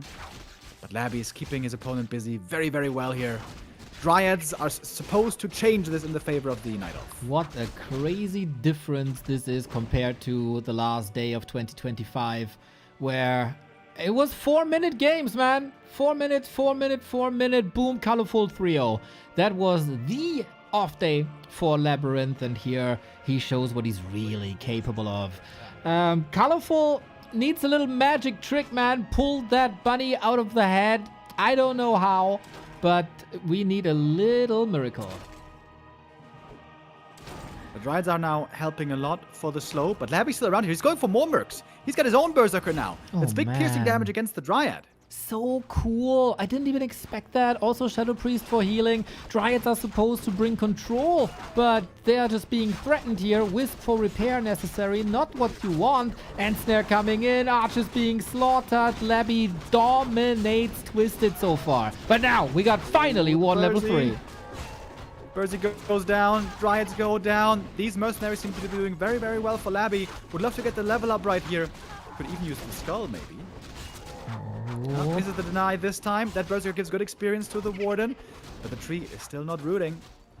Nice Dryad micro there, saving it. Good coil too. The mercs are falling. This was half a level instantly for the Warden. Coil level 2 doesn't really matter because there is no mana available. Dryad bring the control. Labby brings the exclamation mark for the delay, but the DK has no business being here anymore, but also no threat from the others. So we staff back. Lit is there. Creeping might start, and Labby is on the way to tier 3. I was wondering, after some show match results that we've seen and show match games of Labby, he was leaning heavily into into Gargs. Way more than I expected, especially versus Moon. I think that was this time.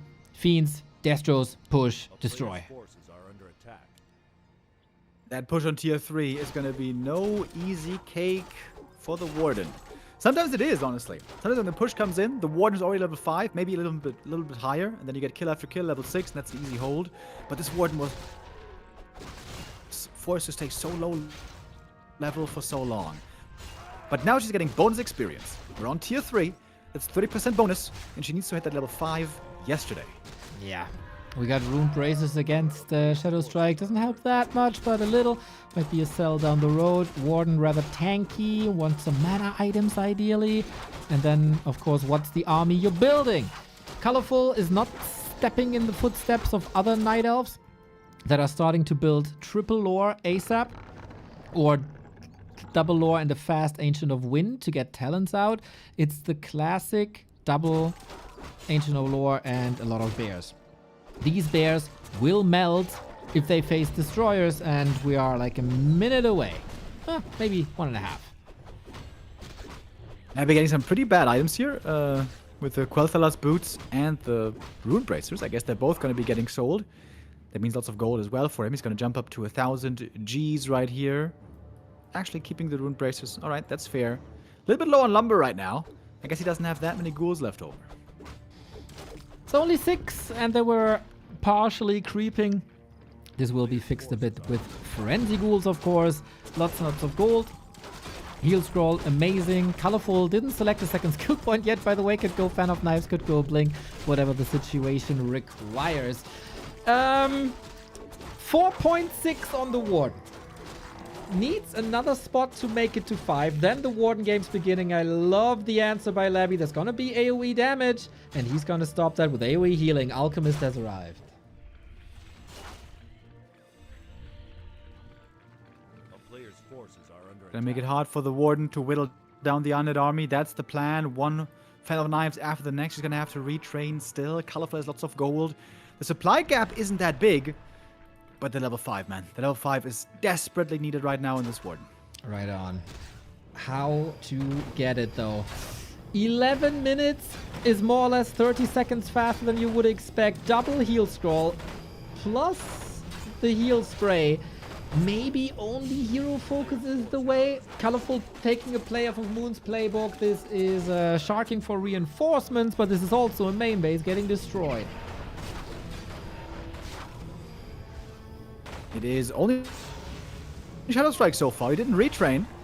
Blink Shadow Strike, and now the Rune Braces are actually amazing. So much healing here for this Death Knight. I don't know if the Warden can force the DK away like this. Yeah, tick, tick, tick goes the Shadow Strike, but the heal spray is just way too powerful. Dryad's way too fragile. There's too many problems and zero answers for ColorFul. The only answer seems to be hero focus, but there's a Lich with an invul. He passes it around, shares the drink. Nice social work by the undead here. Fiend still standing tall, taking a bit of a beating by the bears actually, who did not melt against the Destroyer focus. That's probably to be improved later on, but also it's only 14 food and it's ColorFul on 1,800 gold. Why are you even expanding if you're not using your gold anyway? Oh, Death Pact. Yeah, not the first time we're seeing this from ColorFul, to be completely honest. Triple lore consideration for some Night Elves these days, but the lumber was low all game long. Maybe some more wisps could have been made. Maybe, woulda, coulda, shoulda. Right now it's looking awful. If only... Oh, they disjointed the coil, otherwise it would have been the end. If only there was a unit that could help you with the lumber. Man, hopefully Blizzard is coming up with that at some point. ColorFul not good enough to match LabyRinth, while lots of other Night Elves are getting stronger and stronger in this matchup. Today, ColorFul does not have the answers. And did he do a single point of damage to the Expo? I don't think so. Did he even cross the map once with that Warden? I don't think so. This is not enough. It doesn't look like it. In the main base, everything is crumbling bit by bit. Finally, the Warden is changing targets away from the Death Knight. That seemed to be a big miscalculation, going for the DK with those Rune Bracers. Maybe didn't see the item. I'm not sure. with Shredder Strikes, sometimes you can find one kill after the next, get those experience points in. You can see the Fiends are taking a lot of damage. And if you get level 6, then there's a chance. Right now, that seems rather impossible. So much of the army having melted away already. Still lots of gold, though. Yeah, that is not an issue here, that's for sure. Maybe he can start rebuilding. The main base is under attack. The Tree of Eternity might fall in a second. 5.5 Warden, not enough whatsoever. ColorFul, some solid moves here, but the game already went sideways after that Acolyte pull against the initial creep spot. Took so much time. And there's no huge intricacy, no additional question that LabyRinth wasn't asked before. It's a Warden, it's a bit of reju, it's Bears, Dryads, but never enough of anything. Okay, now ColorFul collapsing with his entire army. 45 supply, though. Ain't that much. Bears getting started one by one. Many of the reinforcements for Labby aren't even here yet. They were nicely being intercepted. Oh, that's a big kill. Alchemist level 2 taken out. Warden getting closer to that ultimate. Okay, 5.8. Is there a chance? Is there a lifeline for the Warden? You mentioned it, the snowball with Shadow Strike. It is a bit complicated, though, to heal her up again without the Moonwells being available. He did indeed rebuild basically at the side. There is a Telestaff. He can get back in. LabyRinth is deciding to go for the Alchemist at the altar, not at the tavern. That's a solid 90-second bench that you have to go for. And maybe there is a chance.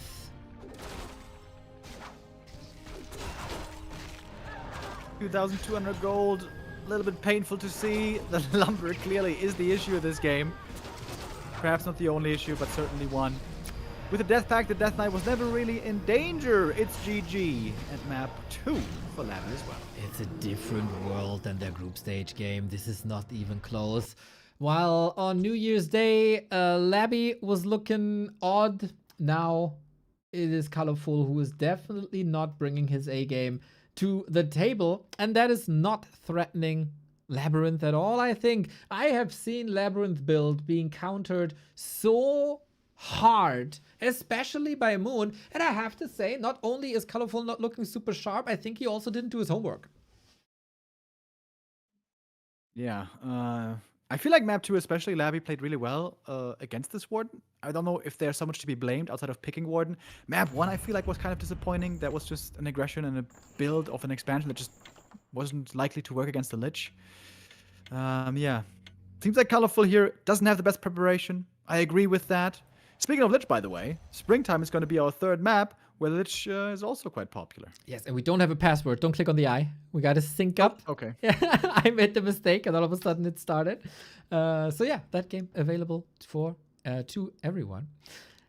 Now, match points ColorFul. I think it is already a little bit of a surprise that we see ColorFul in the playoffs at all, as everybody was expecting a very strong infi that then didn't work. But yeah, it was like, this is the moment where heroes are made, and so far is more of a 0. But a reverse sweep against LabyRinth would make ColorFul the hero, and then the match of the Dota colleagues against 1-2-0. We go into the match. Mr. Remo Demo, if you're ready to hit that button, count me down. Yes. We go in 3, 2, 1, go. Beautiful, beautiful. After all these years, after ESL Radio, still able to count down from 3 to 1. I'm so impressed. We haven't forgotten it yet, but wait until we're 80 years old, and then it might be a different story. If you think that any of us will get 80 years old, man, you're a very positive thinking person. You gotta place your optimism somewhere. So far, ColorFul, I would say, didn't have much reason to be optimistic. He's been getting countered very well by LabyRinth. Labby is looking really good here. He's looking really clean. Labby is playing nothing too shocking. We all know he loves expansions. He's playing those expansions, but he's playing them really well. Beautiful builds, all coming together. Clean, safe. Unlike ColorFul many times. Right on. That is a bit of a flaw. Hopefully he can turn it around somehow. It's tough on the mental aspect of a competition, of course. Being slapped in the face twice with 2 different heroes, 2 different approaches. None of them were the correct ones. None of them were really working out, but Maybe now, finally, with an immolation Demon Hunter, cause some terror. This is what we see all the time, and especially against LabyRinth this expansions. But maybe LabyRinth is the one switching it up once again. Is it the Lich? Is it the DK is the first question. DK it is. Is it an Expo? The answer is mostly yes, but is it an Expo in the middle maybe? Yeah, that's what's oftentimes so difficult for Knife to figure out, because there's so many options where Undead can expand. It could be in the middle, it could be at the natural, could be with DK, could be with Lich. It is a tough task to have the perfect counters ready to everything, and still we here with full vision don't know yet. We'd love to see a Lich in the center for the Expo. I feel like that's always making for an interesting game, but no, it's a Death Knight this time. And I feel like this should be the best setup for ColorFul. This is the most standard. It's a standard demon against a standard DK. This is where immolation should do well. And in a predictable game, I would say ColorFul might be doing the best. Well, yeah, this is how he was able to threaten Happy. This is how he was able to defeat Happy twice on one day in a tournament in late 2025. Those were the days. We get Labby, and of course, since we got Labby, we get an Expo, and ColorFul does have the answer now that he's not going into the middle. Scout by ColorFul is good. Demon Hunter, click that immo button and burn away. But he's not even running down there. He's staying on his side. Normally, you want to pick up the item and then get down there immediately. I guess the Acolyte pull messed with his timings. But that makes for a ridiculously easy expansion for Labby. He's like, okay, cool. A free level 2 and a free Ziggurat? That's nice. I agree with that. No staff as well.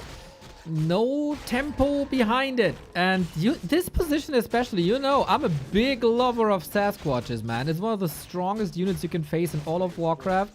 If that guy had a little bit more intelligence and micro, players would lose half their army against it. But the timing is gone. Labby is out on the map. He got a free Expo. And ColorFul, all he got for that is a lousy level 2. But that was actually quite close. Yeah, this is kind of a terrible start, though. Normally, immolation is one of the best things at harassing the undead's creeping this early, but he played it passive. Yeah, ColorFul. You also might wonder, Ancient of War shouldn't be placed to the right so that the Player's forces are under attack. Acolyte pull is less effective. There was also no Wisp block against the Acolyte pulling. Acolyte pull is annoying, but there are some counters, either Archer block or Wisp block, you know? But we saw none of that. I don't see anything because there's a desync. Yep, okay. UTL stream? I would like to try it one more time with fast forward. Sometimes you can get past the desync. So we're gonna click and fast forward, and then we should meet up at live speed. Otherwise, yes, that is of course very unfortunate. Had to happen at some point. Yutiao is not streaming, by the way. I think he's on Flow TV as well. I think it's Angeline then who's streaming, right? Okay. We can thank John Lusko for 6 years of being a supporter. Thank you, thank you, thank you. We're gonna watch that wonderful early game once again on 3x speed, and then hopefully this is one of these desyncs that can be fast forwarded through. It's a little bit of a toss-up if it is another desync at the same time or not. So thumbs pressed, everybody.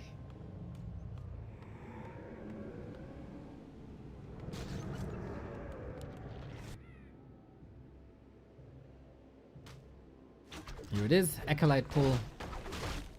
A little bit. This is getting annoying, but yeah, you were right. The Wisp was somewhere at the trees, not there.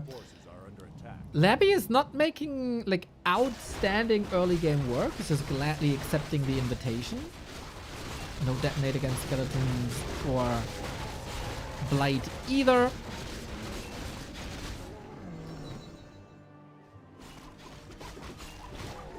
And soon we should Archers be in trouble. It's always scary in the main base. Good little healing right there. Good little chip shots. But as long as the DK and the ghouls are in ColorFul's base, there's so much freedom and safety for that Expo. And ColorFul not going for a counter Expo just yet. So there's a little bit of a lack of silver lining. I think we fast forwarded through the desync, so there's hope. More and more ghouls coming in. Demon Hunter almost surrounded, putting in some good damage on the DK. And this is a solid hold by ColorFul. Now we're waiting for the rebound. Under siege. A player's forces are under attack. Yeah, he's got the tech here to work with, so we all know with the Naga showing up, oftentimes on tier 2, there's something for the Night Elf to look forward to. Alrighty, still waiting for the live game to resume. Acolytes ring around the rosy. Demon Hunter chasing 2.4. So many ghouls though. We're looking for surrounds. We're looking for kills. That's the best way to deal with the elf. But the elf still needs an expo. Or is ColorFul looking for a tier 3 bear push? The town is under siege. Forces are under attack. Yeah, he's got Expo on the way, so he's looking to counter expand indeed. Oh, didn't even see that. Yeah. Demon Hunter burns away. This is why Immolation is so strong. Great creeping, great damage, great threat against fragile ghouls. Lich is coming to help out with that. Do we have gargoyles? No, we don't. Yeah, this is still fast forwarding for a bit. I wonder when the live game is resuming. Of course, not the greatest viewer experience here. Apologies. DK, level 3, good scouting. Was on the way to a creep jack. Didn't really go fully through with this. So I would say, desync again, man. Great. Yeah. Yeah, so BBC? Yeah. I mean, we gotta figure out who's in the lobby in the first place. Oh yeah, Angeline, right. You were right. Angeline. Angeline always in.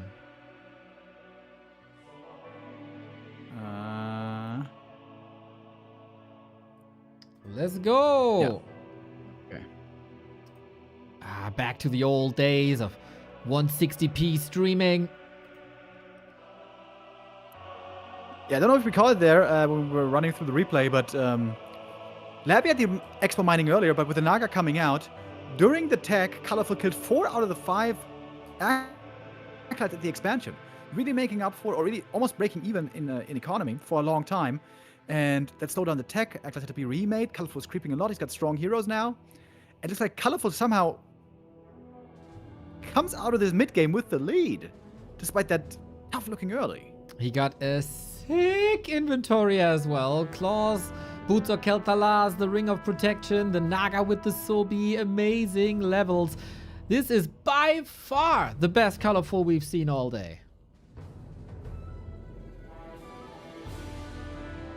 Yeah, and Labby also seems to feel that he is not in a great position here to do stuff early on tier 3. He's going for the long game. He's going for Banshee tech early on tier 3, Banshee destroyers. He's gonna try to go for the ultra late game. Dude, Lich! Which there almost dies. Yeah, almost dies indeed. There's a lot of damage output. Yeah, Labby's pretty damn weak right now. And I like the way that ColorFul's playing this. He's taking camps away from the undead side. I drink your milkshake! Like in There Will Be Blood. And you can take the red as well in a moment.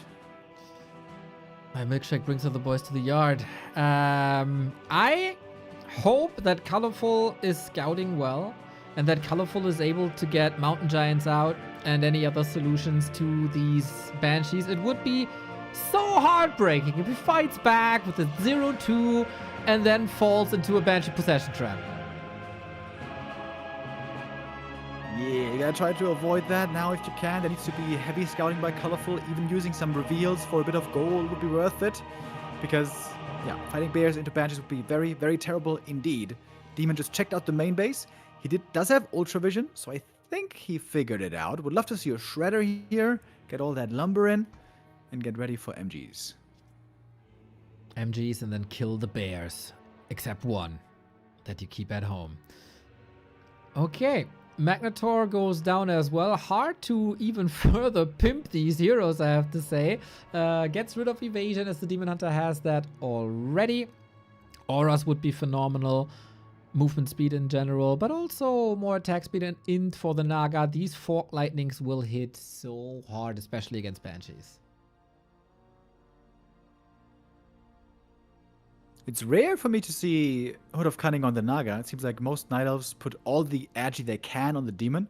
But I oftentimes wonder, isn't it better on the Naga? Because she benefits, I think, more from both these attributes.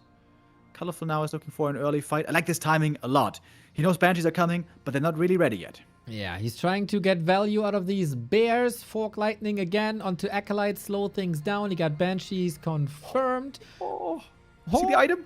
Labby's item? Oh! Katka's Pipe, pretty bueno for Caster Army, eh? With Banshees. Pretty good. That's pretty good. That's pretty insane. Well. Just gotta mana burn more. We got the MGs now on the way. I guess we see part of the third most of the time, right? Facing this style. Triple Orb of Venom, pretty good. Oh, yeah, there she is. Part of now being made. MG upgrades on the way. And you're advocating for Bear Genocide, aren't you? Absolutely, except one. Otherwise, we will see these bears in the hands of Labby. That will probably be inevitable. And then we got Roar on that big Fiend Lich army. We will have Reju on the DK. And we got a very strong counter with bears versus MGs. ColorFul's holding on to the supply lead at the moment, but we've seen that flip many times. If possessions come through, ColorFul should be well aware that that is a concern. Oh, some good mana burns also. Messing with these Banshees here. How many Banshees do we have, by the way? It's not really many yet. Only 3 so far. Yep. 2 more on the way. Shop being cancelled once again. Town Portal and Staff. No Sapper action, no huge threat. But Labby, you don't want to take that fight, don't you? One Fiend goes down for free. 60 versus 77. ColorFul in the by far best spot. We got double orb. Fascinating that we still only have 1 staff against Banshees. You might want more, but then also the bears will disappear. And then what is there to possess? Is it worth it going for the staff? Yes, it's always worth it to go for the staff. But ColorFul in a winning position. He's got decent upgrades here with 2-1, but not amazing. 2-2 in the works. He surprisingly never went for the Shredder. It seemed like there was a window and room to do it. But now at the shop, going for more Invo Potions. I like the Invo on the bottom. He's a very squishy hero here on level 1 only in the late game. And now the bears are being eliminated. See you later. We need some sacrifices here. That's usually the undead's power fantasy. Oh no, he's killing all of them. Don't kill any. No. Okay. We need a Care Bear. I mean, that is 1 bear for free redo. Doesn't bear that, and then he will complain, oh, how am I supposed to heal up my units? Well, use a Care Bear. But that's the difference between people like Life and people like ColorFul. And you know, Labby was down in supply for a long time. All of a sudden, he is up. Of course, it happens when your opponent kills 16 supply by himself there really quick. Okay, since a lot of people are asking why he did that, maybe we should explain that. Banshees are here. They have possession. Possession can take control of bears, and then the bears belong to the undead. And that's why you kill them and replace them with mountain giants. They cannot be possessed, same as dryads. Correct. Labby researched exhumed corpses, by the way.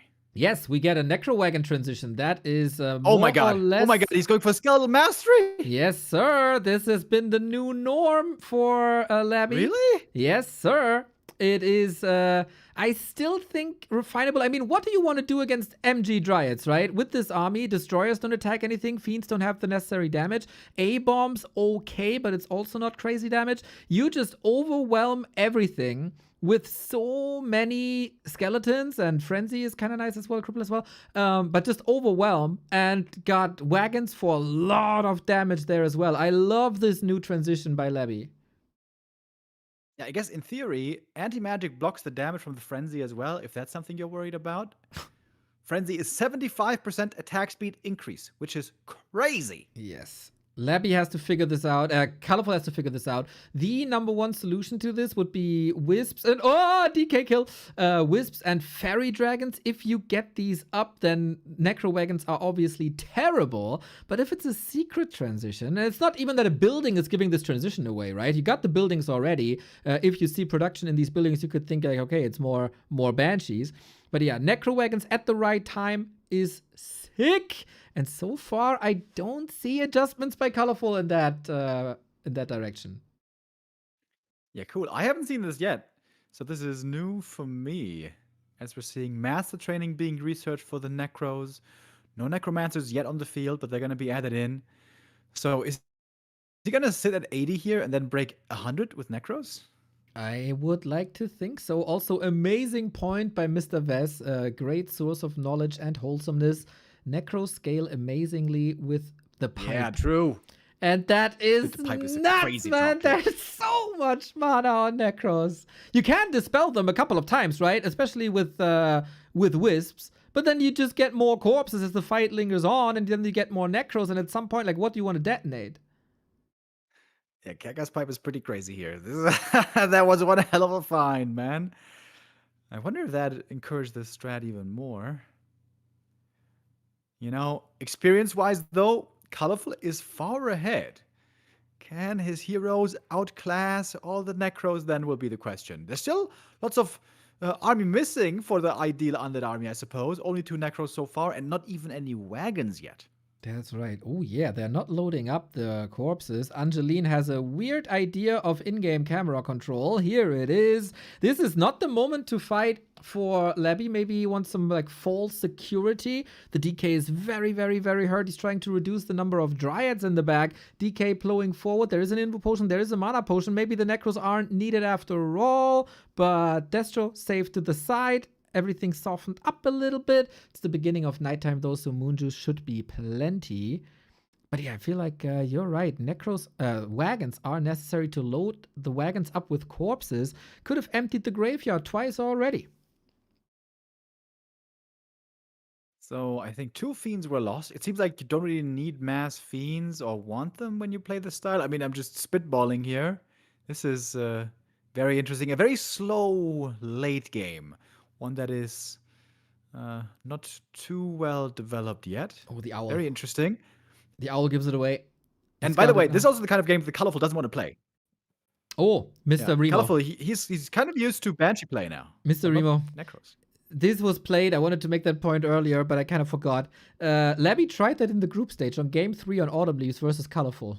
And the setup was beautiful. I loved the army. I was raving. Oh, Labby, start of the comeback. Amazing, yada, yada. ColorFul destroyed the fight. It wasn't even funny, man. There was basically no kills for Labby in that fight. ColorFul, great adjustments from the get-go. That was really impressive. Let's see if he has the same answers that he had 5 weeks ago. MGs with the sticks, taking out the towers quickly, by the way. Good mana burns here coming in. Lich out of mana immediately. And that's a supply block against the undead. Well, you don't need supply for Necros. He was trying to go into high upkeep, I think.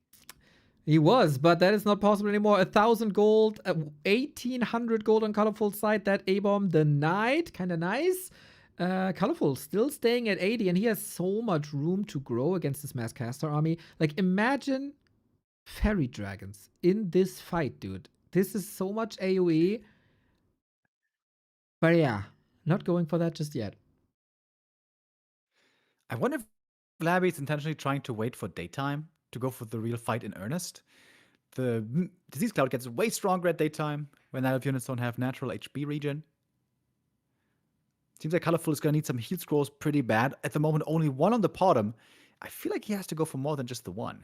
Yep, I agree. Angeline also pointed out there, Wisps missing at the expo if the push hits. I don't think there's many Wisps around. Might all be in the main base. Got an Acolyte here. Labby, is he thinking about expanding again? The 3rd base would secure the winner, pretty sure. Oh. Big armies now. ColorFul close to 100. Dude, I love this. Why would you push into the strong Night Elf defenses when you don't have to? You can just sit in the middle. You put Disease Cloud everywhere. You have the defensive stance. Night Elf is away from the Moonwells. Night Elf doesn't have instant access to detonating wisps. This is so much smarter than just pushing. Labby a little bit late to follow into high upkeep. Now he's there. ColorFul gonna be a bit ahead. There's really not much damage against MGs, though. It pretty much has to be Lich and Disease Cloud to deal with the Mountain Giants. Yep. And, you know, skeletons, if we're lucky. ColorFul needs a lot of wisps. I don't see that. He is at 100, and we're about to mine out. ColorFul's tournament game live on the line against Necro Wagons. Necro Wagons, dude. Banshee Necro Wagons. Oh, We got my 3 God. wagons total, so there should be a bunch of corpses available as well. He does Bro. have exhumed corpses. We saw that researched earlier. ColorFul ready to take out Archimond with the Wisp Detonate. That is so many Wisps. Can they get in position is the big question. Can they detonate? It looks pretty good. We got a couple of pixels here. It's very hard to see what's going on. What I see is a lot of Detonate. There is, of course, Katga's Pipe, but there's not the necessary amount of Necros, I think. Yeah, the issue is also the MGs are crazy upgraded, and the Necros / Skellies don't have any upgrades, I think, or hardly any.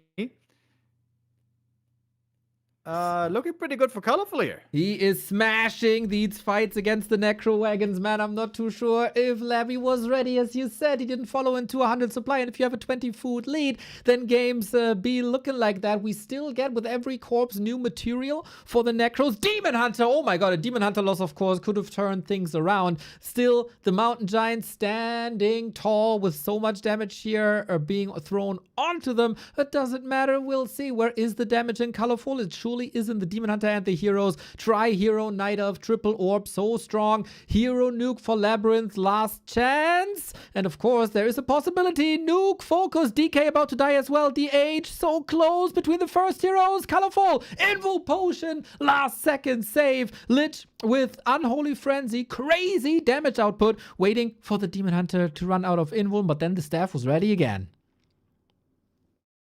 Ooh, everything's hurt over here. The Blight, by the way, a big help for the Undead. The MG is taking damage over time, but they seem to be breaking through. So many Mountain Giants.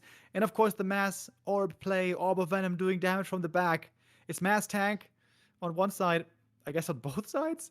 Labby down to only 47 supply against 86. ColorFul barely lost anything, man. He lost the wisp that he detonated, but apart from that, handful of Dryads, maybe aiming for the bottom now to reduce the damage of orbs. That's a nice idea, but here comes the Fork Lightning, and that's level 6 on the Naga. GG's. ColorFul puts his name on the board, still fighting, still alive in Super League. Okay, well done, and a much-needed W as well. Perhaps still a hope of the epic comeback. With what started so weird, right? It started like such a tough game where the expansion for the Undead came up so easy. Excuse me, there was seemingly no counter, but that attack with the Naga, killing all these acolytes, seemed to be shifting everything. Yep, that was really nice, and maybe a bit too slow by Labby. I like the idea for the defensive position, but ColorFul was too ready for this. Well done. This is like adjusting on the fly. You mentioned it a couple of times. Is usually not ColorFul's strong suit, but against the Necro Wagons, man, it seems like this is just made for him. Yeah, the Necros, I still have never really seen a great spot for them where they look great. It's a neat idea, but I think especially the upgrade issue here seems to be really weird to solve for. You upgrade the Fiends, but then you go for Skellies. They have no upgrades at all. MGs with 3/3 are pretty crazy. In a long game like this, of course, there's time for it. Right on. So, I wonder if we go back into lobbies or not. We don't have a Flow TV game up yet, but it says game not found.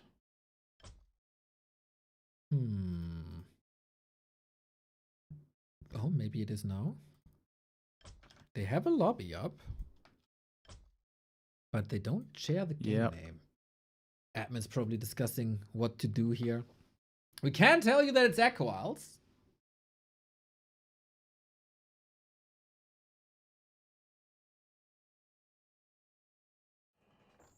Echo Isles, of course, a wonderful map for Expo play. Also great for Night Elf counter expansion. I feel like this is actually a really strong Night Elf map these days.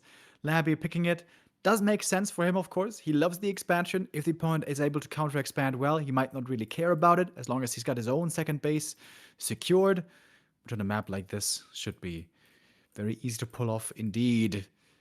I think we might still be looking at a very competitive series here, despite the shocking first two maps. Right on. Okay. Are the other streamers going into the lobby? Is there anything we can do? No. We have to rely on FlowTV once again then. Fingers crossed, everybody. Fingers crossed.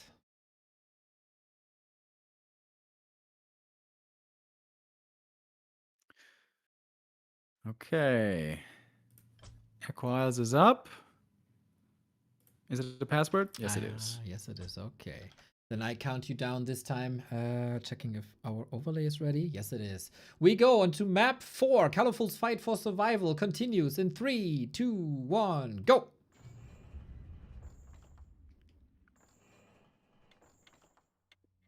I swear, if there's Against the ropes here.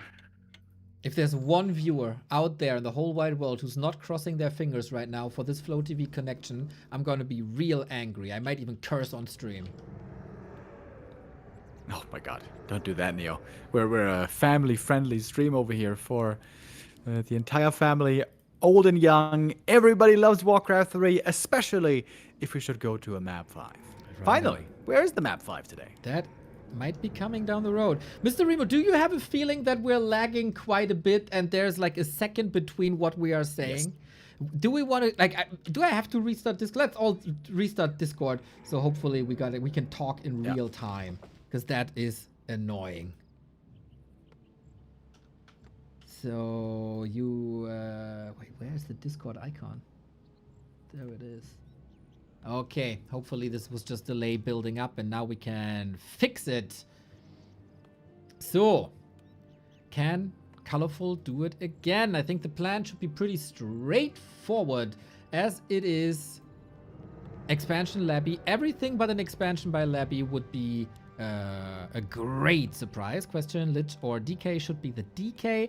And ColorFul, I like it, is going for the modern approach of Night Elves to this map. The modern approach is go Demon Hunter, creep the Ogre, grab the item, and rush towards your enemy, who is hopefully expanding.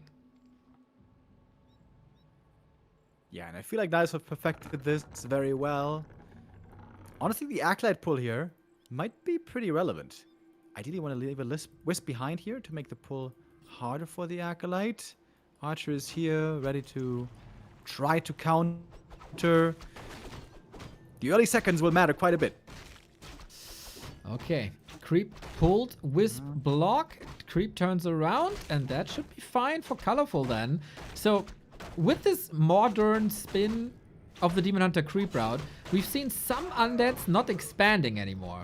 I would like to make the point that that's a possibility for Happy in 120, but since this Labby, it has to be an expansion 100%, right? Yes, this is going to be an expansion every single map. Question is just when. Most likely before Tier 2 is finished. Here it is a fast expo with detonate, looking for the money swing. The double skelly. Oh, there it is. Oh, big mistake by Labby, actually. First two skellies detonated.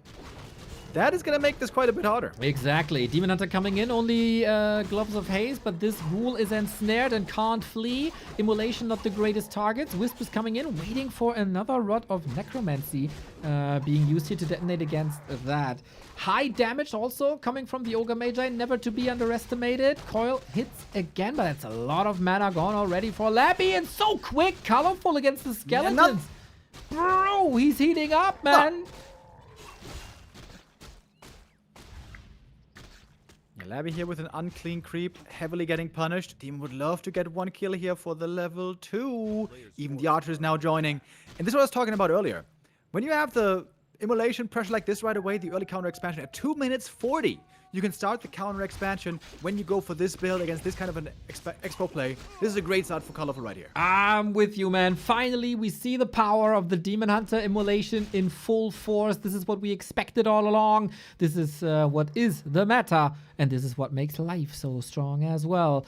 I don't think there's any chance for Labby to rebound, right? Like, oftentimes you would see 4 to 5 ghouls march across the map, try to pressure the Night Elf expansion. But with all these losses and all these coils gone and the delay on the Undead Expo, like, how do you do that? Yeah, this is a really, really bad spot. The Expo is so late, he's still gonna have to go through with it, I think. He was forced into a narrow tower in the main base as well. I think he has to get the cancel on the Tree of Life, otherwise he is extremely far behind, but how can he get there? He doesn't have the timing, he doesn't have the scout, he doesn't know exactly where and how far along it is. This is a funny series, everybody. Heavy criticism, rightfully so, against ColorFul on map 1 and 2, and all of a sudden the entire series is turned on its head. Amazing early game.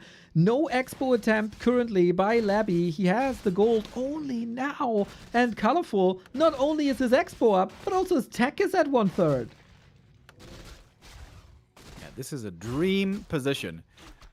Like I said earlier, I feel like Night have gotten really good, especially on this map at counter-expanding. And normally they get into a good mid-game. But this is more than good. This is a phenomenal mid-game. Or this was a phenomenal early game. Now what should lead into a phenomenal mid-game. Yeah, the tide is turning. The momentum is shifting. And ColorFul shows us his real strength. The ColorFul that threatened Happy, that eliminated Happy from tournaments before. He is now getting a lot of damage on top of remaining mana for Immolation, Shadow Priest for healing, which the Demon Hunter desperately needs, the Berserker for a lot of damage. DK sharking around, but currently no mana for Coil Steal. And there's the next mana burn as well, going to delay that for even longer. Love seeing the boots, of course, makes chasing down the ghoul kills a lot easier. Archers are dying, but who the hell cares? He's got mercs, and trading archers for ghouls, you do that any day. I agree, man. Ghouls, such a crazy longevity in this game. Archer longevity barely existing. They're a crutch in the early game, and that's all they do most of the time. Now, of course, Silver Lining, DK still did some damage, Shadow Priest is gone, and the tree still has to waddle over, but I think ColorFul's macro has vastly improved compared to the early matches as well. And everything I see on the Night Elf side I love. Yeah, really good showing here. There should be a Wisp at the tavern to go for the Naga that would stabilize him even more. The Tree of Life is patiently waiting for his friends to finally show up, and then we're gonna have the counter expo coming at a good timing. What makes this a great timing will be the fact that the Undead Expo was so late. Holy moly, man. It's only the DK distracting. Jagielski Vilk coming in with the tier 1 sub for Diego. Thank you. Players' forces are under Now, Shadow Priest was killed. Okay, Demon Hunter needs some moon juice.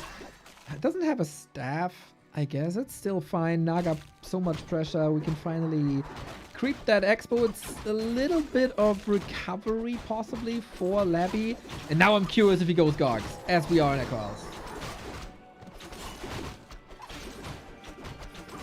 Yeah, that might not be a bad idea. I feel like Gargs are a pretty good strat when you're quite far behind. We've seen Happy pull them off quite well, playing his super lame-o annoying style, with even Frostworms. But nobody quite does it the same way or with the same quality. But I could see it. We have seen it before. We're waiting for the crypts. At the moment, not much lumber. Gotta step it up macro-wise, Labby. Invis DK. To me, an indicator that he will, of course, roaming with that, buying time for Gargs, maybe. Get some solid knowledge and knows that ColorFul is going towards the north. Might steal this Magi. Okay, we got crypt number 2. Do we get a third? Yes, we do, at the expansion. Okay, now we got a whole different game. Well, not ready here. How do you deal with Gargs? I think the path has been pretty clear. Gargs terrorized Night Elves for like 2 weeks, and nobody really knew how to deal with them. It's like, oh, that's gonna be the meta. It's gonna be frustrating. And then they learned that a Panda level 1 with Drunken Haze is a wonderful solution. The reveal against the DK ColorFul, man. Sick. Not leaving this ogre. So yeah, Panda Panda, panda, panda, panda, panda. ColorFul needs a panda. Yeah, panda and upgrades, I would say. For a long time, Knights have been asking, how do you deal with Gargs? How do you counter them? Archers don't work, Hippos don't work, Talons don't work, Dryades don't work. Well, Dryades with heavy upgrades are pretty good against them, at least to survive for a long time. And then it's the heroes, really, who do it. Triple hero with triple orb of venom, ideally. And you mentioned the panda correctly. Habibi! Mon coeur. Thank you very much for the 5 gifted subs. 9th time this year. You wonderful, wonderful soul. Thank you for the support. This is the hype levels we need. This is the support we appreciate. Big Invo Potion on the Demon. Good Claw, good Slippers, good movement. Naga levels, of course, appreciated as well. Level 2 Fork Lightning is amazing. Double Mana Pot for Labby. Lich on the way. Tier 3 on the way. The calm before the storm. Good creeping here for ColorFul. He knows he's stronger right now, and he's utilizing his map control by taking the camps away from the enemy side. He got the middle camps already. He took the Murloc camp away. He can take the green camp away. The dream scenario would be to take the big turtle in the bottom left as well. That would be fantastic. ColorFul is playing an excellent map number 4 right here. I agree. This is night and day from the first 2 maps. And LabyRinth has a tough task ahead of him. ColorFul even 500 lumber. I like it. Having the right amount of lumber is a very tough task. On Echo Altus, there is no Shredder. Night of Wisps are pretty good at gathering lumber. You gotta spread them so the Gargs can't snipe them. But that doesn't seem to be LabyRinth's play, and that doesn't seem to be the ultimate undead meta with Gargs at the moment. Always a little bit of creeping first, and maybe some lame-o Garg attacks later. But before we lame, we gotta fight this Naga under a lot of pressure. No invul on her. But the redo comes in. TP dodges the coil. Well done. This was the best he could hope for as he takes out ghouls as well. Posting a TP here, a little annoying, but honestly, sitting on 2 bases for so long, you have the goal to work with it. Rather make sure not to give too much experience away to the opponent. In the end, it's going to come down to the heroes. Shop coming up. You need orbs. And soon you need the panda. There's still so many spots for ColorFul. The Murlocs available. The mercenary camp available. Turtles, green. The other green. The 12 o'clock. If Labby doesn't do anything about it, this panda is going to be a hell of a beast. Yeah, the great thing about creeping all these camps with triple hero is you always have inventory slots to distribute the items. When playing only dual hero, that would quickly be changing. You'll be running out of slots soon. But yeah, it absolutely has to be. It not just should be. It has to be a panda third, I guess. And then with that, he's going to break upkeep. And with that, the question becomes, what's the third hero for Labby gonna be? Will there be one, or is it just dual hero? I could go Dreadlord to sleep against Panda and to sleep against Staffs. Would also hard counter any very Hippo. unimpressed with that lately. Hippo play? But unimpressed with the Dreadlord. Yeah, in this scenario, me too. If it's not Hippos. When it is Hippos, it's amazing, of course. But why would you go Hippos against a Dreadlord? It makes no sense. I think it's kind of a drawback of the strategy for Undead. There's just no great third hero to go for.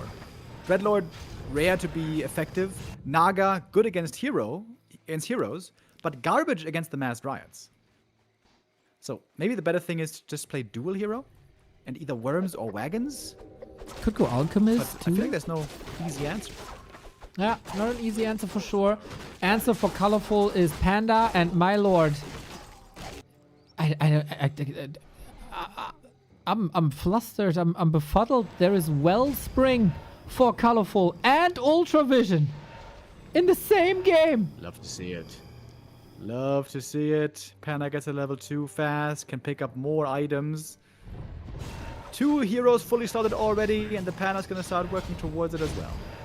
I wonder how Labby sees the future of this map right now. Because these Gargs don't do anything right now. It's 4 Gargs. That is nothing. That's ridiculous. So either he pumps a lot of them really, really, really quickly, or he's shifting. But then also Fiends get fried by Fork Lightning Breath of Fire. Like, it doesn't change the thing. I think he needs worms or a full transition to A-Bomb's wagons.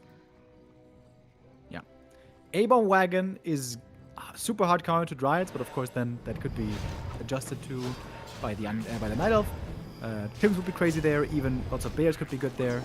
But mainly I think it's the heroes. Mainly it's the heroes here that are pulling so far ahead for ColorFul. Lich is looking pretty good with all these claws and gloves. He's dealing well with the Gargs. It's a numbers game. It always has been a numbers game. It always will be a numbers game. If enough Gargs, good. If not enough Gargs, really bad. If you don't have the critical mass of like one-shot a Dryad, like what do you even do? And oh my god, we got a devotion aura on this panda to support the Dryads. How important this item is, Life showed it when he bought it in several matches from the marketplace to further buff the Dryads. 5.5 armor. I'm very skeptical if Labby has a chance here, let's be honest. A snowball's chance in hell, maybe. Might be an accurate assessment. Panda's level 3.5 before the first fight. That's such a dream scenario. Do you think there's a better chance for a snowball in hell or in Karlsruhe these days? I mean, it's only plus 3 degrees, so it would survive a little bit longer here. Wait until summer, though, then it's a different story. Oh, and all that humidity is coming, and I'm going to be sweating my ass off again. Oh, yeah, good times. Everybody and all the loves mosquitoes. Oh, yes. Everybody loves a sweaty Remo. We love many Gargs. We got 3-1 upgrades. We got Disease Cloud as well. A-bombs, wagons, or A-bombs and wagons. The fact is, Labby needs more time. Desperately. I don't know if ColorFul is going to give him this time.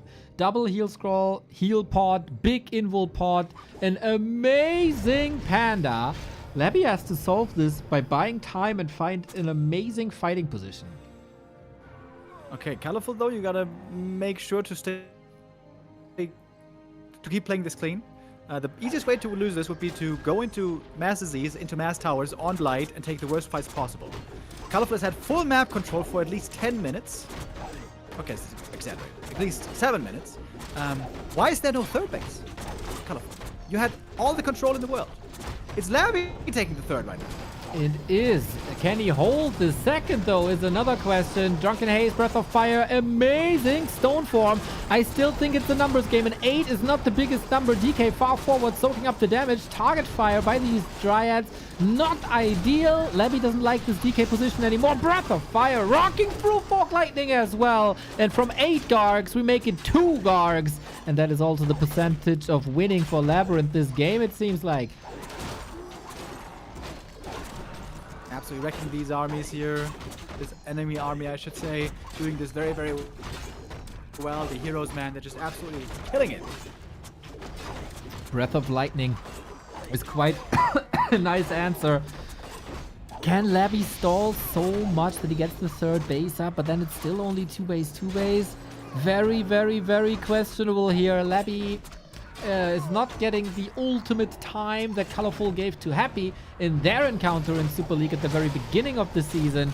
This is now time to fry these Gargs, but it is also fragile. The wagons are coming.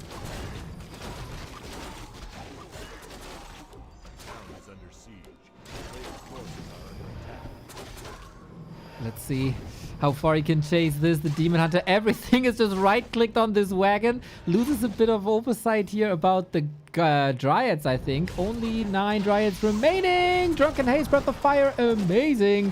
Oh, these Gargs, man, they have 0 impact. And if you have to constantly rebuild them, they get very expensive. And Labby taps out. We were hoping for it. We were praying for it. We finally get our game 5. This series is turned on its head.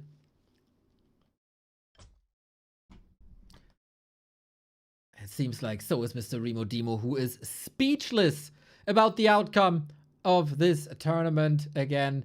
Maybe also frustrated that a Night Elf is taking over the undead, as you know, Mr. Remo Demo, an undead player himself, always impartial, of course. Now 2-2.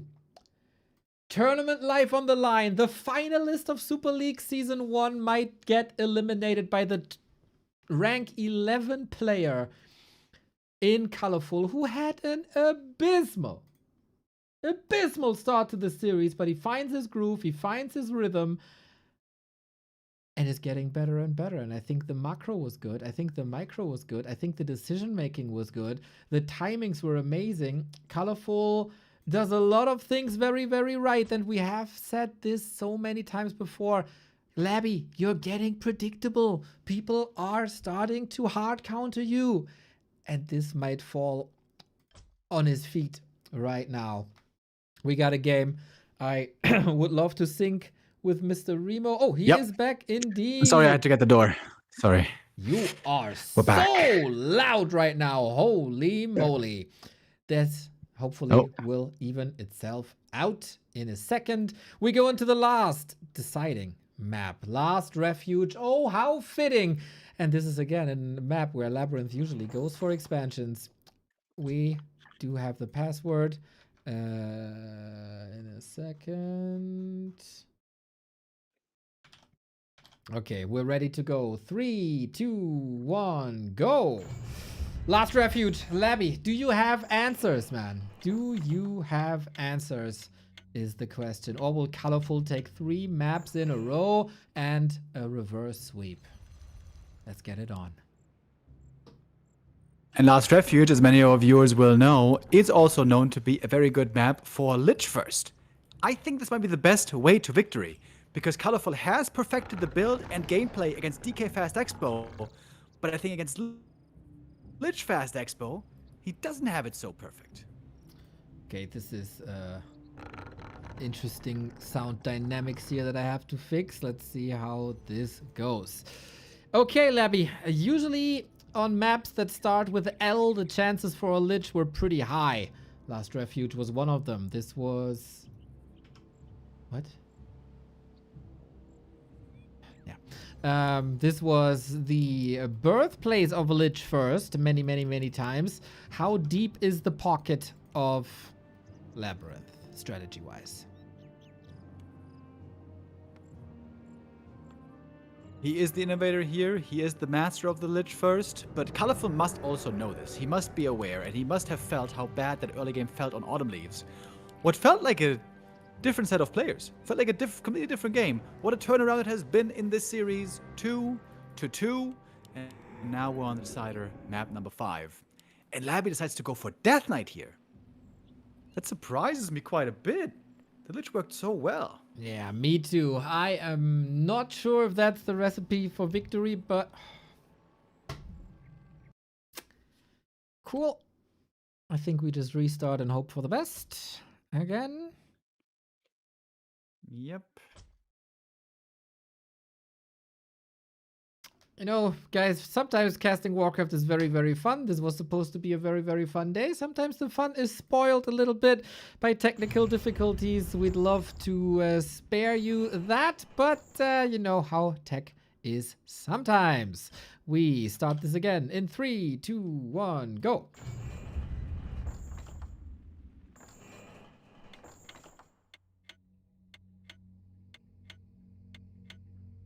We're gonna fast forward, right? Yes, sir.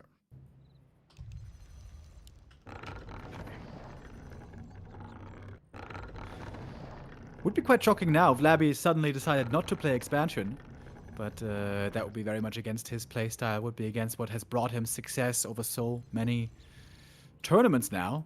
That's what brought him, I think, was chiefly responsible for giving him first place finish in the Super League Season 1. Now he might be eliminated in the first round in the second season playoffs. That'd be crazy, man. He played such a fine season. Again, top 6 finish in the group stage. Of course, not the dominating fashion that we've seen before, but still a very, very good one. Now ColorFul could cause the ultimate upset with 3 wins in a row. And I criticized ColorFul for not doing his homework. I think against this style, he did his homework really, really well. Once again, Wisp here, Demon here, Detonate, Immolation, so much trouble. Second Detonate being threatened there as well. Cool down, level up. ColorFul is playing an amazing early game once again because everybody knows that LabyRinth is doing exactly that. I'm sorry for repeating myself, but wouldn't a Lich have been better? Wouldn't have Lich made the early game easier? The Demon Hunter here, it's all because of immolation, by the way. The immolation makes it so you can be really greedy. It's one archer into Expo. That's a 2-minute 40 Tree of Life. Tree of Life is finished. It's going to be walking over there in a moment. Right on. So, is there counter pressure? How hard is the counter pressure? Colorful's creep is nice. Did he get this one? Oh my god! Mana burn kill. Disaster for Labby. He wanted to get the level 3 and he wanted to pressure, and then it's ColorFul with the big steal. Disaster. Chasing for more kills as well, by the way. The ghouls on the move back, getting caught. How many ghouls has been now? 3? 4 ghouls maybe? And a good experience lead on the Demon Hunter. And guess what? It's not even a big expo lead for Labby. This is not a great spot if you ask me. Shaky, shaky Professor. ColorFul, once the game is as he expected it to be, he got the perfect solutions and a great execution as well. Not missing a step here. Ancient of War in position. Lots of archers for the damage. Wisps are always everywhere. Also love the Moonwell here for a little bit of regen closer to the creep spot. Labby is already, it feels like, grasping at straws. Big item now for the Demon Hunter. Sobi Mask. Actually, you know what? With Immolation, I think that's not bad. DK, though, finally hits the level 3, but the Demon again right there for the burn. Can he get in range? I guess so with a boot. It's no problem. It's only level 1 burn, though, for the time being, so you really want to make sure you can keep on progressing towards level 4. And hold on. Looking at the Demon Hunter experience bar, he's actually super close already. What the hell? 7 minutes in, he's almost level 4 already. Yeah, I mean, he got the Ogre Magi from the left-hand side shot. He got so many ghouls. He gets the entire mercenary camp. So maybe this will bite him if he goes Panda 3rd again. He shouldn't have that much room. But then Last Refuge also has a lot of camps. Hard to say. Hunter's Hall is a bit late. And we once again go Gargs. This might be not enough XP on Naga Panda. Gargs again. You called it early already on Echo Isles, and that was, of course, clearly then the play. This is where many units play it. On Last Refuge, if I'm not mistaken, it's pretty rare to see Gargs, though, right? You can. Level 4. Holy hell, level 4 already. Strong. He's so strong. And the ring and the claw and the boots and the circlet, the inventory is adding insult to injury. Quick tier 3 follow-up. Here's the Naga 2nd, of course. ColorFul is looking damn good in this game. But okay, Gargoyles, it is going to be, once again, it's going to be a long game. Larry's going to be playing from behind for a while. He's going to have to get a bit creative, a bit lamey, maybe. I really want to see Frostworms this time. This is a dream map for Frostworms. There's trees absolutely everywhere. There's easy places to find to fight well with air units. The wagons didn't really do much last game. I want to see the worms. Yeah, they were also a bit too late. Like, everything was late on LabyRinth side. Not the crazy production that we're used to seeing. DK is still getting the job done here. Lich is coming, Gargs are coming. What we also did not see at all, by the way, is Whisperaz with Gargs. That's the big strength of the Gargs. You want to keep the Night Elf busy. You want to keep him from creeping. You want to force some reactions. Stabs heroes at home, away from the creep spots. And ColorFul just destroyed that by attacking LabyRinth early. And I wonder if he's able to repeat that.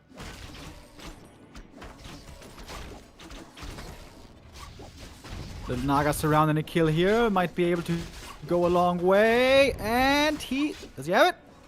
Oh, almost recloses it. Got it. DK stays in, lovely. Naga, the progress of 2nd and 3rd hero will be an issue for ColorFul the entire game. Demon Hunter is of course a huge beast, but Immolation works only on the ground, not against air. The entire army will be in the air. Still, DK gotta flee. Demon Hunter's fast, but not that fast. Lich is coming in for more crowd control, and slowly but steady it feels like LabyRinth is taking control of this game again. Got a big supply lead. ColorFul, where is your money going? Why don't you have a Berserker? Couldn't you have 2 Berserkers by now? Over 1,000 gold there for a while. But you were asking for the triple lores earlier, and we got them this time. Wonderful. That is something you need these days, it seems like. When the enemy is going for tempo play, you gotta be able to respond after big battles. You gotta be able to rebuild to 80 food, and that is fine on 2 buildings, but it's a lot faster with 3 buildings if you have the right amount of resources. And so far the resources are again looking extraordinary for ColorFul, as there is no Whisperers.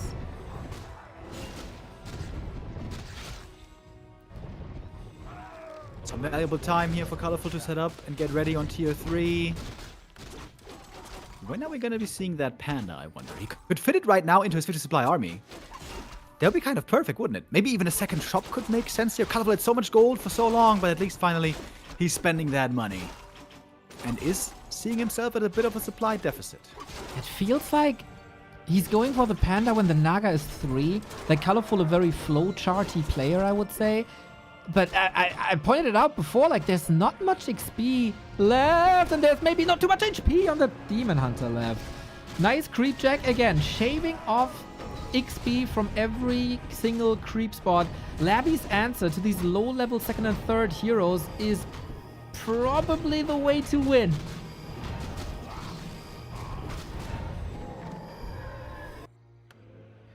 Demon now enjoying a bit of rejuve here. We know that he likes that one a lot. ColorFul's going pretty heavy on the bears. We're getting up to 3 bears with master training. Nice on the ground, but won't help at all against these Gargs. If Labby takes a good fight here with the heal scroll, maybe he can take a lead and still take the win after what was a tough early game. Whoever loses this is out of Super League. No match against 1-2-0 anymore. There's a staff from the Naga. Might need it. Tempo by Labby. Double heal scroll. Double mana pot. That's a lot of Coral Nova destined to rain down on He's the Demon panicking. Hunter. He's panicking. He's not sure if he wants to go back or forth, if he wants to staff or not, if he wants to burn or not. This is not the cleanest execution here so far. Demon Hunter can reign supreme with the no want of negation here. Would love to see that to just get rid of Reju. Sick ghoul timing, 11 minute 30. The bane of existence for all the Night Elves, Dryads, falling bears, falling archers as well. Lich in a little bit of trouble, needs a coil. Naga under pressure too. No panda here is such a huge issue for ColorFul. Naga trying to get away, jumping from Moonwell to Moonwell, really nice save. Supply-wise still, Labby is ahead. But we have super fast reinforcements coming in for the Night of Dryads, 3 coming out at a time. Finally that money's being spent well. Oh, that heal scroll, money for all the ghouls, for all the Gargs still up. Bit of a precarious situation. Lich in trouble. No more coil. And I don't know if the Lich can be saved here. Demon Hunter chasing. We thankfully have Frost Armor that keeps Labby alive. Heal scroll was clutch. Supply lead Labby, but he's unable to break that expo or further decimate the Night Elf army. Super close game here. Slobber knocker match on map 5. The way we want to see it. Demon on the chase still gets another kill. He's almost level 5. But the undead falls back with a bit of a supply lead still. Ooh, sick to have the Destroyer now against Reju. That explains why no one of negation. Interesting that LabyRinth is not going for any items from the right-hand side shop. Maybe they were both on cooldown. There is, of course, an insane amount of value on the upper left-hand side. Null spot, Ogre spot, Turtle spot. There's so much XP. And the DK gets both heal scrolls right as the panda arrives.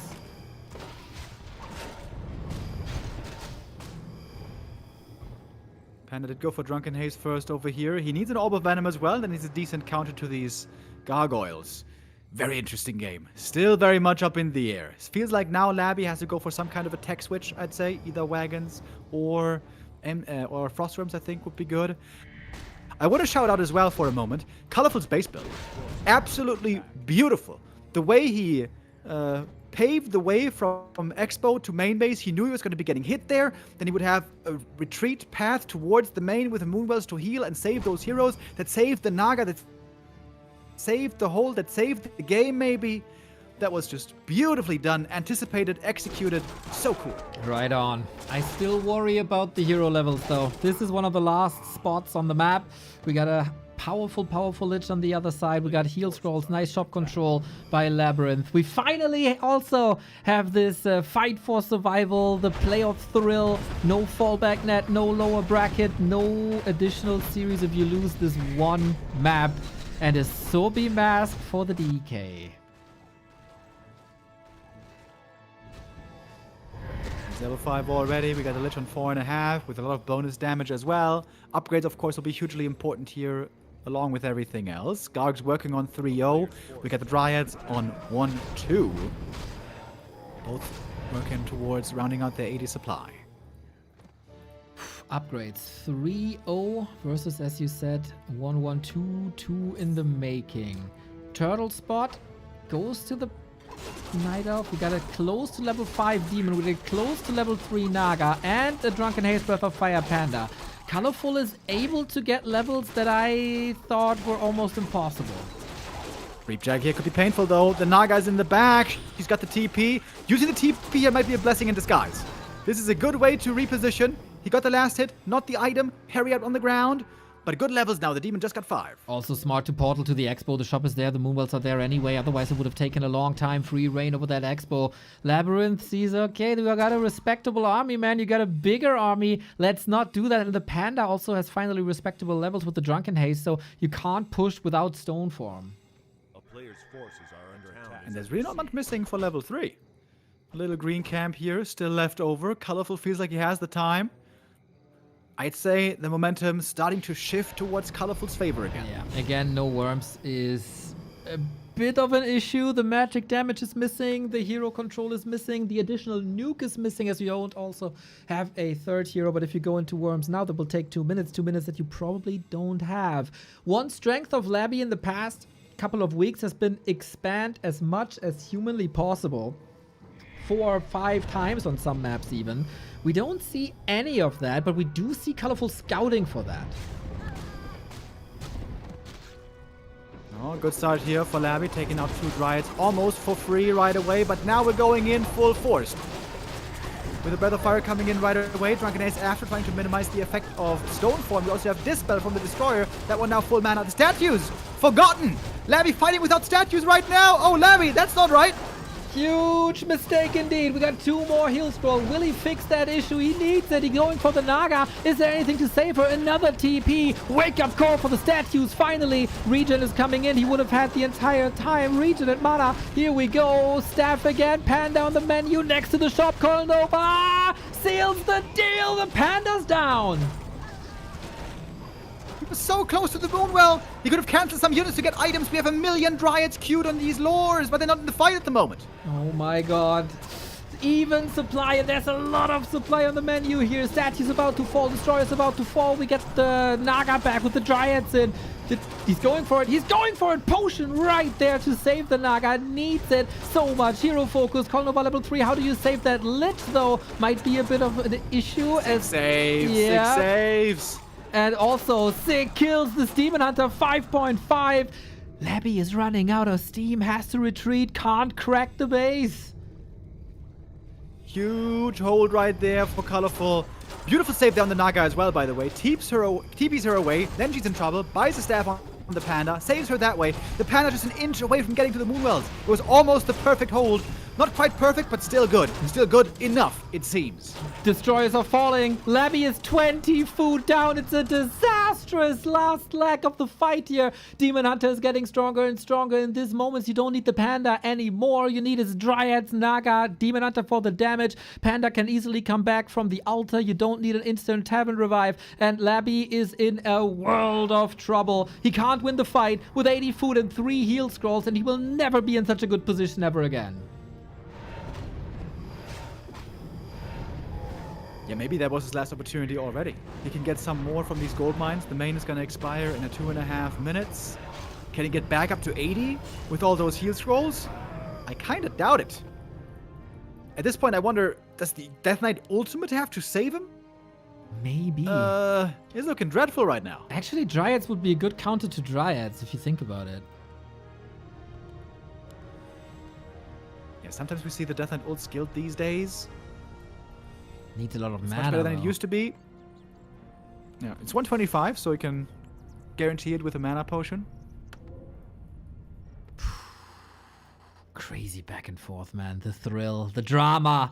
What would this fight be with statues in the right spot? Labby can only blame himself for that.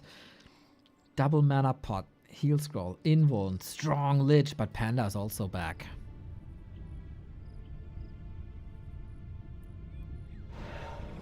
Big advantage here. Labby is mining at 50. This is, of course, super volatile, keeps him vulnerable. If ColorFul is pushing now. You gotta hold on to the base defense. That is only a narrow pier. Plus, of course, the strong blight. Dryads, amazing units. Not great at kicking bases. But the Undead army is looking very underwhelming right now. Larry didn't go for the ultra late game tech. No worms, no wagons. This 80 supply push with heal scrolls was supposed to win the game. It failed. And now ColorFul's in the winning position. Imbo on the demon. Hero kill. It looks like the only thing is hero kill is his last option right now. I think so. And against Night Elf, we've seen this many times. Who can blame him? But ColorFul is so ready. The staffs at the right time. The Reju at the right time. Trying to transition into Fiends now, but they're easily picked apart. It is so many Dryads. No A-bomb, no disease, no wagons. These Gargs are just easily picked apart. Hail Mary play is necessary. Demon! No way! Oh! And Got no! him! We go for it! No! Mana pot into ult! Labby has a chance! The Naga is returning. Are you supposed to be fighting here without a Demon Hunter? This seems risky. Are Double you level 6 undead heroes now. Kidding me? Is it animate death? Is it? We can go for the panda here as well. Wand of the Wind, the lifesaver! Almost getting the Lich back on time. That was so sick. 48 food, 58 food. ColorFul is fragile and Labby is alive. Almost got another hero kill there. The panda just barely gets out.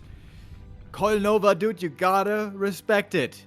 Demon Hunter felt the pain. Still benched for 100 seconds. What can Labby do in 100 seconds?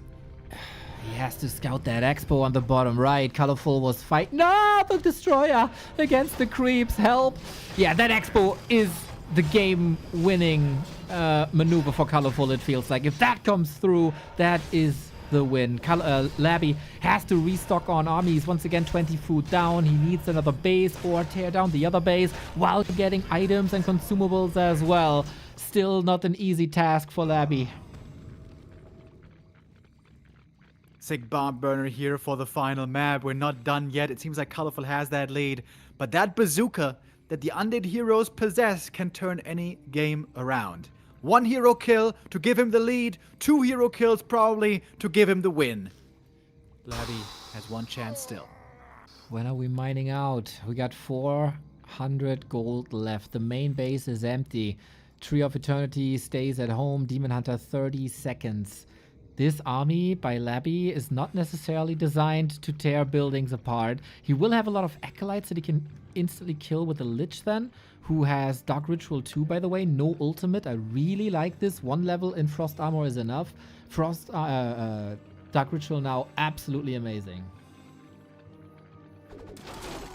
Haven't seen the DK ult yet. He could use it. He's got the mana potion. There's no It's corpses. a respectable army here for Labby. And high ground. High ground as well. ColorFul is coming in with a little bit of a Wisp Blood. Panda level 4. No heal scroll on ColorFul. A little heal scroll on Labby. And ColorFul lets this tree go down. He doesn't have to fight for it. He's got a backup. There are replacements. This natural is going to run out in a moment. More important right now to set up perfectly for the big fight. Do you think Labby, he doesn't have the gold, could expand on the high ground now? Oh, he is expanding on the left-hand side. Yeah, okay. Wisp saw it though, I think. ColorFul should be aware. With a strong 5-4-3 heroes. Now he's close to home. He's got Moonwell support right here. I don't know if Labby has to fight here, to be honest. There is no TP to get out of here. He wants to throw, to close out the game. Bears, of course, annihilated. Fork Lightning on the Demon. There's the heal spell. There's a Nimble. He should be safe. But oh, that heal spell was so necessary against the Panda. Last heal scroll as well. We got more Fog Lightning. We got the ultimate. There it is. Demon in trouble. Staffed out and saved this time. But the ult is fighting for the undead. Oh, Panda, he no. might be dead. Staff's on cooldown. Need some control. The undead goals. The chase.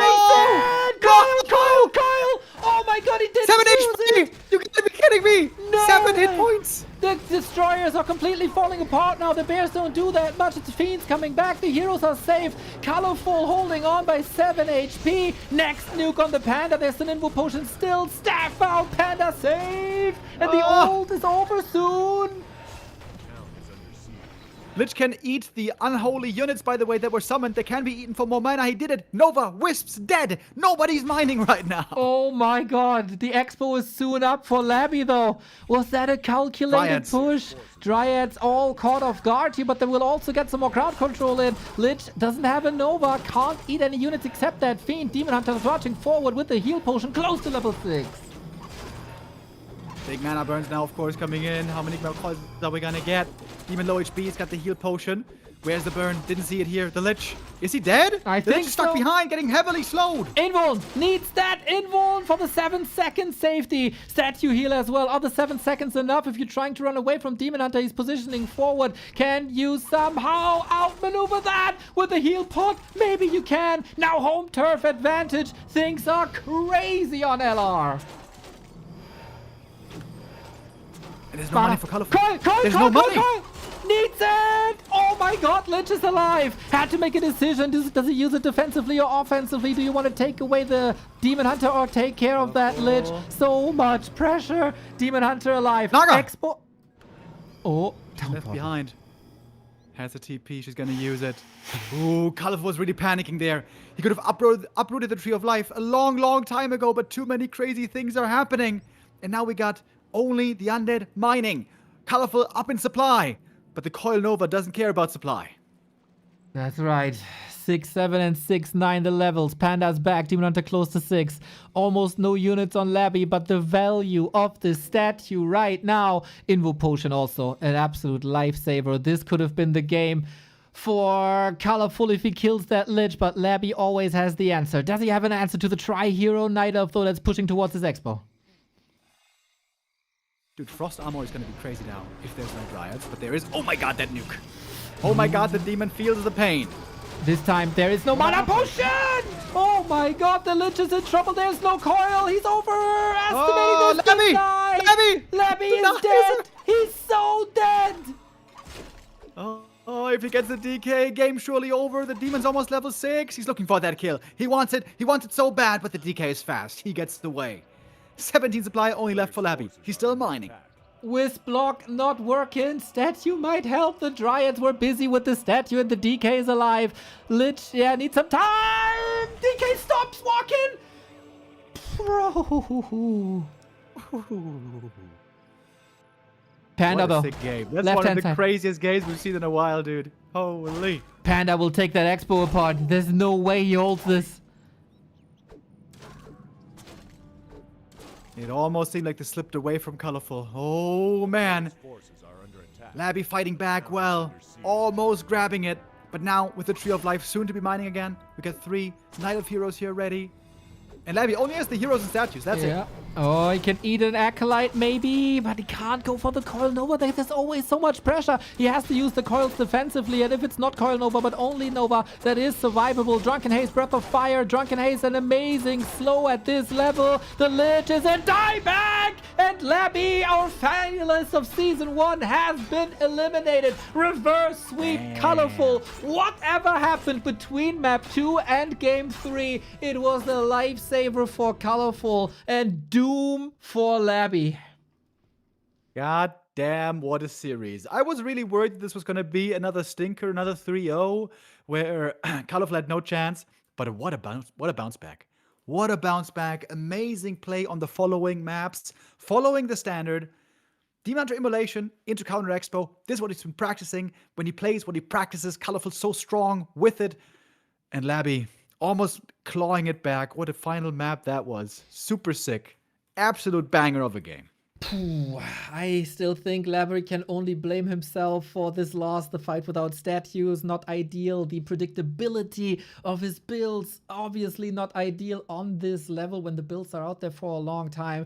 ColorFul got better and better into this series. The flow charts was working once again, and also the execution was there. Obviously, when you receive 35 Coil Novas in a row, one hero will go down. But for the majority of the time, like 99%, staffs were there, potions were there, scrolls were there, like everything. Amazing control at some point by ColorFul, and man, what a competitor it is. The former gold champ is in the round of 8, and this is something that not too many people could have foreseen. Yeah, here is the end of LabyRinth. Certainly a dip from season 1 to season 2. Made the grand final in the first season after an incredible group stage. Now it's only 2 undeads left for our top 8. It's going to be Happy and 1-0. I guess it's not too surprising. ColorFul makes the illustrious round, joins the top 8. He's alongside his Knight of Brothers, Life and Kaho. 2 orcs with Lin and FoCuS, and only Fortitude as the lone human in the top 8. That is correct. Oh boy, oh boy, oh boy. Tomorrow is a day off. And I think after today, we kind of need a day off. But then Saturday, quarterfinals. Sunday, final 4. Semi-final, game for 3rd, grand final. Happy Kaho, Lin FoCuS, Live 40, and 1-0 ColorFul. Our competitors, the top 8 players of the world.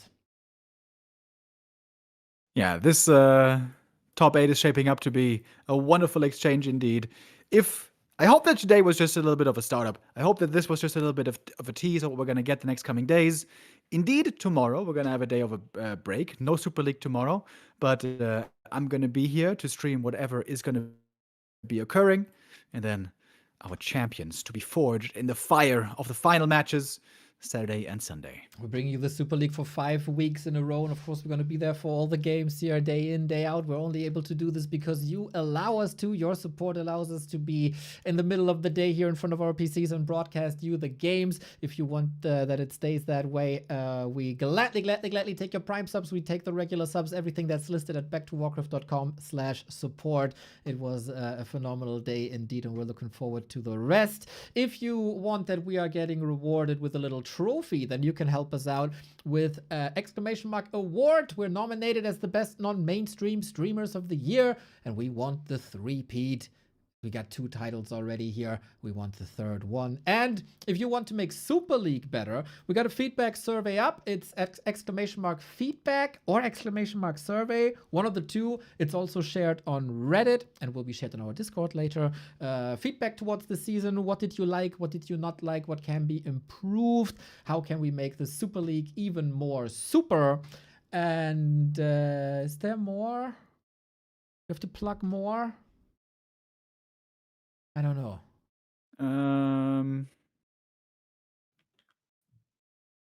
No? Okay. Don't forget to stay hydrated, boys. Stay hydrated, stay healthy, and come back with us here day after tomorrow for more Super League. Yes, maybe a little bit of a PSA. The games start again at 11:30 CEST. 5 weeks of group stage was 12 CEST, so the games start half an hour earlier. So you don't want to miss the first game on Saturday, Happy versus Kaho, FoCuS versus Lin, then Fortitude versus Life, and ColorFul versus 1-0. Do we know if Yu Tiao has some show matches here today? He does, but I'm gonna skip those today. I'd rather nurse my cold a little bit, drink some tea, and try to, deal with that. Well, if Mr. Remo is a little whimsy, I'll be there for you. What do we got? Do you know? 1-0 versus Moon. Ooh. And Life versus Sock. Ooh, sweet. Okay, I'm gonna be there. Take a little bit of a bite, but Mr. Remo Demo, as always, a pleasure to cast with you. Take care of yourself. Get a nice chicken soup, some nice tea, tuck yourself in. Have a good one. See you in a day and a half. Yes, sir. And see you guys back here tomorrow for whatever will be happening here on stream, 12 p.m. CET. Wonderful. Bye, Remo. Bye-bye. Gartroll says the link doesn't work. If you guys can confirm that the link doesn't work, that would be nice. Confirm or deny. Both would be sweet. So, yeah, I don't know how much energy I got left because there was an amazing last game that caused a little bit of screaming and yelling and everything. But, yeah, I mean, if we got some games and more community pleasuring going on, then, of course, as we are also, like, we have to be on the lookout for more strats. Moon versus 1-0. Of course, game tape to be studied for ColorFul now right away. And we'll see what 1-0 is doing. The link works, doesn't work for me. That's really odd.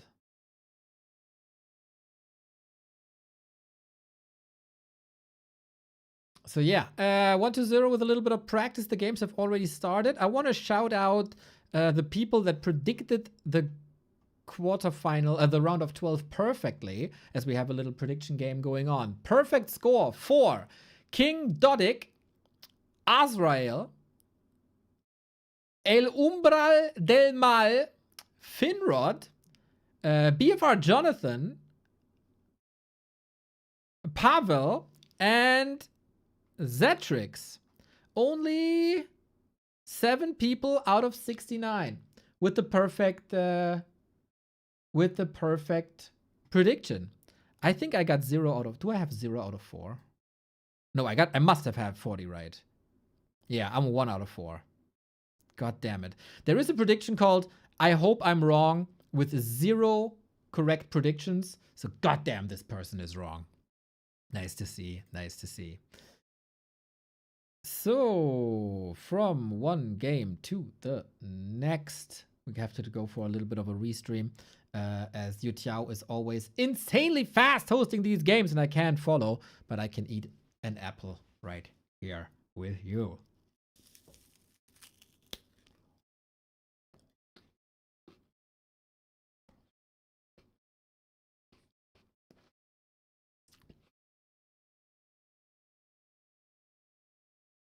We got 28-28 food. DK, yes, Demon Hunter is insane. Holy shit. What is you playing Fiends, eh? What is you is definitely playing one base. That's interesting.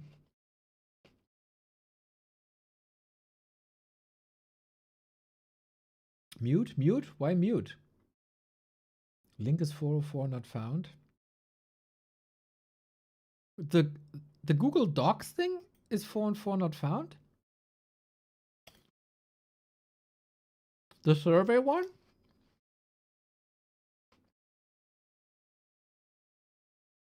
That's nuts. I don't know why. For some people it's working though. Odd. Well, Moon has been eliminated from playoffs earlier. Maybe a little redemption time. The short URL. The Google Doc link works? Okay. What short URL? Huh.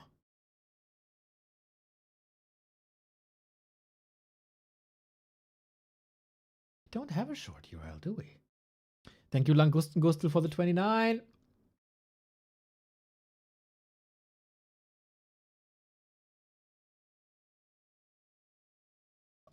Odd world. Yeah, I gotta say, these broadcast days are quite a bit stressful. 5 hours nonstop yapping, no breaks in between, technical difficulties, super stressful. Hype, of course, as well. So yeah, an apple a day keeps the stress away.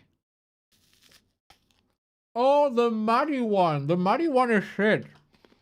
Unset survey. It's exclamation mark feedback. That one is it.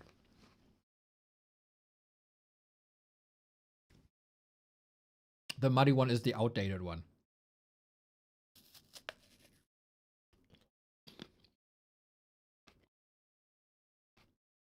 Man, crazy that ColorFul was able to do it. Absolutely mental. And I think now, ColorFul has a solid chance of top 4.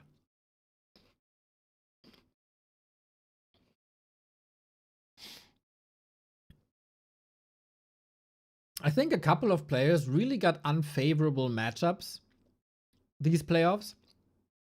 Sock getting 40 in Mirror, Moon getting Kaho in Mirror, LawLiet getting Folk. Oh, well, that is kind of okay. Labby getting ColorFul.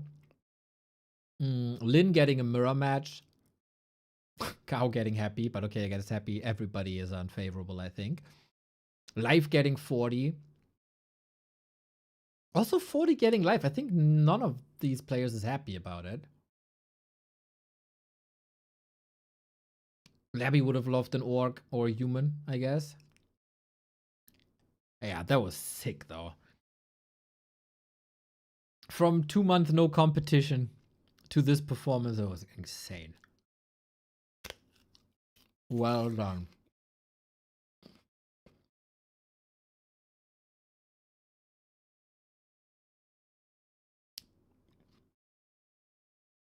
Also cool that most of the games weren't decided by big mistakes.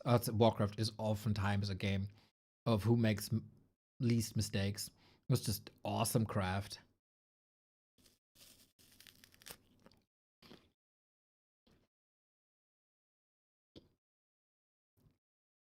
I predicted Labby to be the champ at the beginning of the season.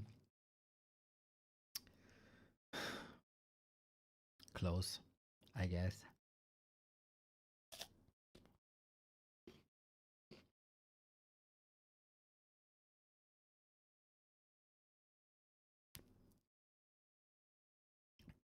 I think 1-0 will be way more of a threat though, as he's way less predictable than Labby is.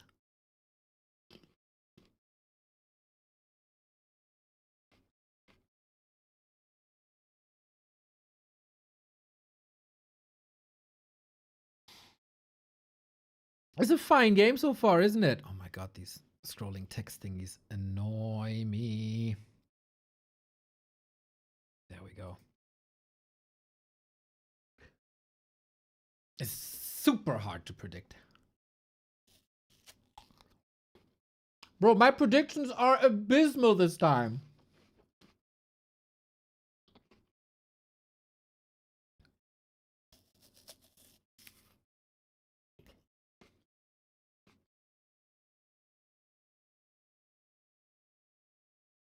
Yeah, I didn't pay attention to this game at all. Shit, do I have coffee left? I might not, but I have to check. I have to check.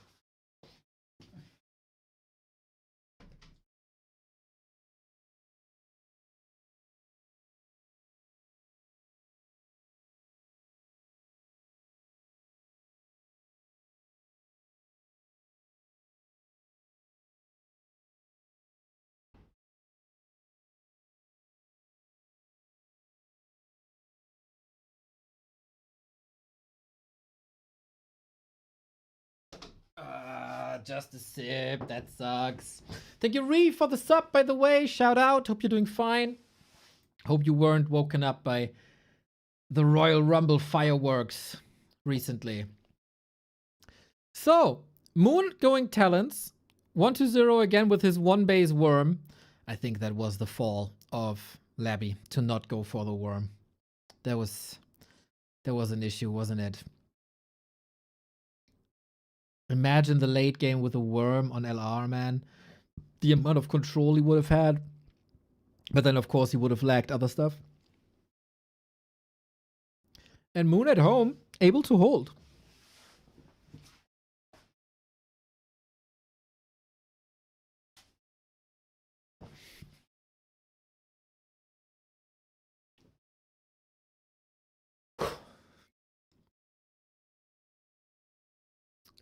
Close battles. I think this is the new norm for 1-0, huh? One base, one worm. Then Moon kind of has the win condition. He got that expo up. He gets talents. Talents are insane against worms. I don't know if you can close it out if a game is in a state like this. Yes! Oh, nice! We get a Soul 8-man co-cast. That's exactly what I need today. Soul in my veins, soul in me arms.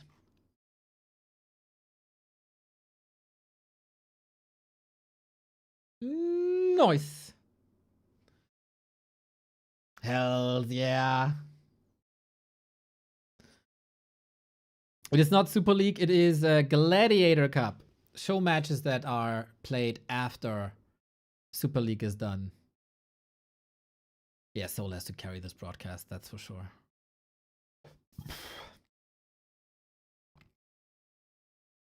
I'm so looking forward to having a day off tomorrow. Soul carry, man, for sure. The man is carrying the mornings on his back already, the evenings on his back already. And of course, more people needs to be exposed to Soul. But oh my god. Roared up talents. Is there a more beautiful thing in the world of Warcraft? Probably not. Look at the damage. Tinker again. Nice.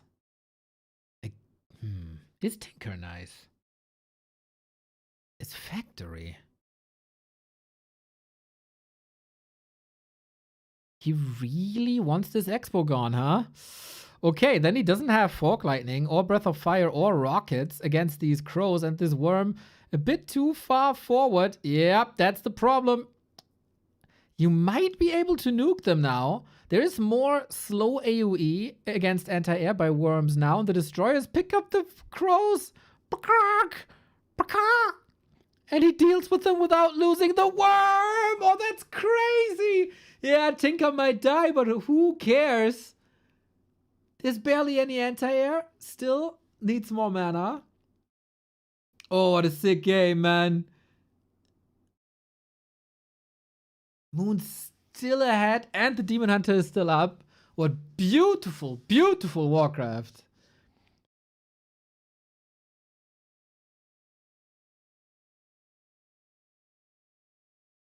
It's in trouble. 1-0 might have to tap out here soon. Yep, right now. GG. Oh boy, that is a very, very, very promising series. With Mr. Yu Tiao, what he's putting on the table day in, day out. Amazing. So, Soul. Better call Soul, huh? Better call Soul. Neo can't do anything alone. Not the Super League, not the Gladiator Cup. Boom. Ah! I don't know if Soul was in. Damn this. They're starting so fast. Soul, did you make it? Not yet. I'm just launching the stream. Don't worry. Aye. Then I will stream it to you and you can feast on my beautiful camera control. Perfect. Welcome. So yes, Super League is done. But Gladiator Cup is not. We need to check those show matches. Exactly. So we got 1-0 versus Moon today. 1-0 for Moon. Amazing. Once again, 1-0 with one base Worm play that I love to see. Moon looked very, very sweet here as well on Hammerfall. So to me, that's a very promising series coming up. Yeah, definitely. Moon is proving that even though he's the oldest player in the Super League, he can provide amazing games. And he made it to the playoff stage. Hard opponent to begin with. But yes, now it's not Nidelf Mirror that was occupying Moon head in the morning. Now it's Nidelf versus Undead. Let's go. Okay. Oh yeah, you did start your stream. Then of course we got a collab. Knock. Stream together. Mute. Share chat. Boom. The real Twitch experience. Oh yes. Thank you for the share. Welcome everybody. And yes, I see that we are on Turtle Rock, and this is a new tour Turtle Rock, right? This is usually the new Turtle Rock. You can always see it if the starting positions are a red spot, it's the old Turtle Rock. If it's an orange spot, it's the new Turtle Rock. So new Turtle Rock it is. Yeah, perfect. And yes, Undead versus Nidelf. I saw a few like moments from ColorFul versus LabyRinth. Amazing late game, cool games, long games. But how many Frostworms we have seen? Not that many, right? 0. Labby, not a fan of the worms. Yeah, now he's out, and the guy that is a big fan of the worms, right? Is in this show match 1-0. Oh man, instead of risking with the Ghoul Frenzy push right minute 9:30, why not better to just make a boneyard and wait for even better technology that Frostworm has to offer, but we need to wait with that. Definitely Turtle Rock is the map where you don't expand early on, so the chance for big Frostworms increases here. Yeah, would love to see that. Soul, don't mention today's results. It's been a sad day for me. You know, I'm a big fan of LawLiet, eliminated. Big fan of Sock, eliminated. Big fan of Labby, eliminated. All my predictions wrong. It's like, I don't know, Lemes going 0-20 on ladder for you.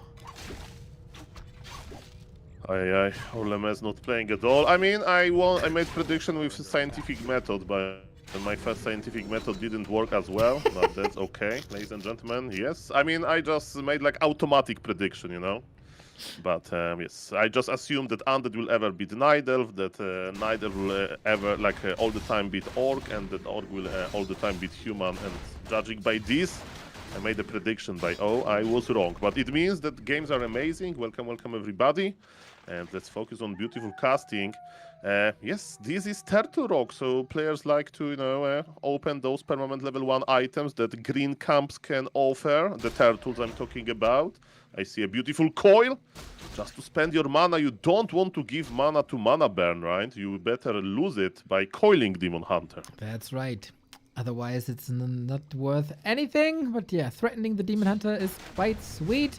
Moon didn't play his best here today, unfortunately, against Kaho. This, what I've seen on game 1, looked already a lot better. Maybe he's properly warmed up now, just as our supporters get warmed up. Thank you, Japeria, for the €5. Unfortunately, no news just yet to be announced.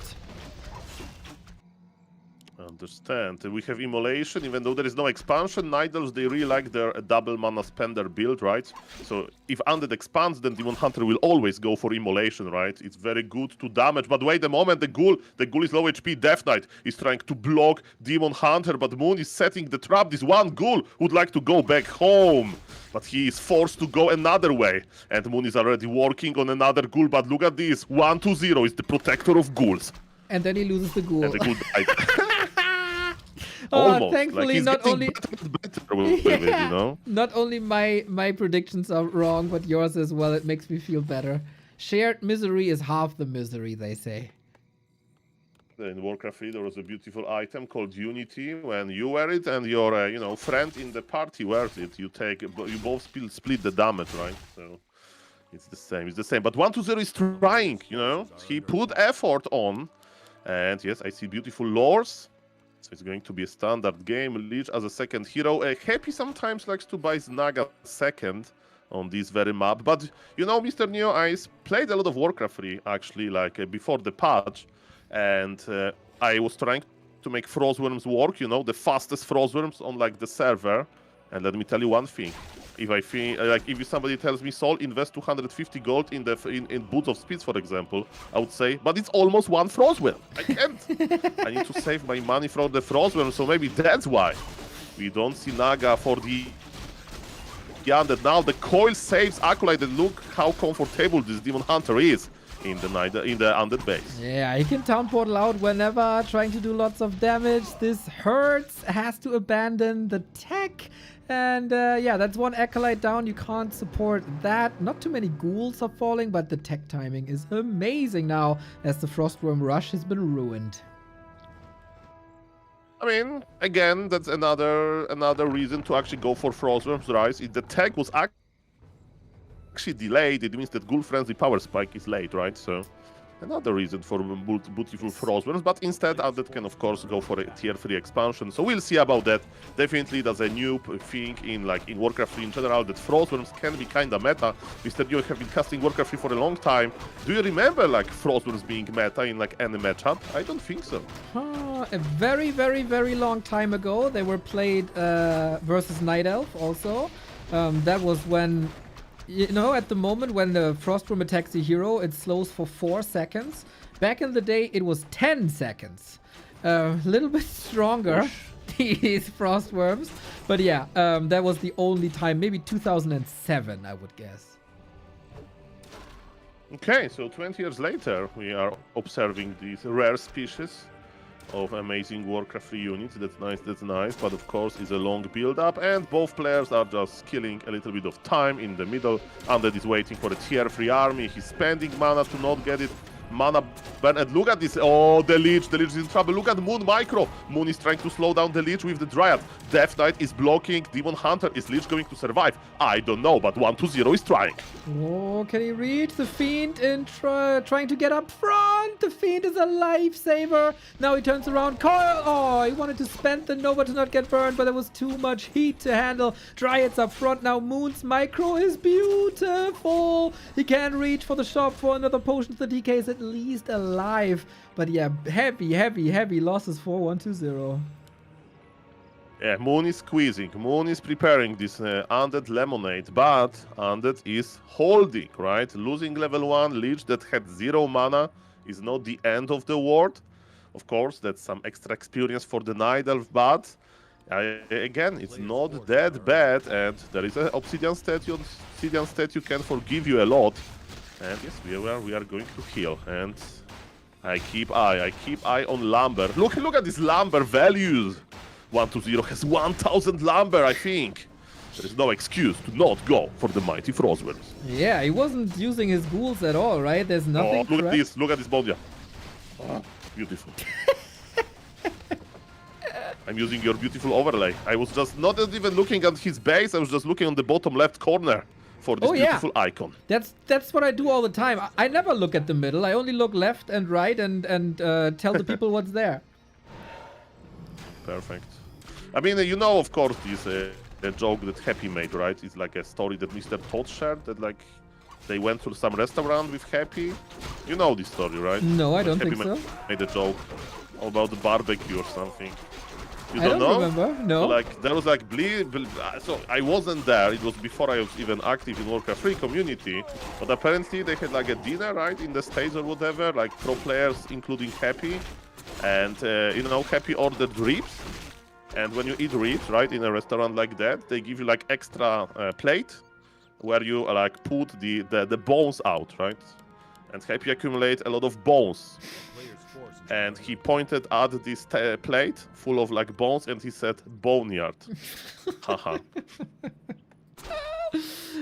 See, and people say this man has no humor. I like it. Exactly, and when I see Boneyard in Warcraft 3, I think about this joke. And when you see ribs, you think of Happy? Well, yes, that's you know, if I ever meet him, I will try to invite him for a dinner. Nice. Happy ribs, maybe. Boneyard, Happy. We go. Mamma mia. Okay, ladies and gentlemen, with all seriousness, look at this blue dragon.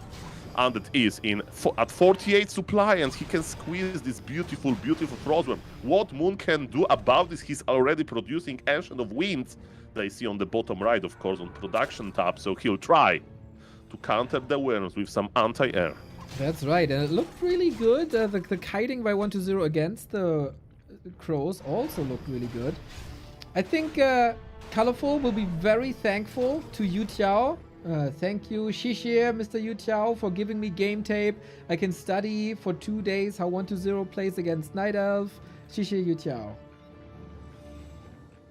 Yes, yeah. You know, by the way, okay, that's we'll talk about this at the break. I have a lot of ideas, but ladies and gentlemen, the question is, when Frostworm arrives, okay, what do we do? Do we creep with the Frostworm? Do we just look at the Frostworm? We'll see about that, because the Frostworm is here and Mr. Moon better run. The big blue dragon is here. Yeah, Demon Hunter might be able to contest with that Scroll of the Beast. Oh boy, there was a lot of damage on this worm for just a split second. The bears have no chance, but it's a bit of a precarious situation here, as the worm was not over the trees, only is now. This is exposing the Dryads though, big time. No third hero just yet. Naga comes back in. What a weird situation. We still got ghouls. We still got bears. The worm. Oh, the corner. So in second. Split second. Oh.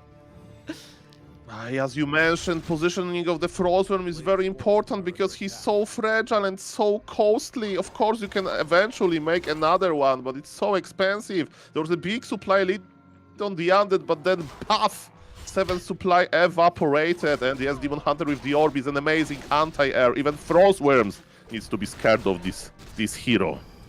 Yeah, the fragile looks so, the worm looks so powerful, got so much HP, but when a Demon Hunter attacks you and if the Dryad poison is stacking up, mamma mia. 57 food now with thankfully another worm on the way.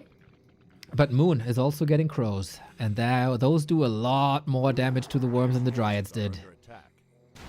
Yeah, you know, it's not FFA, it's not 4v4, so we are not going to see like this ultimate army composition. So having one Frostworm in the mix is perfectly fine, right? So even if Moon will have a lot of crows, if you are able to accumulate enough fiends, then maybe the Frostworm will be fine. Of course, like a beginner mistake like me, I would just, oh, I have bone.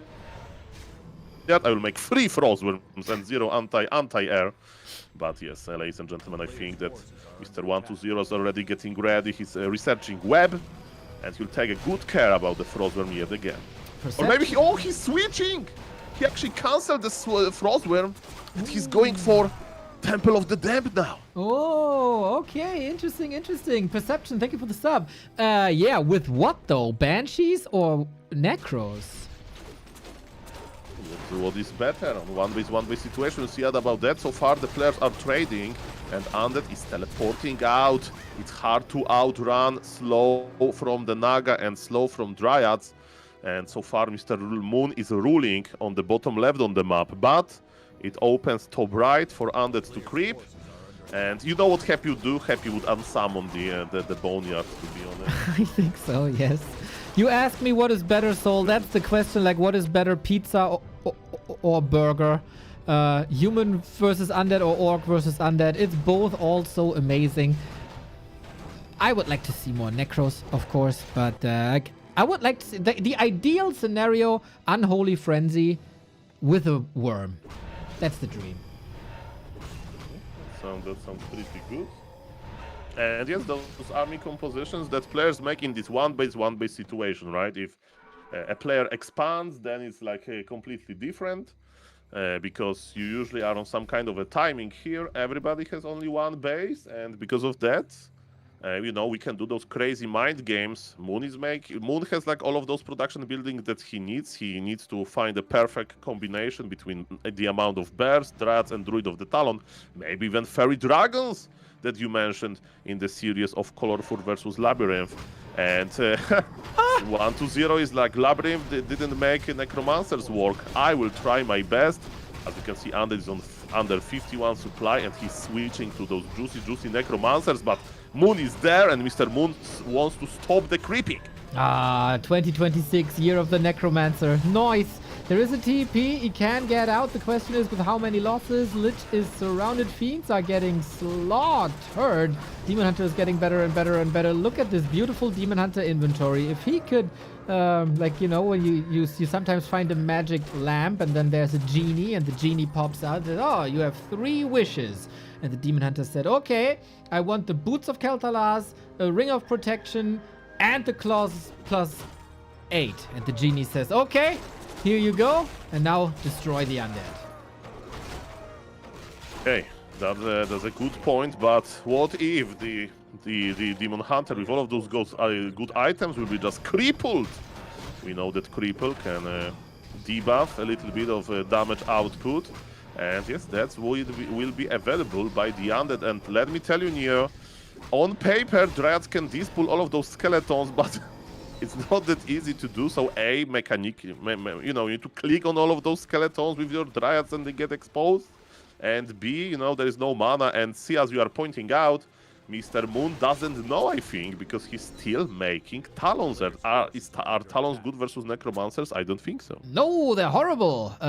Fairy Dragons would be there, unlike ColorFul. Like, I understand ColorFul, like, he didn't have Ancients of Winds. It would have taken a long time to get there, in his thinking, I guess. But Fairy Dragons are the best thing you can have against Necros. And once Moon knows, he'll figure this out. Moon also no third hero for Scout Owl, but the Demon Hunter is getting very, very close to the big reveal. And what he can do later, we'll see about that. I don't think killing his own Talons is a good idea, as they do sometimes versus Banshees, but... Oh, and he's switching. Now he knows, as you mentioned, Fairy Dragons, a very good anti-caster technology. Moon is expanding himself, but 120 is probably already in possession of a Shade. Yes, in your amazing overlay, I see that Shade is present on the map somewhere. And Shade will probably scout the Moon expansion at some point. Look at this beautiful unit. By the way, Shade... has no collision, so you can't surround unit with mass shades. I tested it. Somebody in chat asked me. Sad, yeah, very sad, very sad. It's For always example, the poor archers, yeah, they have collision, right? Invisible archers, you can like Yes. plug opponent base and you can do surround and then disappear with red HP archer, but with Blade Master in window, with Shade, there is no collision. So I mean, we there is a always collision know. versus buildings, right? But not versus units. We all know that Blizzard loves the Night Elves more than the Undead. That's a controversial. Oh, is he okay? Well, speaking of that, look at this. What is Mr. Moon doing? LawLiet was the only player that I have seen in my life that actually went for Cyclone Acolyte Harass. You heard me right, Mr. Neo. You heard me right. So LawLiet, it was on Twisted Meadows, I think. He flew to Undead base with like 4 crows. He, transferred them to the druid form. He used Cyclone on 4 acolytes and flew away. And Cyclone duration is 1 minute, right? Yep, that's a 45 lot seconds. of I gold. don't remember. So that's. I don't know if it's worth it. LawLiet still lost this game because I remember, but that was very impressive. That could easily be 600 gold if you do it well. Now, we're moving out. We do not have too many corpses. 1 full wagon here. Whenever you play Necro Wagon, you always want to push into the undead base and not fight out in the open. But I don't think Moon will allow this. Crows are great for scouting. We do have Unholy Frenzy. Not too many Fiends. Only 2 wagons. I wonder if this is enough. We also don't have Disease Cloud. And Moon trying to go for chimps. And in Fury versus mid-wagons versus Obsidian Statues, all of them, they have heavy armor, right? So magic damage would be amazing. What needs to happen is we need to start producing corpses, and yes, there is no dispel because Undead can't afford everything. So Death Knight is in the air for some time, but skeletons are here. Oh, Wisps need to be detonated here as well. Can you snipe them if you're 1-2-0? No! That's so much damage and so much mana! And the Fairy Dragon is hitting so hard as well. Man, these Necro Wagons, they're such a cool idea. But the Night Elves just find solutions. The Night Elves ruin all the fun. Not like this, ladies and gentlemen. I mean, I think Necromancers, they can't work, but it takes some time, and I'm really trying to join the lobby. One second. It's not up yet, I think. Okay, I'm looking for the game name. 1 second. Okay, I have it. There we go. Have it. Yeah, it Okay. feels like, I don't know, man. This was a bit half-assed, I think. It was not the 100 supply or even 80 supply Necro push, but like 66. Position, Mr. Neo. He Position. didn't have skeleton before the fight. That was Yes. very important. You need to make skeletons before the fight. So, Mr. Neo, you can stop sharing on Discord because I'm in the lobby. Thank you very much, sir. Always a pleasure. Welcome, everybody. Always Thank a you, Mr. pleasure Neo. to provide you with any content that I can. Oh yes, ladies and gentlemen, we are here. Finally, I can relax a little bit because I'm in the lobby. My train is not going to, escape me. And ladies and gentlemen, thank you for the donation. We got a donation from Mr. G. Peria. You mean the 20 minutes ago? No, now I got Now? with a compliment. Yes, you know what streaming helped me with? No. Take the compliment. So I'm Polish, so in Poland, if somebody tells you, "Oh, you are wearing very nice clothes today," you say, "No, they are not that nice. Actually, I have them for 10 years and I look ugly."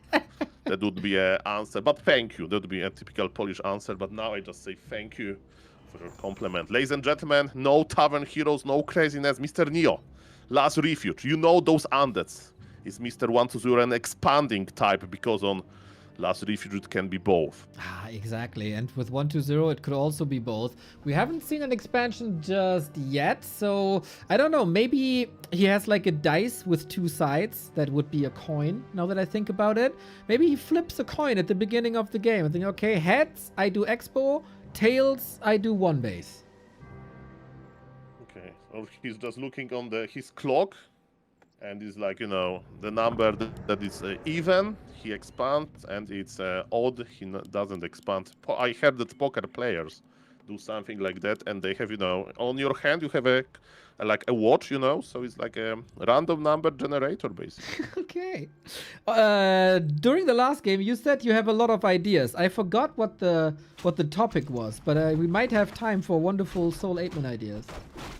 Yes, I have a lot of them, Mr. Neo. I need to like pitch you the idea of GeoGamer. So I don't know if you ever had something like that, right? Because you are like in the boss position sometimes. I played GeoGamer on the website. Yeah.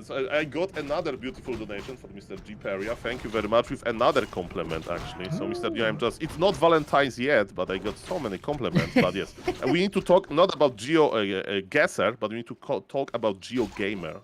Everybody that I know told me that it's a bad idea, but ladies and gentlemen, it's an interesting game because we have Death Knight harassment. It almost never happens. That's new. Ooh, okay.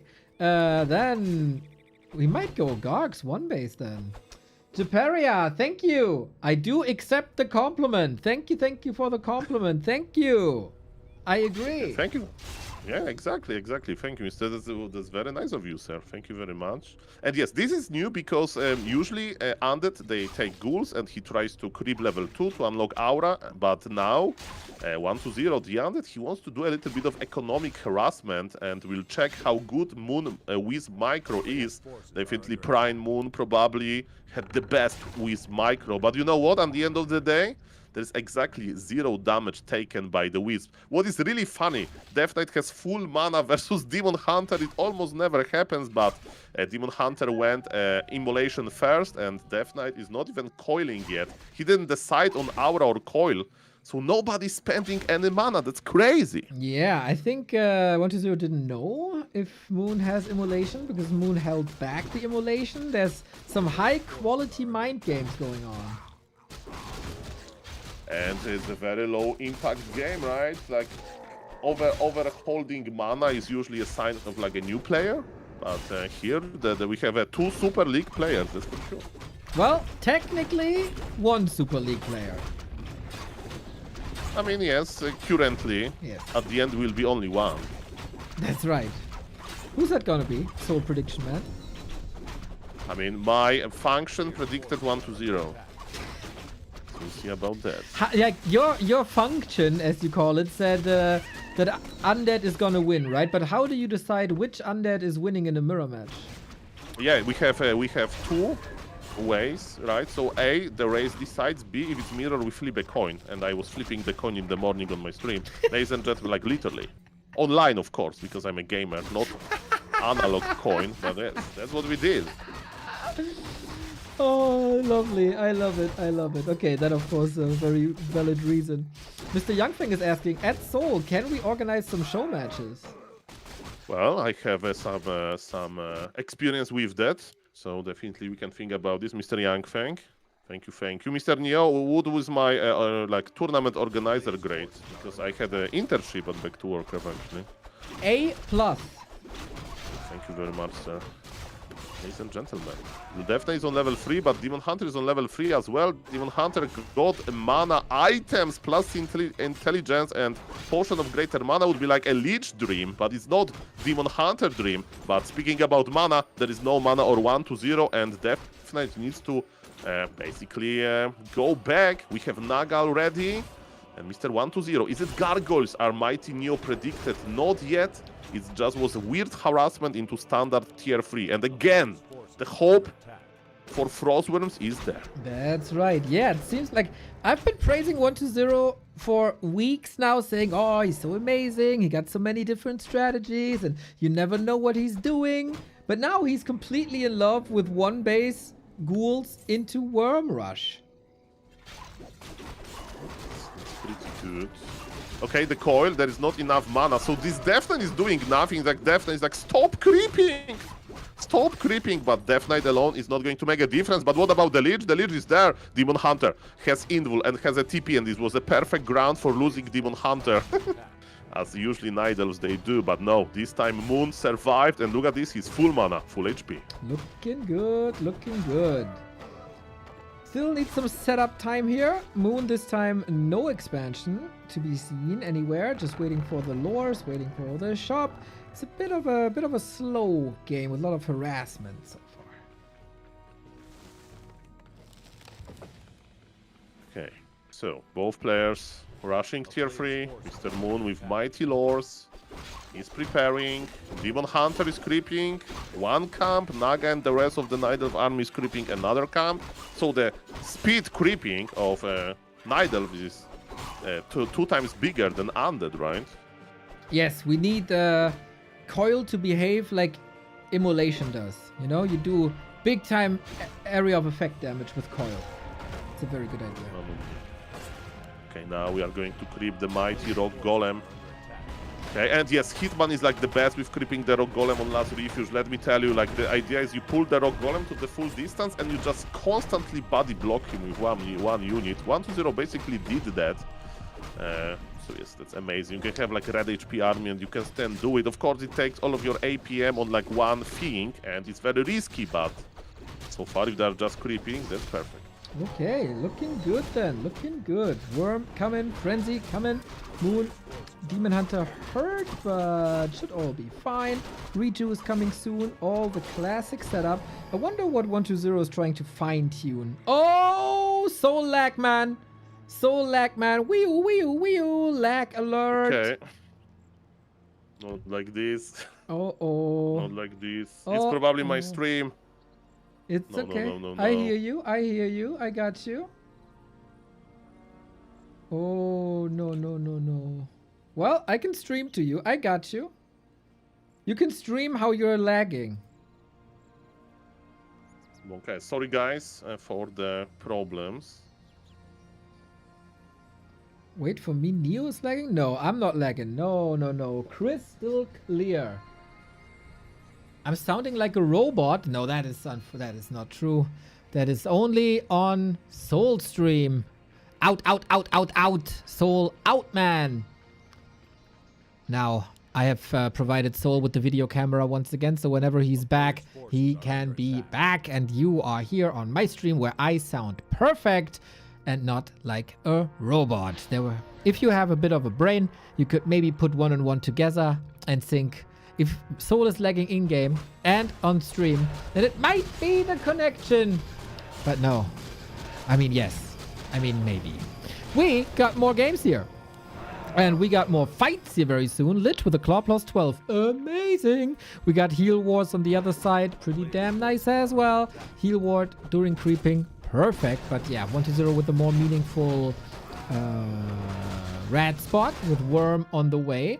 And then we're ready to go. I don't really know the timing just yet. Is it? It's still like a 9-minute 30 timing plus travel time, right? So if you go for a clean Worm game, it should be a 10-minute timing.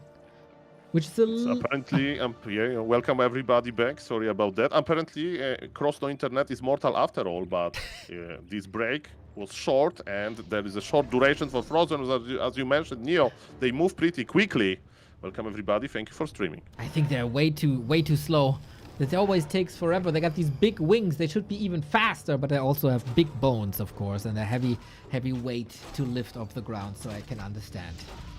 Yeah, and if something can motivate me to use two different control groups while playing Undead, it's definitely Frostworms. I keep my status in the same control group as the rest of the army, but the Frostworms, they deserve the separate control group because, as we saw in the previous game, you need to keep them on top of the trees, and Mr. Undead is fighting before the Frostworm arrives. It's a good decision, I don't know. I don't know either. 10 minutes is only there in 10 seconds, but the Worm might come in as a surprise now. Hello!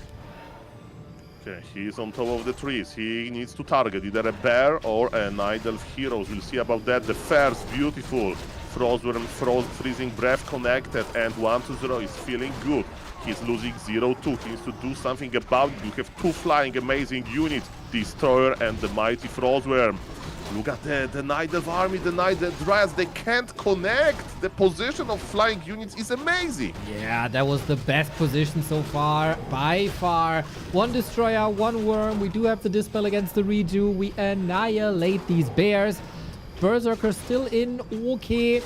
Dryad still alive, but the Lich will take care of these Dryads now. Nice burrow by 1-0. It feels like 1-0 finally started gaming. Yeah, and the position was good, so we can say that Moon maybe was a little bit overconfident. We'll see about that. But yes, also, creeping with Frostworms feels amazing, and this is not a monster that was part of the map. This is actually a Forest Troll Berserker that belongs to Mighty Moon. Moon knows exactly where Undead is, but Undead is not going to, you know, like be caught out of position. He's pulling far away, but Moon is actually doesn't want to fight. Moon is creeping himself. 1-base situation continues. Let's go. Let's go indeed. More creeping on both sides. Close to level 5 DK, close to level 4 Lich. And Moon this time, no talents, but goes Hippos instead. I mean, that's the, like the newcomers to Warcraft 3, they probably say, oh, you, as anti-air, you always play Druid of the Talon, right? But in the past, it was the opposite. In the past, as Night, you played always Hypogryphs. Why? Because they deal normal damage, while Druid of the Talon in the Crow form, they used to deal magic damage, so you couldn't attack Destroyers with your beautiful Talons. Now, they deal piercing damage in the Druid form, so you can actually make a decision. But in this game, decision by Mr. Moon is to go for the Hypogryph, but are we going to see any Hypogryphs? Actually, there is one, because the Undead is still pushing. Healing Ward is going to be cancelled, but Night Elf army got a little bit HP back. Okay, a little bit better of a position. We go for the bears, slow them down. Such a long time, but Night Elves, of course, don't have an issue if something is slowed because they can staff, and then movement speed doesn't matter. The damage against the bear is so crazy. But the damage against the Frostworm is crazy as well, but the good thing is that Lich with Frost armor is taking a good care of the Frostworm, but there is no web, Neo. The web is still not ready, but now, finally, we can web those Hypogryphs, and remember, they are melee unit, even they are flying, so if they are not very close to the Frostworm, they can't attack. That's why Druid of the Talons are pretty good, but man, Frostworm is still alive, but barely. Barely, indeed. The bear's also barely alive. His second Frostworm is coming, thankfully, and that Demon Hunter will go into the hunting grounds as well, if not for the staff. Nice save by Moon once again, but he's stemming against the defeat. I think you saw in that fight how little damage Hippos are doing, and you saw before in the games how much damage Talons are doing. So Talons always the better option if you have the time. I mean, you know, there is like, there is no web, then I would go for Hypogryph, right? Because they have so much, you know, DPS. If they can connect, the problem is that good kiting Undeads, they make it very hard for Hypogryphs to connect. But now there is no anti-air on the map, and those Frostworms are having a very good time. Again, positioning of the Undead flying unit on top of the buildings, trees, which makes hard for Dreads to connect. The bears are dying. Supply lead for the Undead, and GG is called. GG has been called for the first time by Moon in this series. 3 out of 5 games are done. Moon got the lead. 2-1. 1-0 is catching up. We have seen a reverse sweep today from a Night Elf against an Undead. Maybe it will now be the other way around. Okay, so my idea is, first thing first, Mr. Neo, thank you for sharing the screen. And my idea is that I won't join this lobby on purpose to check if I'm going to lag again, because we don't want to enrage Mr. Yutiao. Never. He's getting laggy in China, so I kindly ask you to stream again Of the course. game for me. Of course. It's up. Perfect. Once we're in the game, you will see the beautiful in-game once again. And of course, sharing is caring. Yeah, thank you very much. Like, I actually have very good stable internet, so sometimes it happens. Sometimes even the cross-no internet can get outsmarted. As long as it's only for a second, I was there to bring the picture to the people, bring the picture to you, and now people can enjoy your stream once again. Hopefully this won't happen again. I think I will not do the second series, as it was a long day already, and you know, I'm a little old here, don't have the energy anymore, but you will be there for Medusa the Gamer later. Yeah, the Super League was early today, right? 30 minutes earlier than usual, so you have a long stream, and I see the game is loading.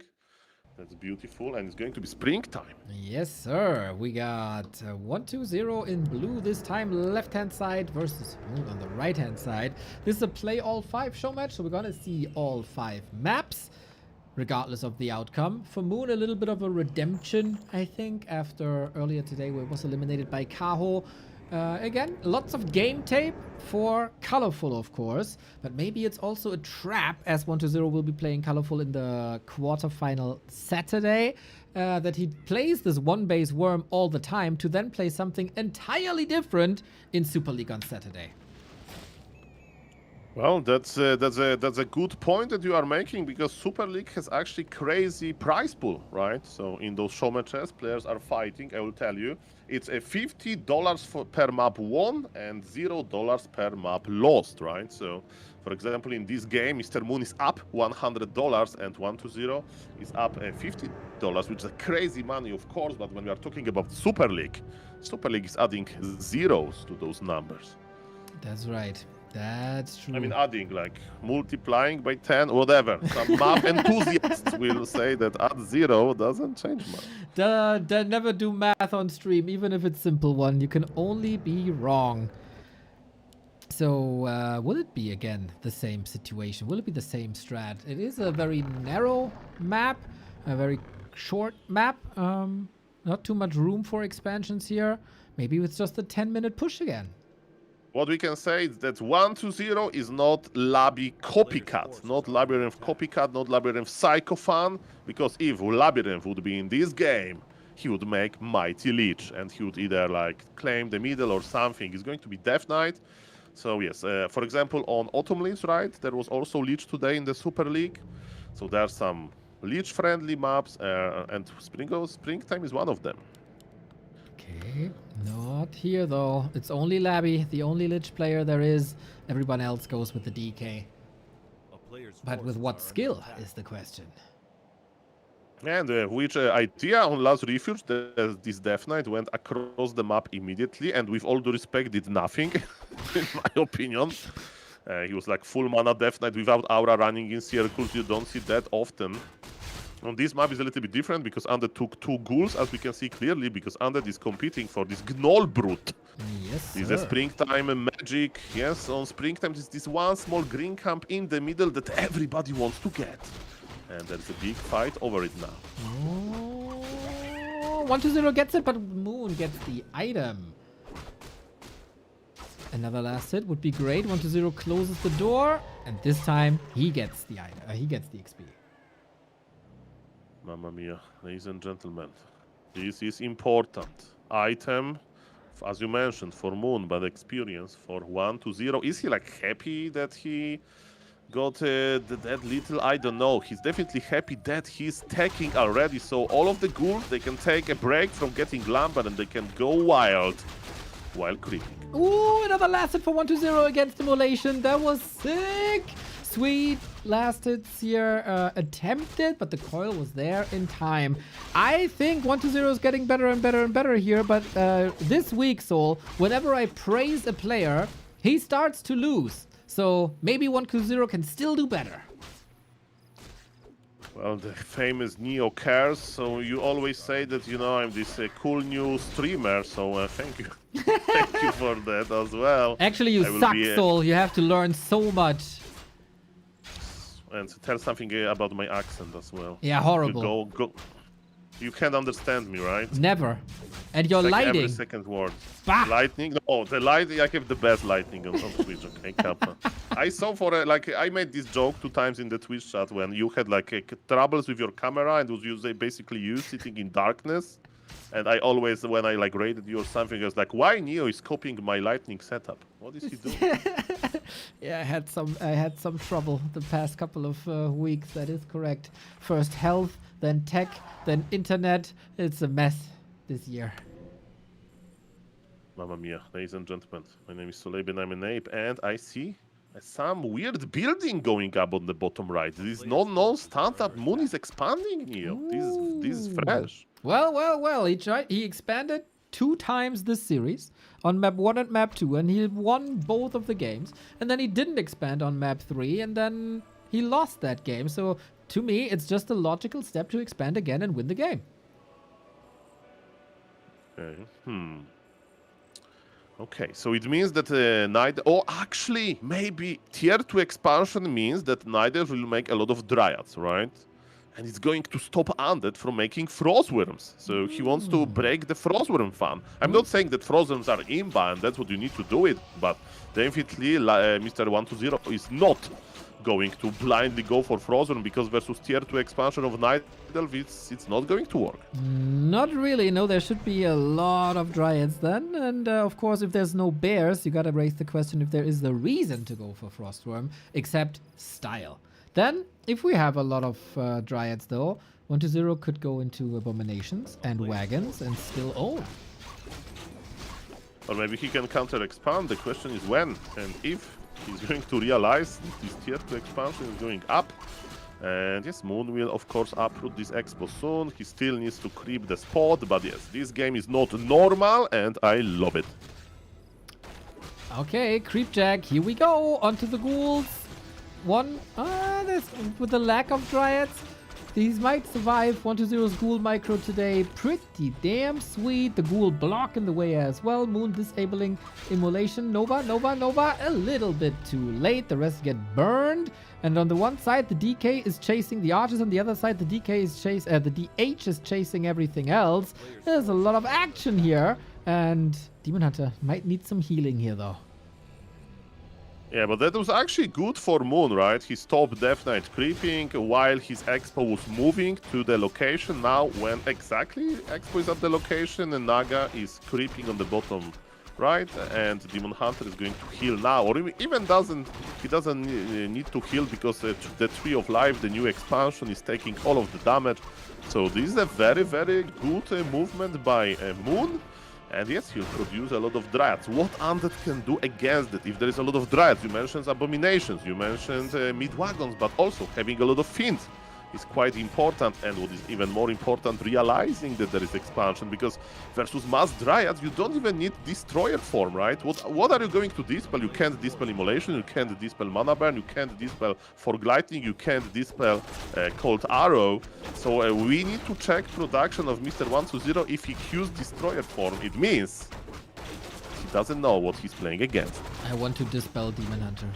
We need to find a way to make that work. Well, a lot of people would like to make him disappear, but to dispel him is pretty new for me. We got a proposal by Yangfang, $200 show match. He wants LawLiet or Moon and preferably Starbug. Can you make that work, Soul? I mean, my contacts are in Chile and in... I can ask Starbug, I can ask Jens. I would definitely message Mr. Yangfeng, because I haven't organized anything for a long time, so that's a good idea. And yes, definitely. I don't have experience with working with Korean players, right? So that would be new to me. LawLiet is easy to deal with, and Moon is also very much a gentleman, just like you. So you will go very fine together, I would say. Perfect, Mr. Neo, for the nice words. And thank you, Mr. Yangfeng, for willing to sponsor stuff like that. Definitely, there's a few days, that Super League is ending. There's a break in the Super League, so we can think about something like that. We need to make a Valentine's show match. What are your plans for Valentine's, Neo? And he's making body art! I can't believe it, I'm sorry. My plans for Valentine's are rewatching this game, because I'm going to be depressed anyway, so this game will depress me even more from Undead perspective. He's making anti-bear, anti-dispel technology, and Moon is on tier 2 making mass Dryad. Ay. Moon dodges the the coil, kind of. Demon Hunter must get out there in a few seconds. Hopefully, no, he doesn't have to get out because he just survives. And Moon, again, building an expo, wins him the game. And 120 with an interesting idea that didn't really work. But nice that Moon is bouncing back. Boom, 3 and 1. 120 needs to take a shower after this game or something. Okay. What? You, of all people, are advising someone to shower? I thought real gamers don't shower. Well, Mr. Neo, I'm changing a little bit, you know. Almost daily showers, you know. Drinking herbal tea, being on a diet, you know. The gamer times of Soul are over soon. Enjoy it while it lasts. The big Twitch millions are changing him into a normal human being. And this MMR is going down as well, so sorry to the community, but It is what it is. I do remember when I had like longer hair because I was too lazy to go to like a, hairdresser. Yeah, you always I go to remember. hairdressers now.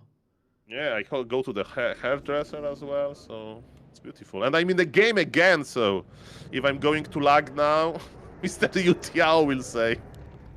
In Polish, he will ask like DeepSeek or ChatGPT how to say in Polish, Sol, can you please stop joining lobbies? It would be, Sol, nie dołączaj do lobby już nigdy. That's how it sounds in Polish. Exactly. Beautiful, beautiful language. Doesn't sound angry at all. Everybody always said the German sounds so angry, but How do you say butterfly in German? Schmetterling. Okay. See? How cute, right? Very Schmetterling. cute. How do you say it in Polish? Motyl. Mottel? Motyl, yes. It's like it sounds like moth. Are you confusing animals? So. No, moth is chma.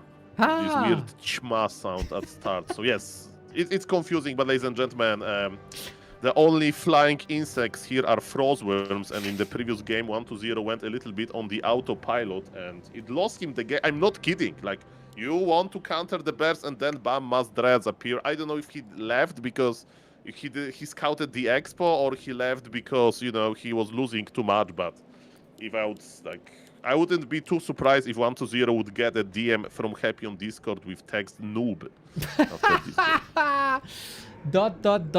noob ... No. 1-0 is no noob. He is just hiding strategies. He doesn't want to give more game tape to ColorFul for the Super League game, I'm sure. That's why he's not playing fast expansion. That's why he's always playing the 10-minute worm push. And of course it was frustrating. He threw everything at that Demon Hunter, and still the Demon Hunter is alive. But now we got a nice little revenge here. The Acolyte pretty much kills, with the help of creeps, the Archer. I mean, it's always annoying, right? To lose an archer. And actually, it almost never happened, so that was a probably wrong pull from Mr. Moon. And, it's late in Korea, and Mr. Moon is tired after losing in the Super League. Mamma mia. I'm also tired, and I'm still performing to the best of my abilities. No excuse for Moon. He gets the slippers, he gets the immolation, we're off to the races. The question is just, will he expand or not? Okay, this is a super weird game, right? So, let me tell you, this game is basically makes anti-logic, because the logic in general in this matchup is as following. When Nidelf sees expansion from the undead, Nidelf expands themselves, right? So Nidelf is always reacting to the undead expansion. In this game, Moon is like, okay, I'm expanding, and 1-2-0 is like, why? I didn't expand myself, he's just creeping level 2. And Mr. Moon proved to me that it can work with winning this or whatever, but again, if somebody would ask me if it's the likely scenario what we are watching, I would say no, it makes no sense. Well, we'll see. It makes sense to detonate here. Get some good experience. We do have mana burn now as well as coil, so everything makes a little more sense when it comes to the hero skill builds. But this Demon Hunter is a really nice distraction. He's like a scarecrow out on the field, distracting from the real crops as the crops are growing fine at home. Tree of Life soon ready. Okay, the last statement from Soul Edgy Man, okay? You know why Moon expanded? He expanded as this reaction to how good or bad 1-2-0 scouting is, Kappa. In the previous game, he just planted the exp, and now he's okay, this guy doesn't scout expansion, so let's surprise him. But now the skeleton is going to scout a little bit, and now 1-2-0 knows. Oh, he knows, and what he's going to do about this, we'll see about that. Okay, let's go for the surround. Doesn't work. There's a nice little passage where you can break through. Tree is then also up. Can smack these ghouls in the face like the Ancient of War just did. And 1-2-0, man, he's under pressure. I mean, he is teching. He will have a big tech advantage. And Hunter's Hall might... No, it's actually pretty much on time. So 1-2-0 will have some good timings. But yeah, he's under pressure. Okay, and versus expansion as the other player here undead, you need to figure out something out. Are you going to make some strong aggression, Maybe even without going for tier 3, are you going to expand yourself? Actually, this is a rare game. As a Warcraft 3 pseudo-scientist, I want to study it. When we cast it yesterday, the Lin game, you said that some people would like to study Mr. Lin brain. I want to study this game. This game is my specimen.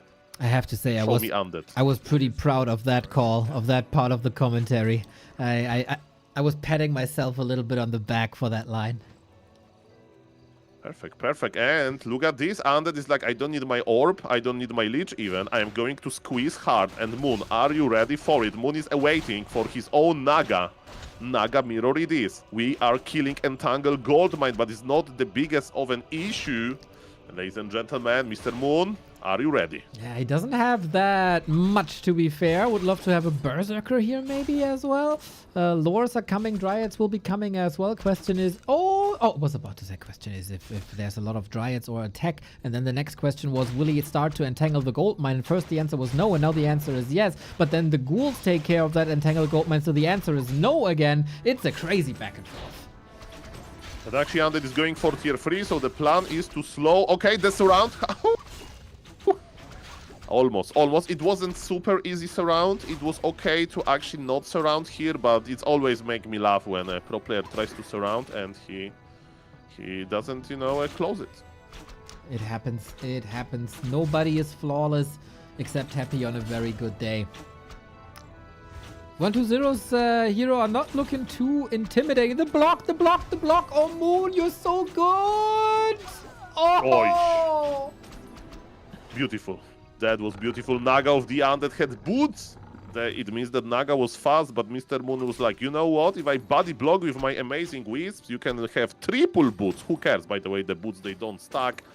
Yes, there was not enough movement speed on the Naga anyway because of the beautiful body blocks. And let me tell you, one thing is certain.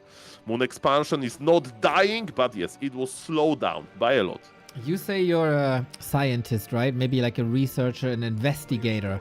I think we have to investigate if this is the same Moon that played against Kaho in Super League today, because the Moon earlier looked like an impersonator that we have. Like, there's a lot of impersonators for Michael Jackson, for Elvis, and Moon is that famous. Maybe he has an impersonator as well, because it looks like a different beast. So crisp, so clean, so well executed. Not the same Moon as today. Just beautiful Warcraft. I mean, maybe it's the matchup, maybe the pressure is gone, right? Because, we are sitting here watching, casting, and those players, they have pressure on them, right? So maybe the opponent was just stressed versus Kaho. A lot of people were cheering for him, saying, Moon, goat, Moon, goat, Moon, goat, go! And then he lost, right? And now, that's just a show match, and he's showing us his best, right? That looks like it. Maybe 120 gives him some openings there as well. Still fighting though. Coil! Nice dodge with the invuln. Yep.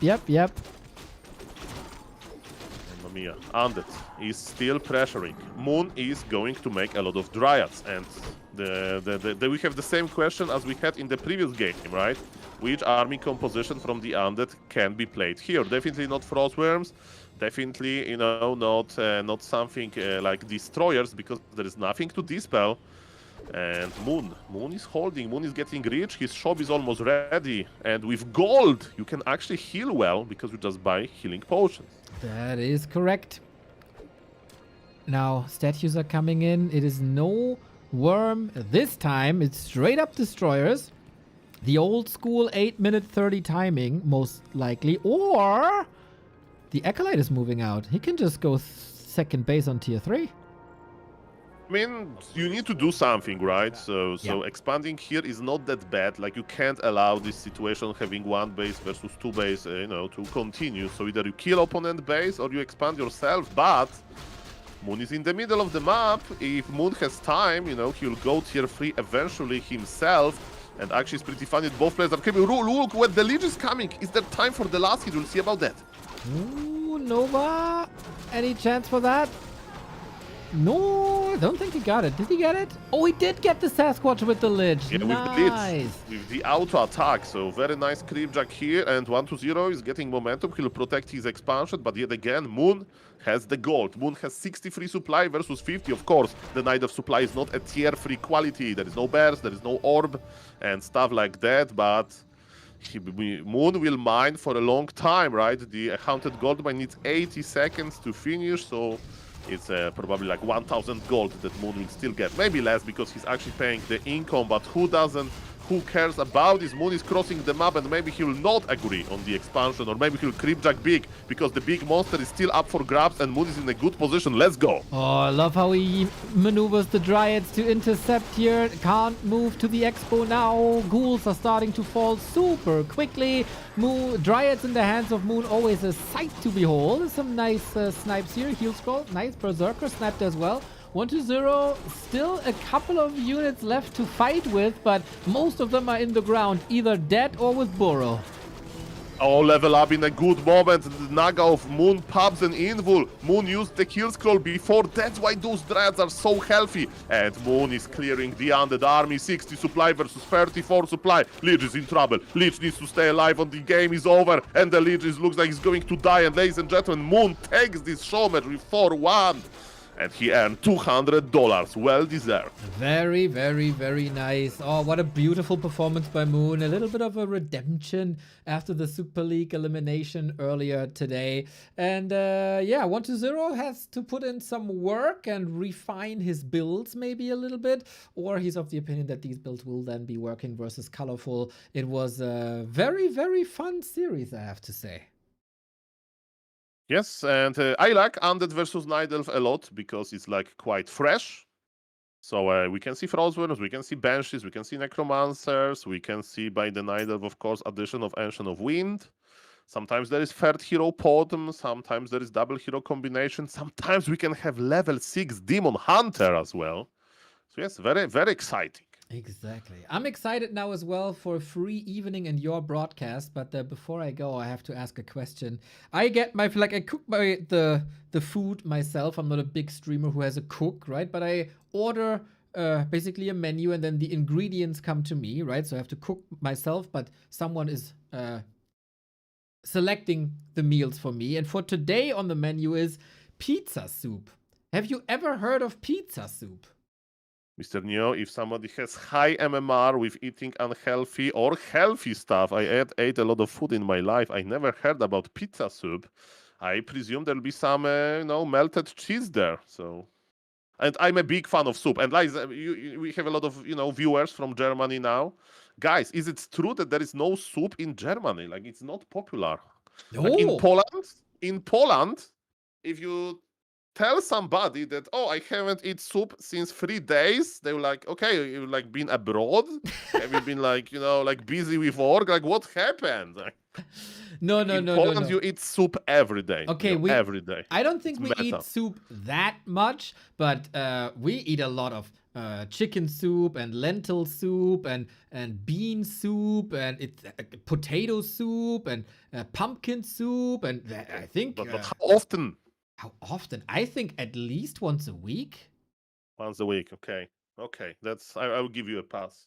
And Thank yes, enjoy the pizza soup then. Thank you very much for the carry, and let us know maybe with a picture how it looked like. I hope there's pineapple in the soup.